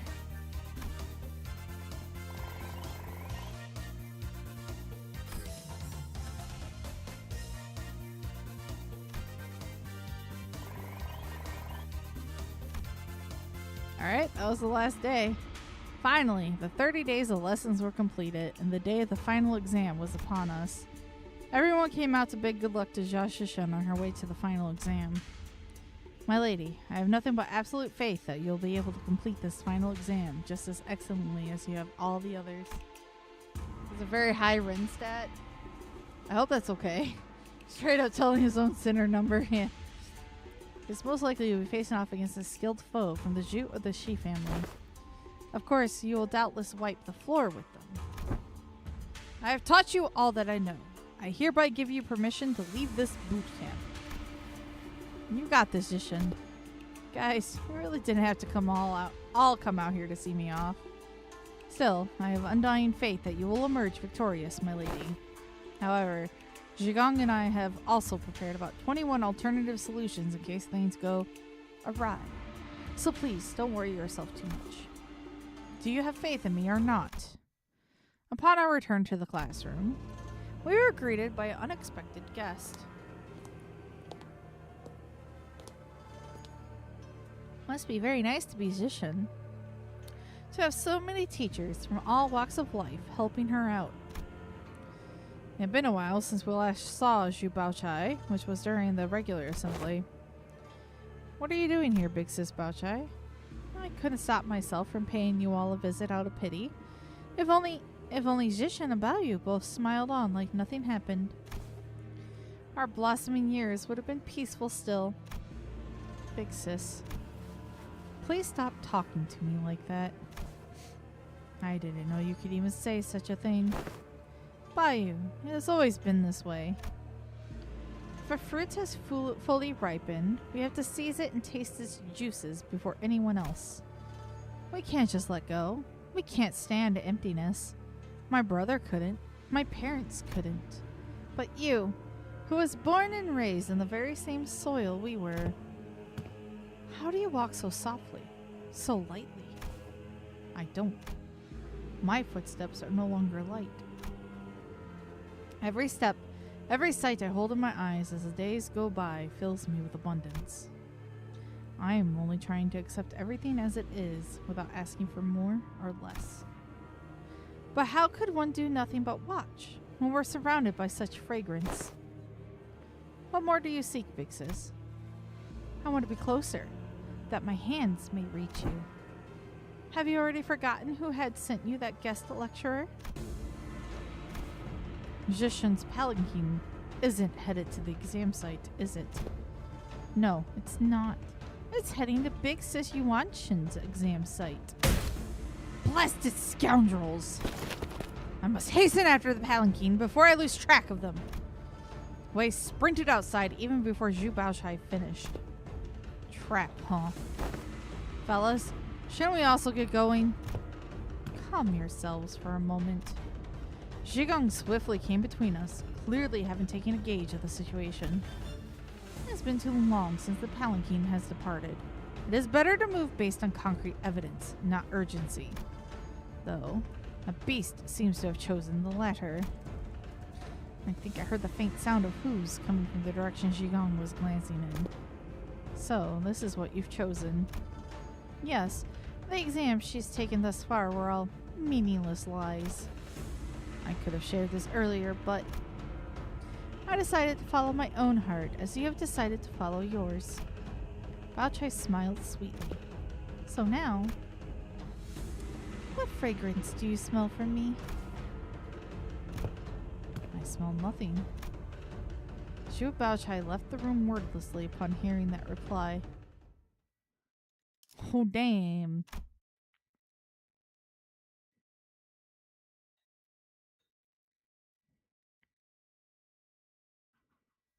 I have a feeling we won't be finishing this today.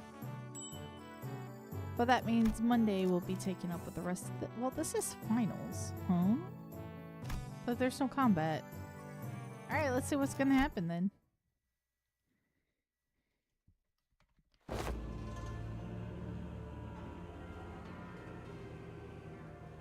A terrible just Yuanqin plays down to the very last day. Too much time has passed already. I've already given her clan, including Wei, instructions to keep their eyes on the palanquin, as I observed much strangeness from the palanquin bearers. Yet there are many places to which one may covertly kidnap the family hierarch. Still, we have to... Your heart is still in a rush. I do not mean to imply that we will abandon her to fate. Look, I have selected a few places on the map with the highest probabilities of being their destination. As the time is not on our side, the Heisho Pax and your team will have to mobilize separately to explore all possible options. Among them, I aim to send you toward this place. Indeed. The glorified internment camp of Hongyuan now shut down. Pingin Residential Support Zone.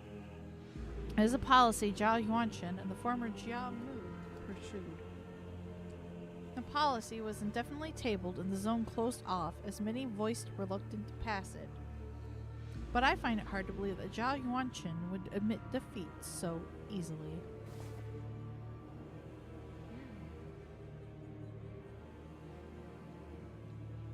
It is a secluded place, perfect to secretly bring harm to the family hierarch, not to mention the symbolic value it carries. I hope she's okay. Have some faith in your pupil. You have taught her to the best of your abilities, have you not? I trust that she will be able to fend for herself until our arrival. Yeah, we trained really hard for the entire month. The only reason Jiao Yuanchun would employ such under-the-table tactics is because she knows that a fair match would not be in her favor. So, let us yank her hand out from under the table and make her regret it.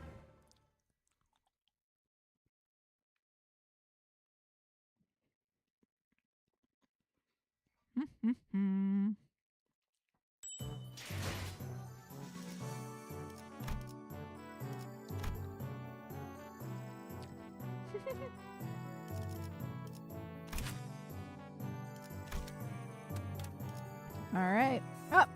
Here we go! Some combat!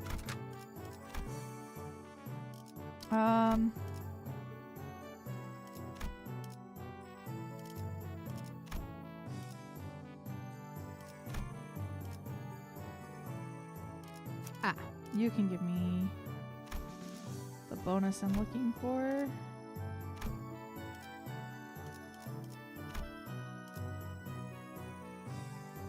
Oh no, it was Merceau. That I could get 60% from.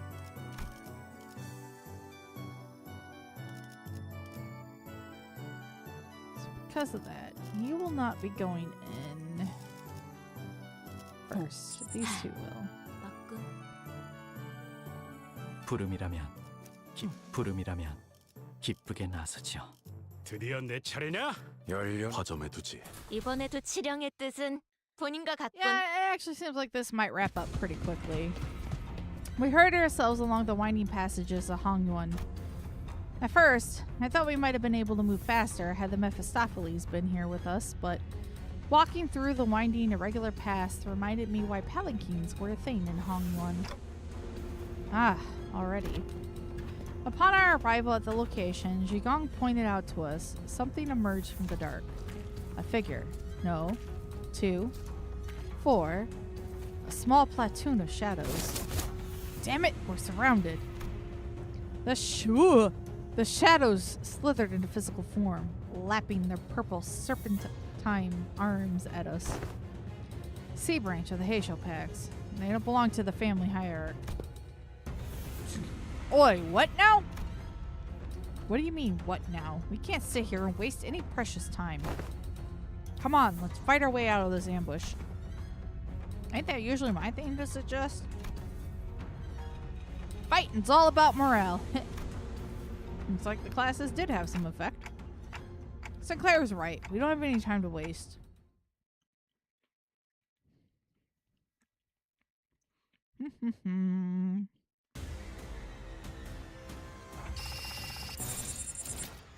어디에서도 볼 수 없을 색채. Meant to read just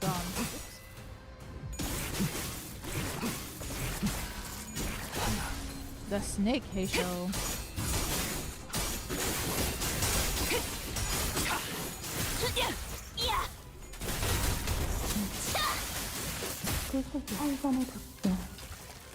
무아몽주.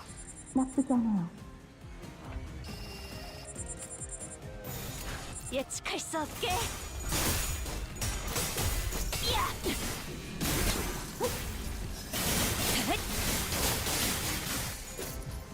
낮도 밤도 치며 숨이 닿도록 베어내. 어중간한 예술은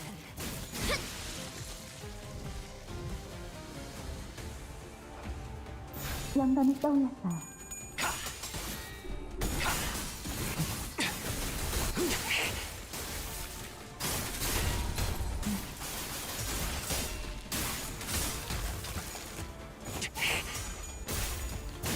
Does that mean the Heisho packs are based off of the Chinese zodiac?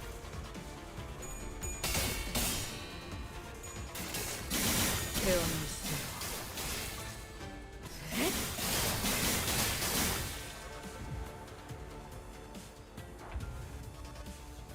재밌겠는데?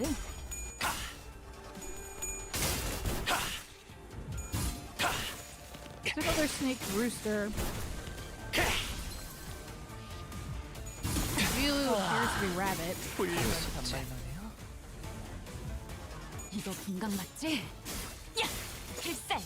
Right? 발렛 Exactly 브레이크 what I 슬램! 원망도 엿하지. Yeah, okay. That's kind of what I thought. 원망도 엿하지. 나비 교환. 예술적이네요. 엄마만큼은 못하지만 영감이 나도 떠올랐어요. 녹이면서 뵐 수 있거든?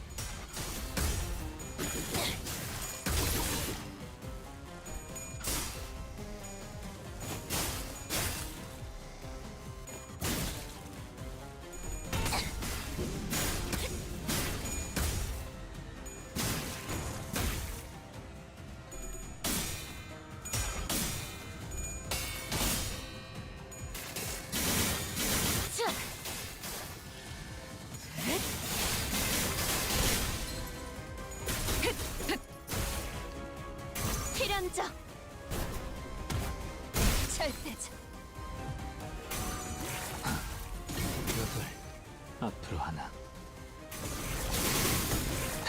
여기 심장이 시리는 해금 좋아 지령에게 불확실한 것은 없네. 감상은 격정 어떤가요? 마음을 모방하겠어.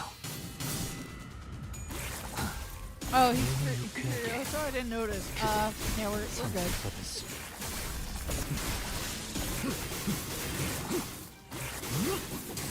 체험 종료. 딸아이도 이 상처를 기억하고 있으면 좋겠구려. Took down multiple foes at once. I owe you some praise.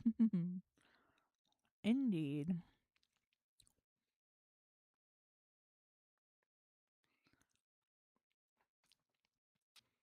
완벽하게 수행되었지 않은가? Perfect. 아직 기약은 없구려.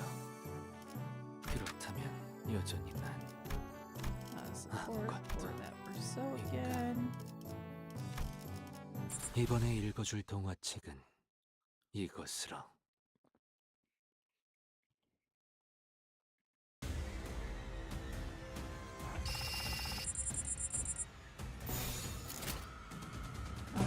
No. There we are. 영감이 떠올랐어요.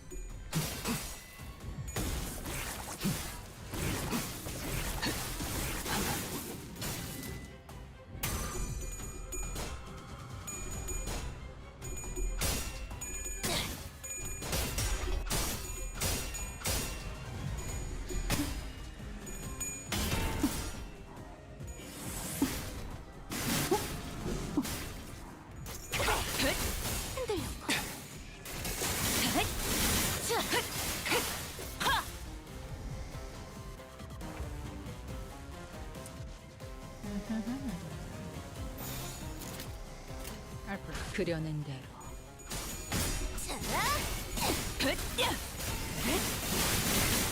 필연적 절대적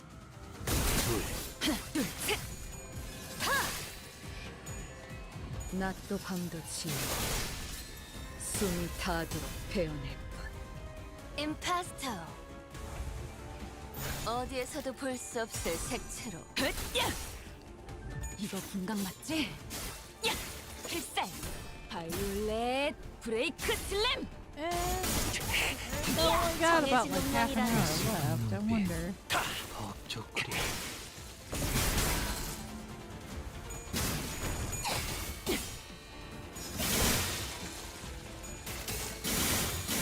원망도 엿하지나. 예술적이네요. 초월 지령에게 불확실한 영감이 것은 없네. 떠올랐어요. 어중간한 예술은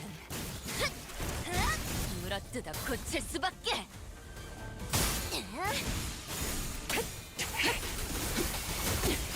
여기 심장. 배우네. 그대.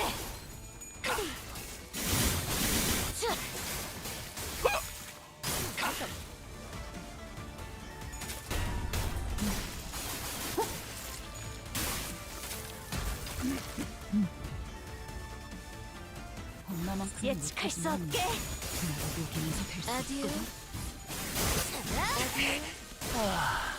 훌륭한 단말만. 낮도 밤도 지우 숨이 닿도록 베어낼 뿐.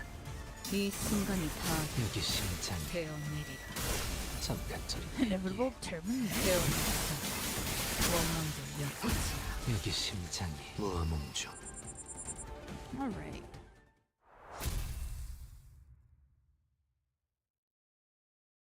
Yeah, I don't think it's gonna really happen in 30 minutes. And oh, hey, welcome back.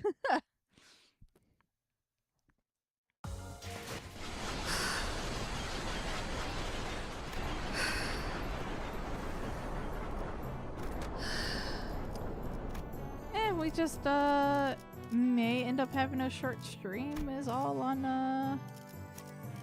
Monday, which is fine by me. 이번에도 치령의 뜻은 본인과 같군. The first thing I noticed upon entering the room was that it was hot and muggy with the heat of battle, also evidenced by corpses of sea branch heisho torn widely about the room. Who's that?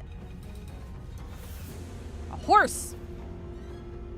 A bloody beast rises ponderously from the ground, its gaze rising to meet ours. Wait, way? Hold on, his eyes. Something's definitely off here. He's not looking at us, he's...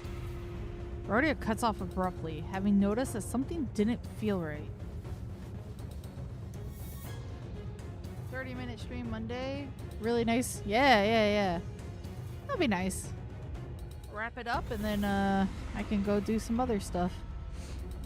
Away. Away with you. The hooves intermittently kick the ground with anticipation and aggression. What happened here? Did the heisho make it into the exam hall? Limbless snakes dare trespass. Your hideous coils. I will crush them to mulch under my hooves. Your way, right? He's completely lost it. I'll ground your filthy scales to dust.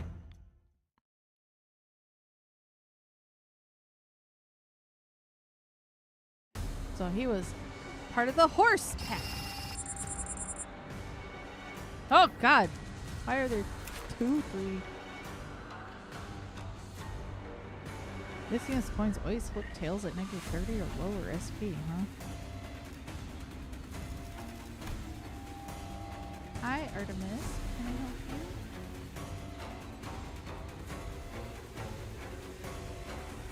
Okay, nothing too wild.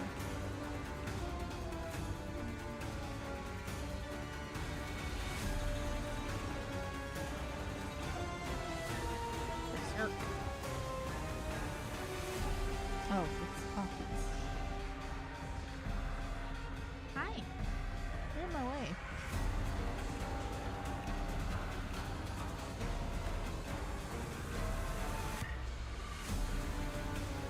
Ooh.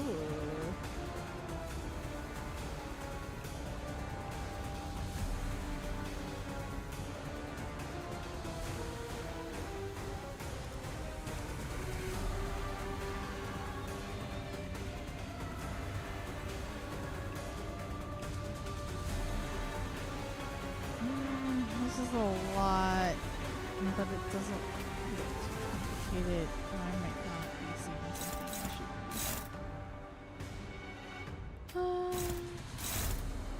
You're super slow.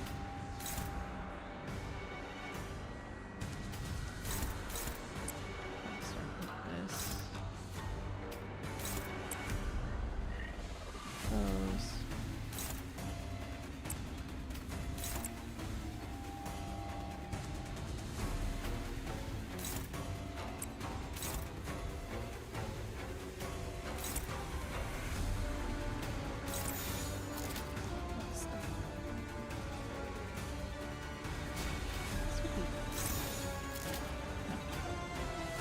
Doesn't matter. 예측할 수 없게.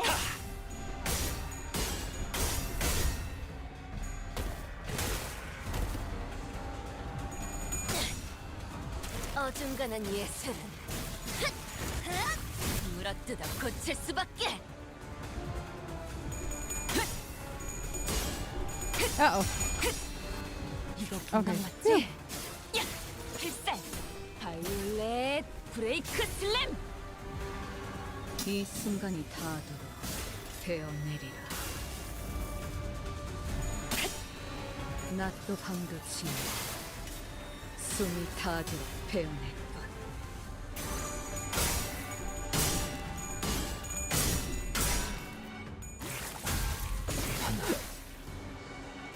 Flashed a few times there.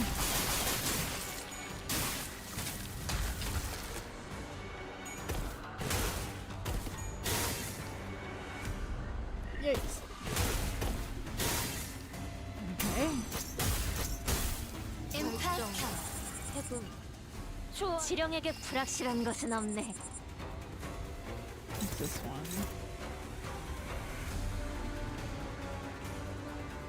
Targeting Ishmael with that.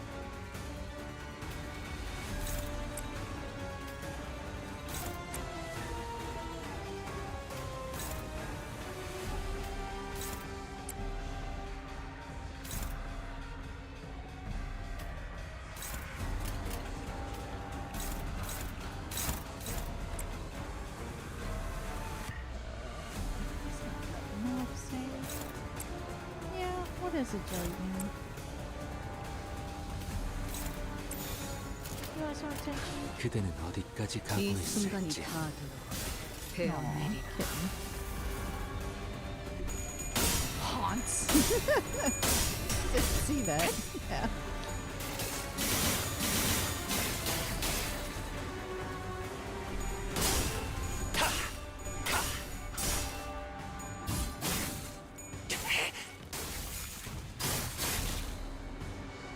거기서 지켜보시죠.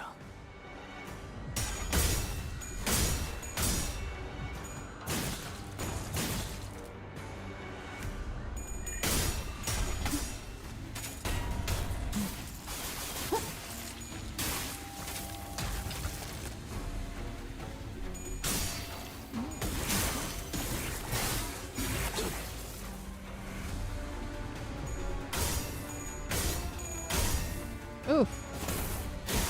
Damn.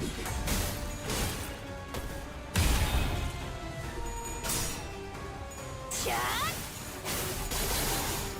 미래를 과거와 같이. Girl, how did you not get staggered? What the hell? Ah, crap.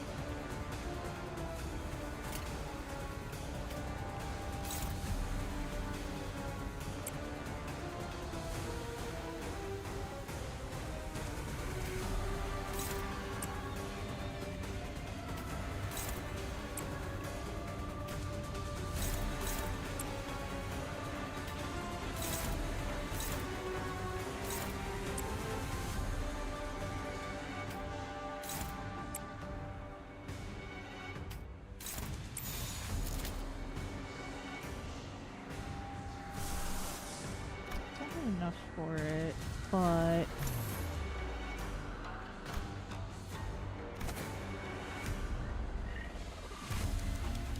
let's do this.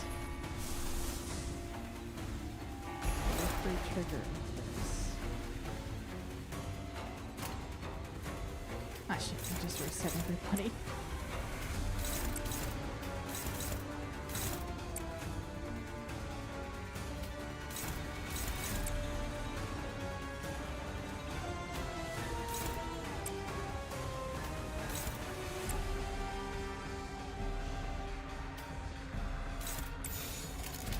There you go. 재밌겠는데?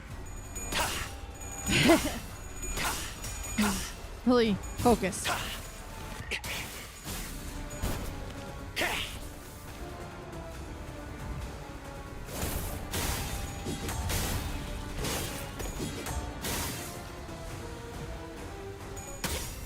cat is doing the. If you've seen videos of kittens sitting up and like slowly falling asleep, she's kind of doing that, but she's an adult cat. She never stopped doing it. 이 전투는 승리할 거야.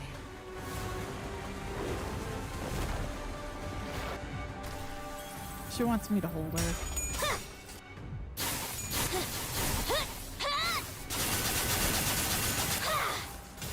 Go, Dawn!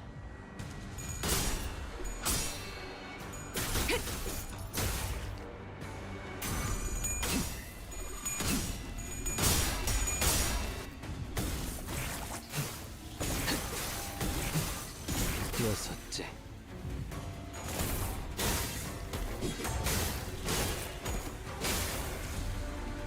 이 순간이 닿도록 베어내리라.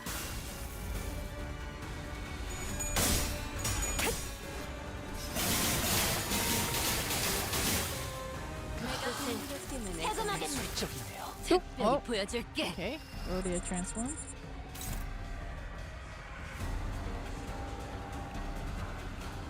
Oh! Holy crap, that's terrifying.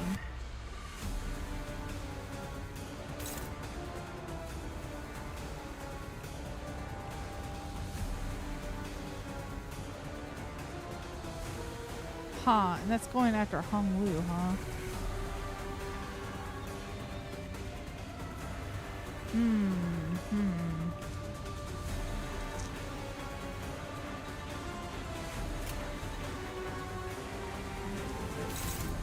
Yeah, 4084. Boop.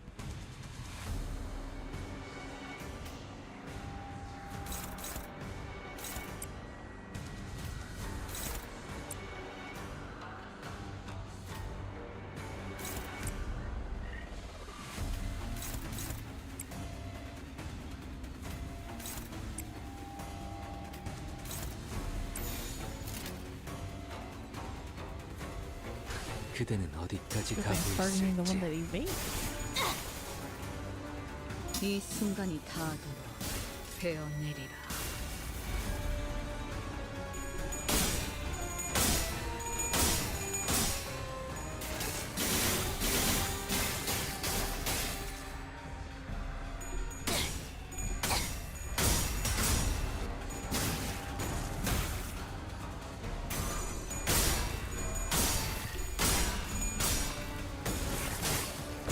여덟. 앞으로 Okay. 하나. 신체파의 예술을 보여줄 시간이랍니다.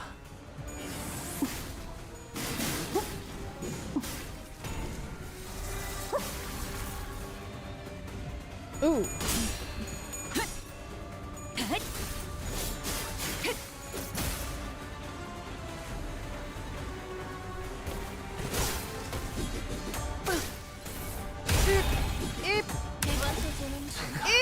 보는 눈이 부족해. 숨막히도록 견뎌왔고 절박하게 Yeah, 갈망했으니 someone did.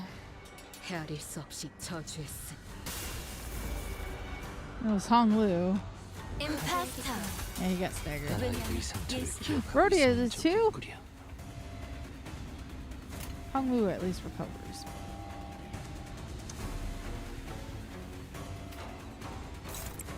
Pull out the big guns.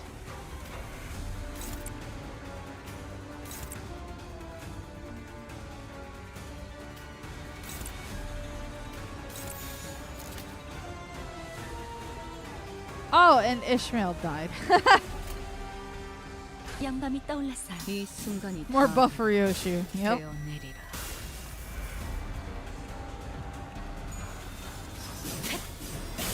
몰아치는 것을 처절한 원문.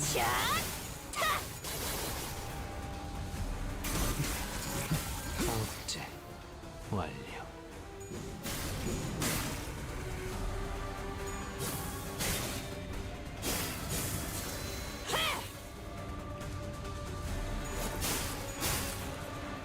지리멸렬. Oh no, not this big ass attack again. God damn. Oh, hello, Furioso.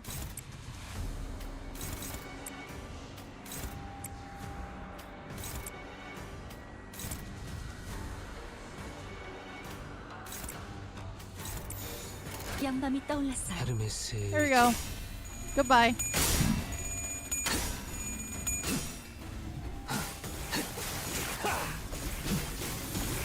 내 벽에 그를 선택받았으니 파도가 밀려드는구려.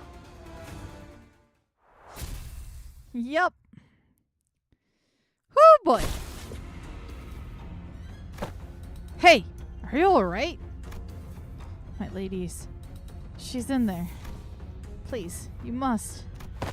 Listen, buddy, you're not looking so good. That nasty wound Lei Hang gave you starting to bleed again. Xichun's Heisha will be here soon. Stay here and wait for their arrival. Don't you worry about a thing, Mr. Wei. Xichun's going to be just okay.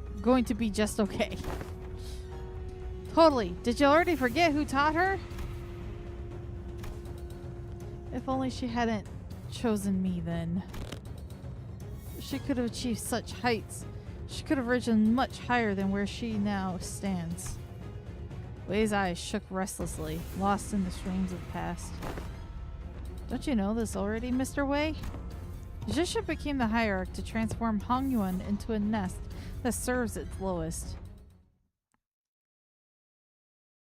Aw, Artemisi. She gave up. She finally left. Now she's sulking on the other side of my desk. Okay, alright. Yeah, it's probably not going to quite be enough time left. Oh no, not him! Fuck. I mean, it makes sense. We were gonna have to face him, but damn. Alright. It was you? Your big sister Yuanqin's final exam? If you were going to kill me anyway, why didn't you just take me out from the get-go instead of wasting all that time teaching me, pretending to be my master? I would hardly deem the hours spent in joyous wastes, would you? Well, I'm not even surprised. Dog Guangyang's full of backstabbers anyway. Do not ever trust anyone who approaches you first. It is a saying that has saved a lot of lives in Hongyuan and the city. Normally, those type of people wait until my guard is down to strike. You had plenty of opportunities to kill me during those classes. Gotta say, I forgot a bit of my edge when I was swinging those sticks. The one who hired me handed me, along with my payment, a silken bag of dried wolfsbane powder. So, you were hired to poison me. Why didn't you? Ha! Why would I use that to claim my pupil's life, when I could use it to pay off my tab and buy me a few bottles of quality wine at a local cousin? Which I did. They're precious enough to sustain 3 generations of family, eh? What? My life has thus far been one of rivers and footpaths, drifting hither and thither as the currents took me. A meaningless life of having gained nor left nothing behind nothing.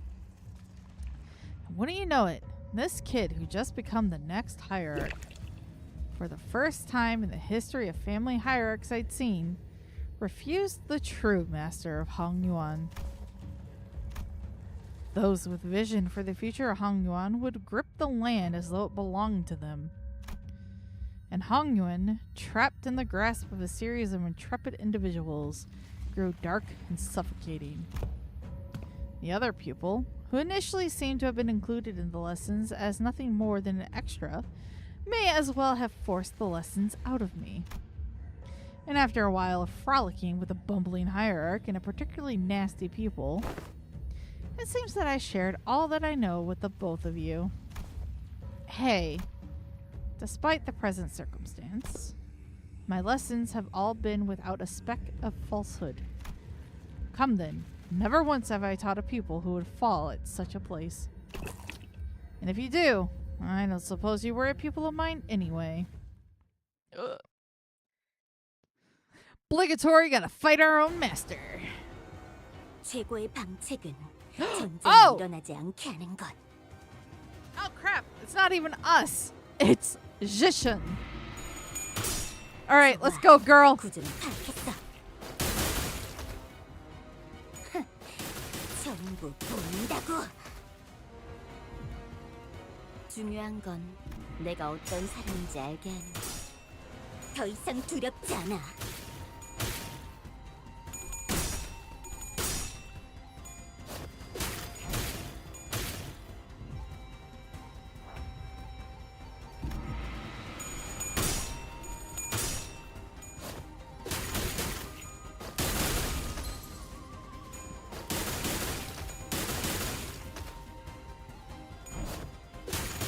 지도자라면 동료를 포기하지 않아.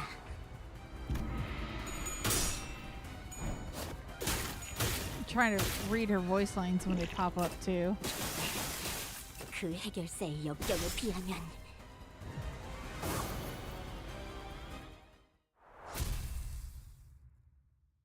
Oh, okay.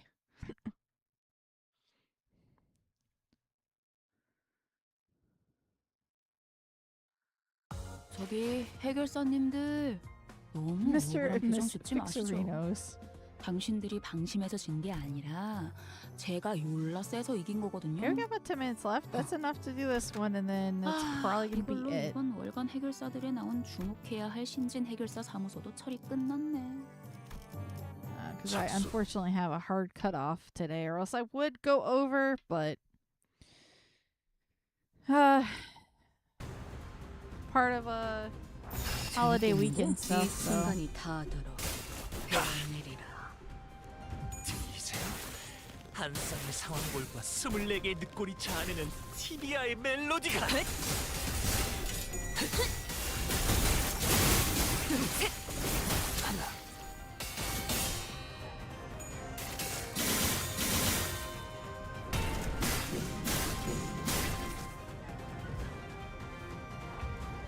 감상은 어떤가요? Carlos, maybe instead of Ishmael. 이거 공각 맞지? 야! 필살! 바이올렛 브레이크 슬램!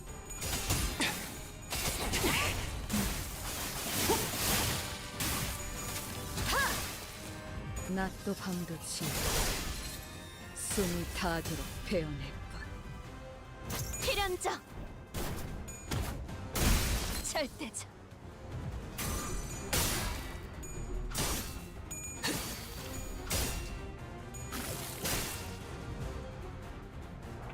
그대는 어디까지 각오했을지.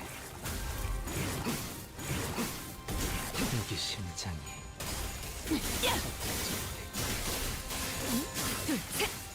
이 순간이 닿도록 베어내리라.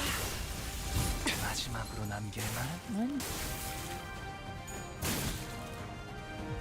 낮도 밤도 지 숨이 닿도록 베어낼 것. 그대 I don't know. Let's go to. 보여드려야겠군요. 예술적이네요. 예술을. Yep, because 5 그대는 came 어디까지 in. 각오했을지. 신체파의 예술을 Go 보여줄 Faust! 시간이랍니다. 저희 뼈로 틈을 잡고 이제야 친해졌네요.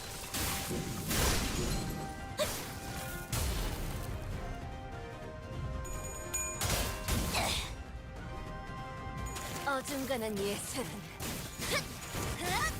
물어뜯어 고칠 수밖에. 어중간한 예술은 물어뜯어 고칠 수밖에.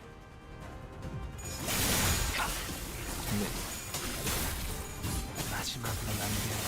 자,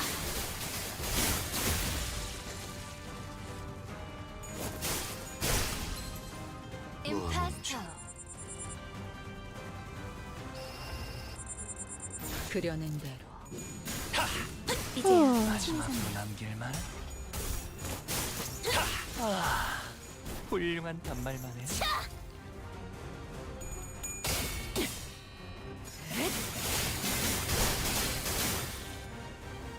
이 순간이 닿도록 베어내리라. 아듀. 원망도 옅어지나.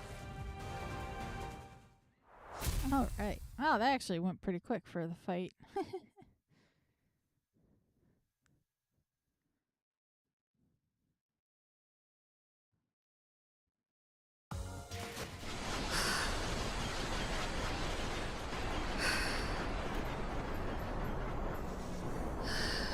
is this?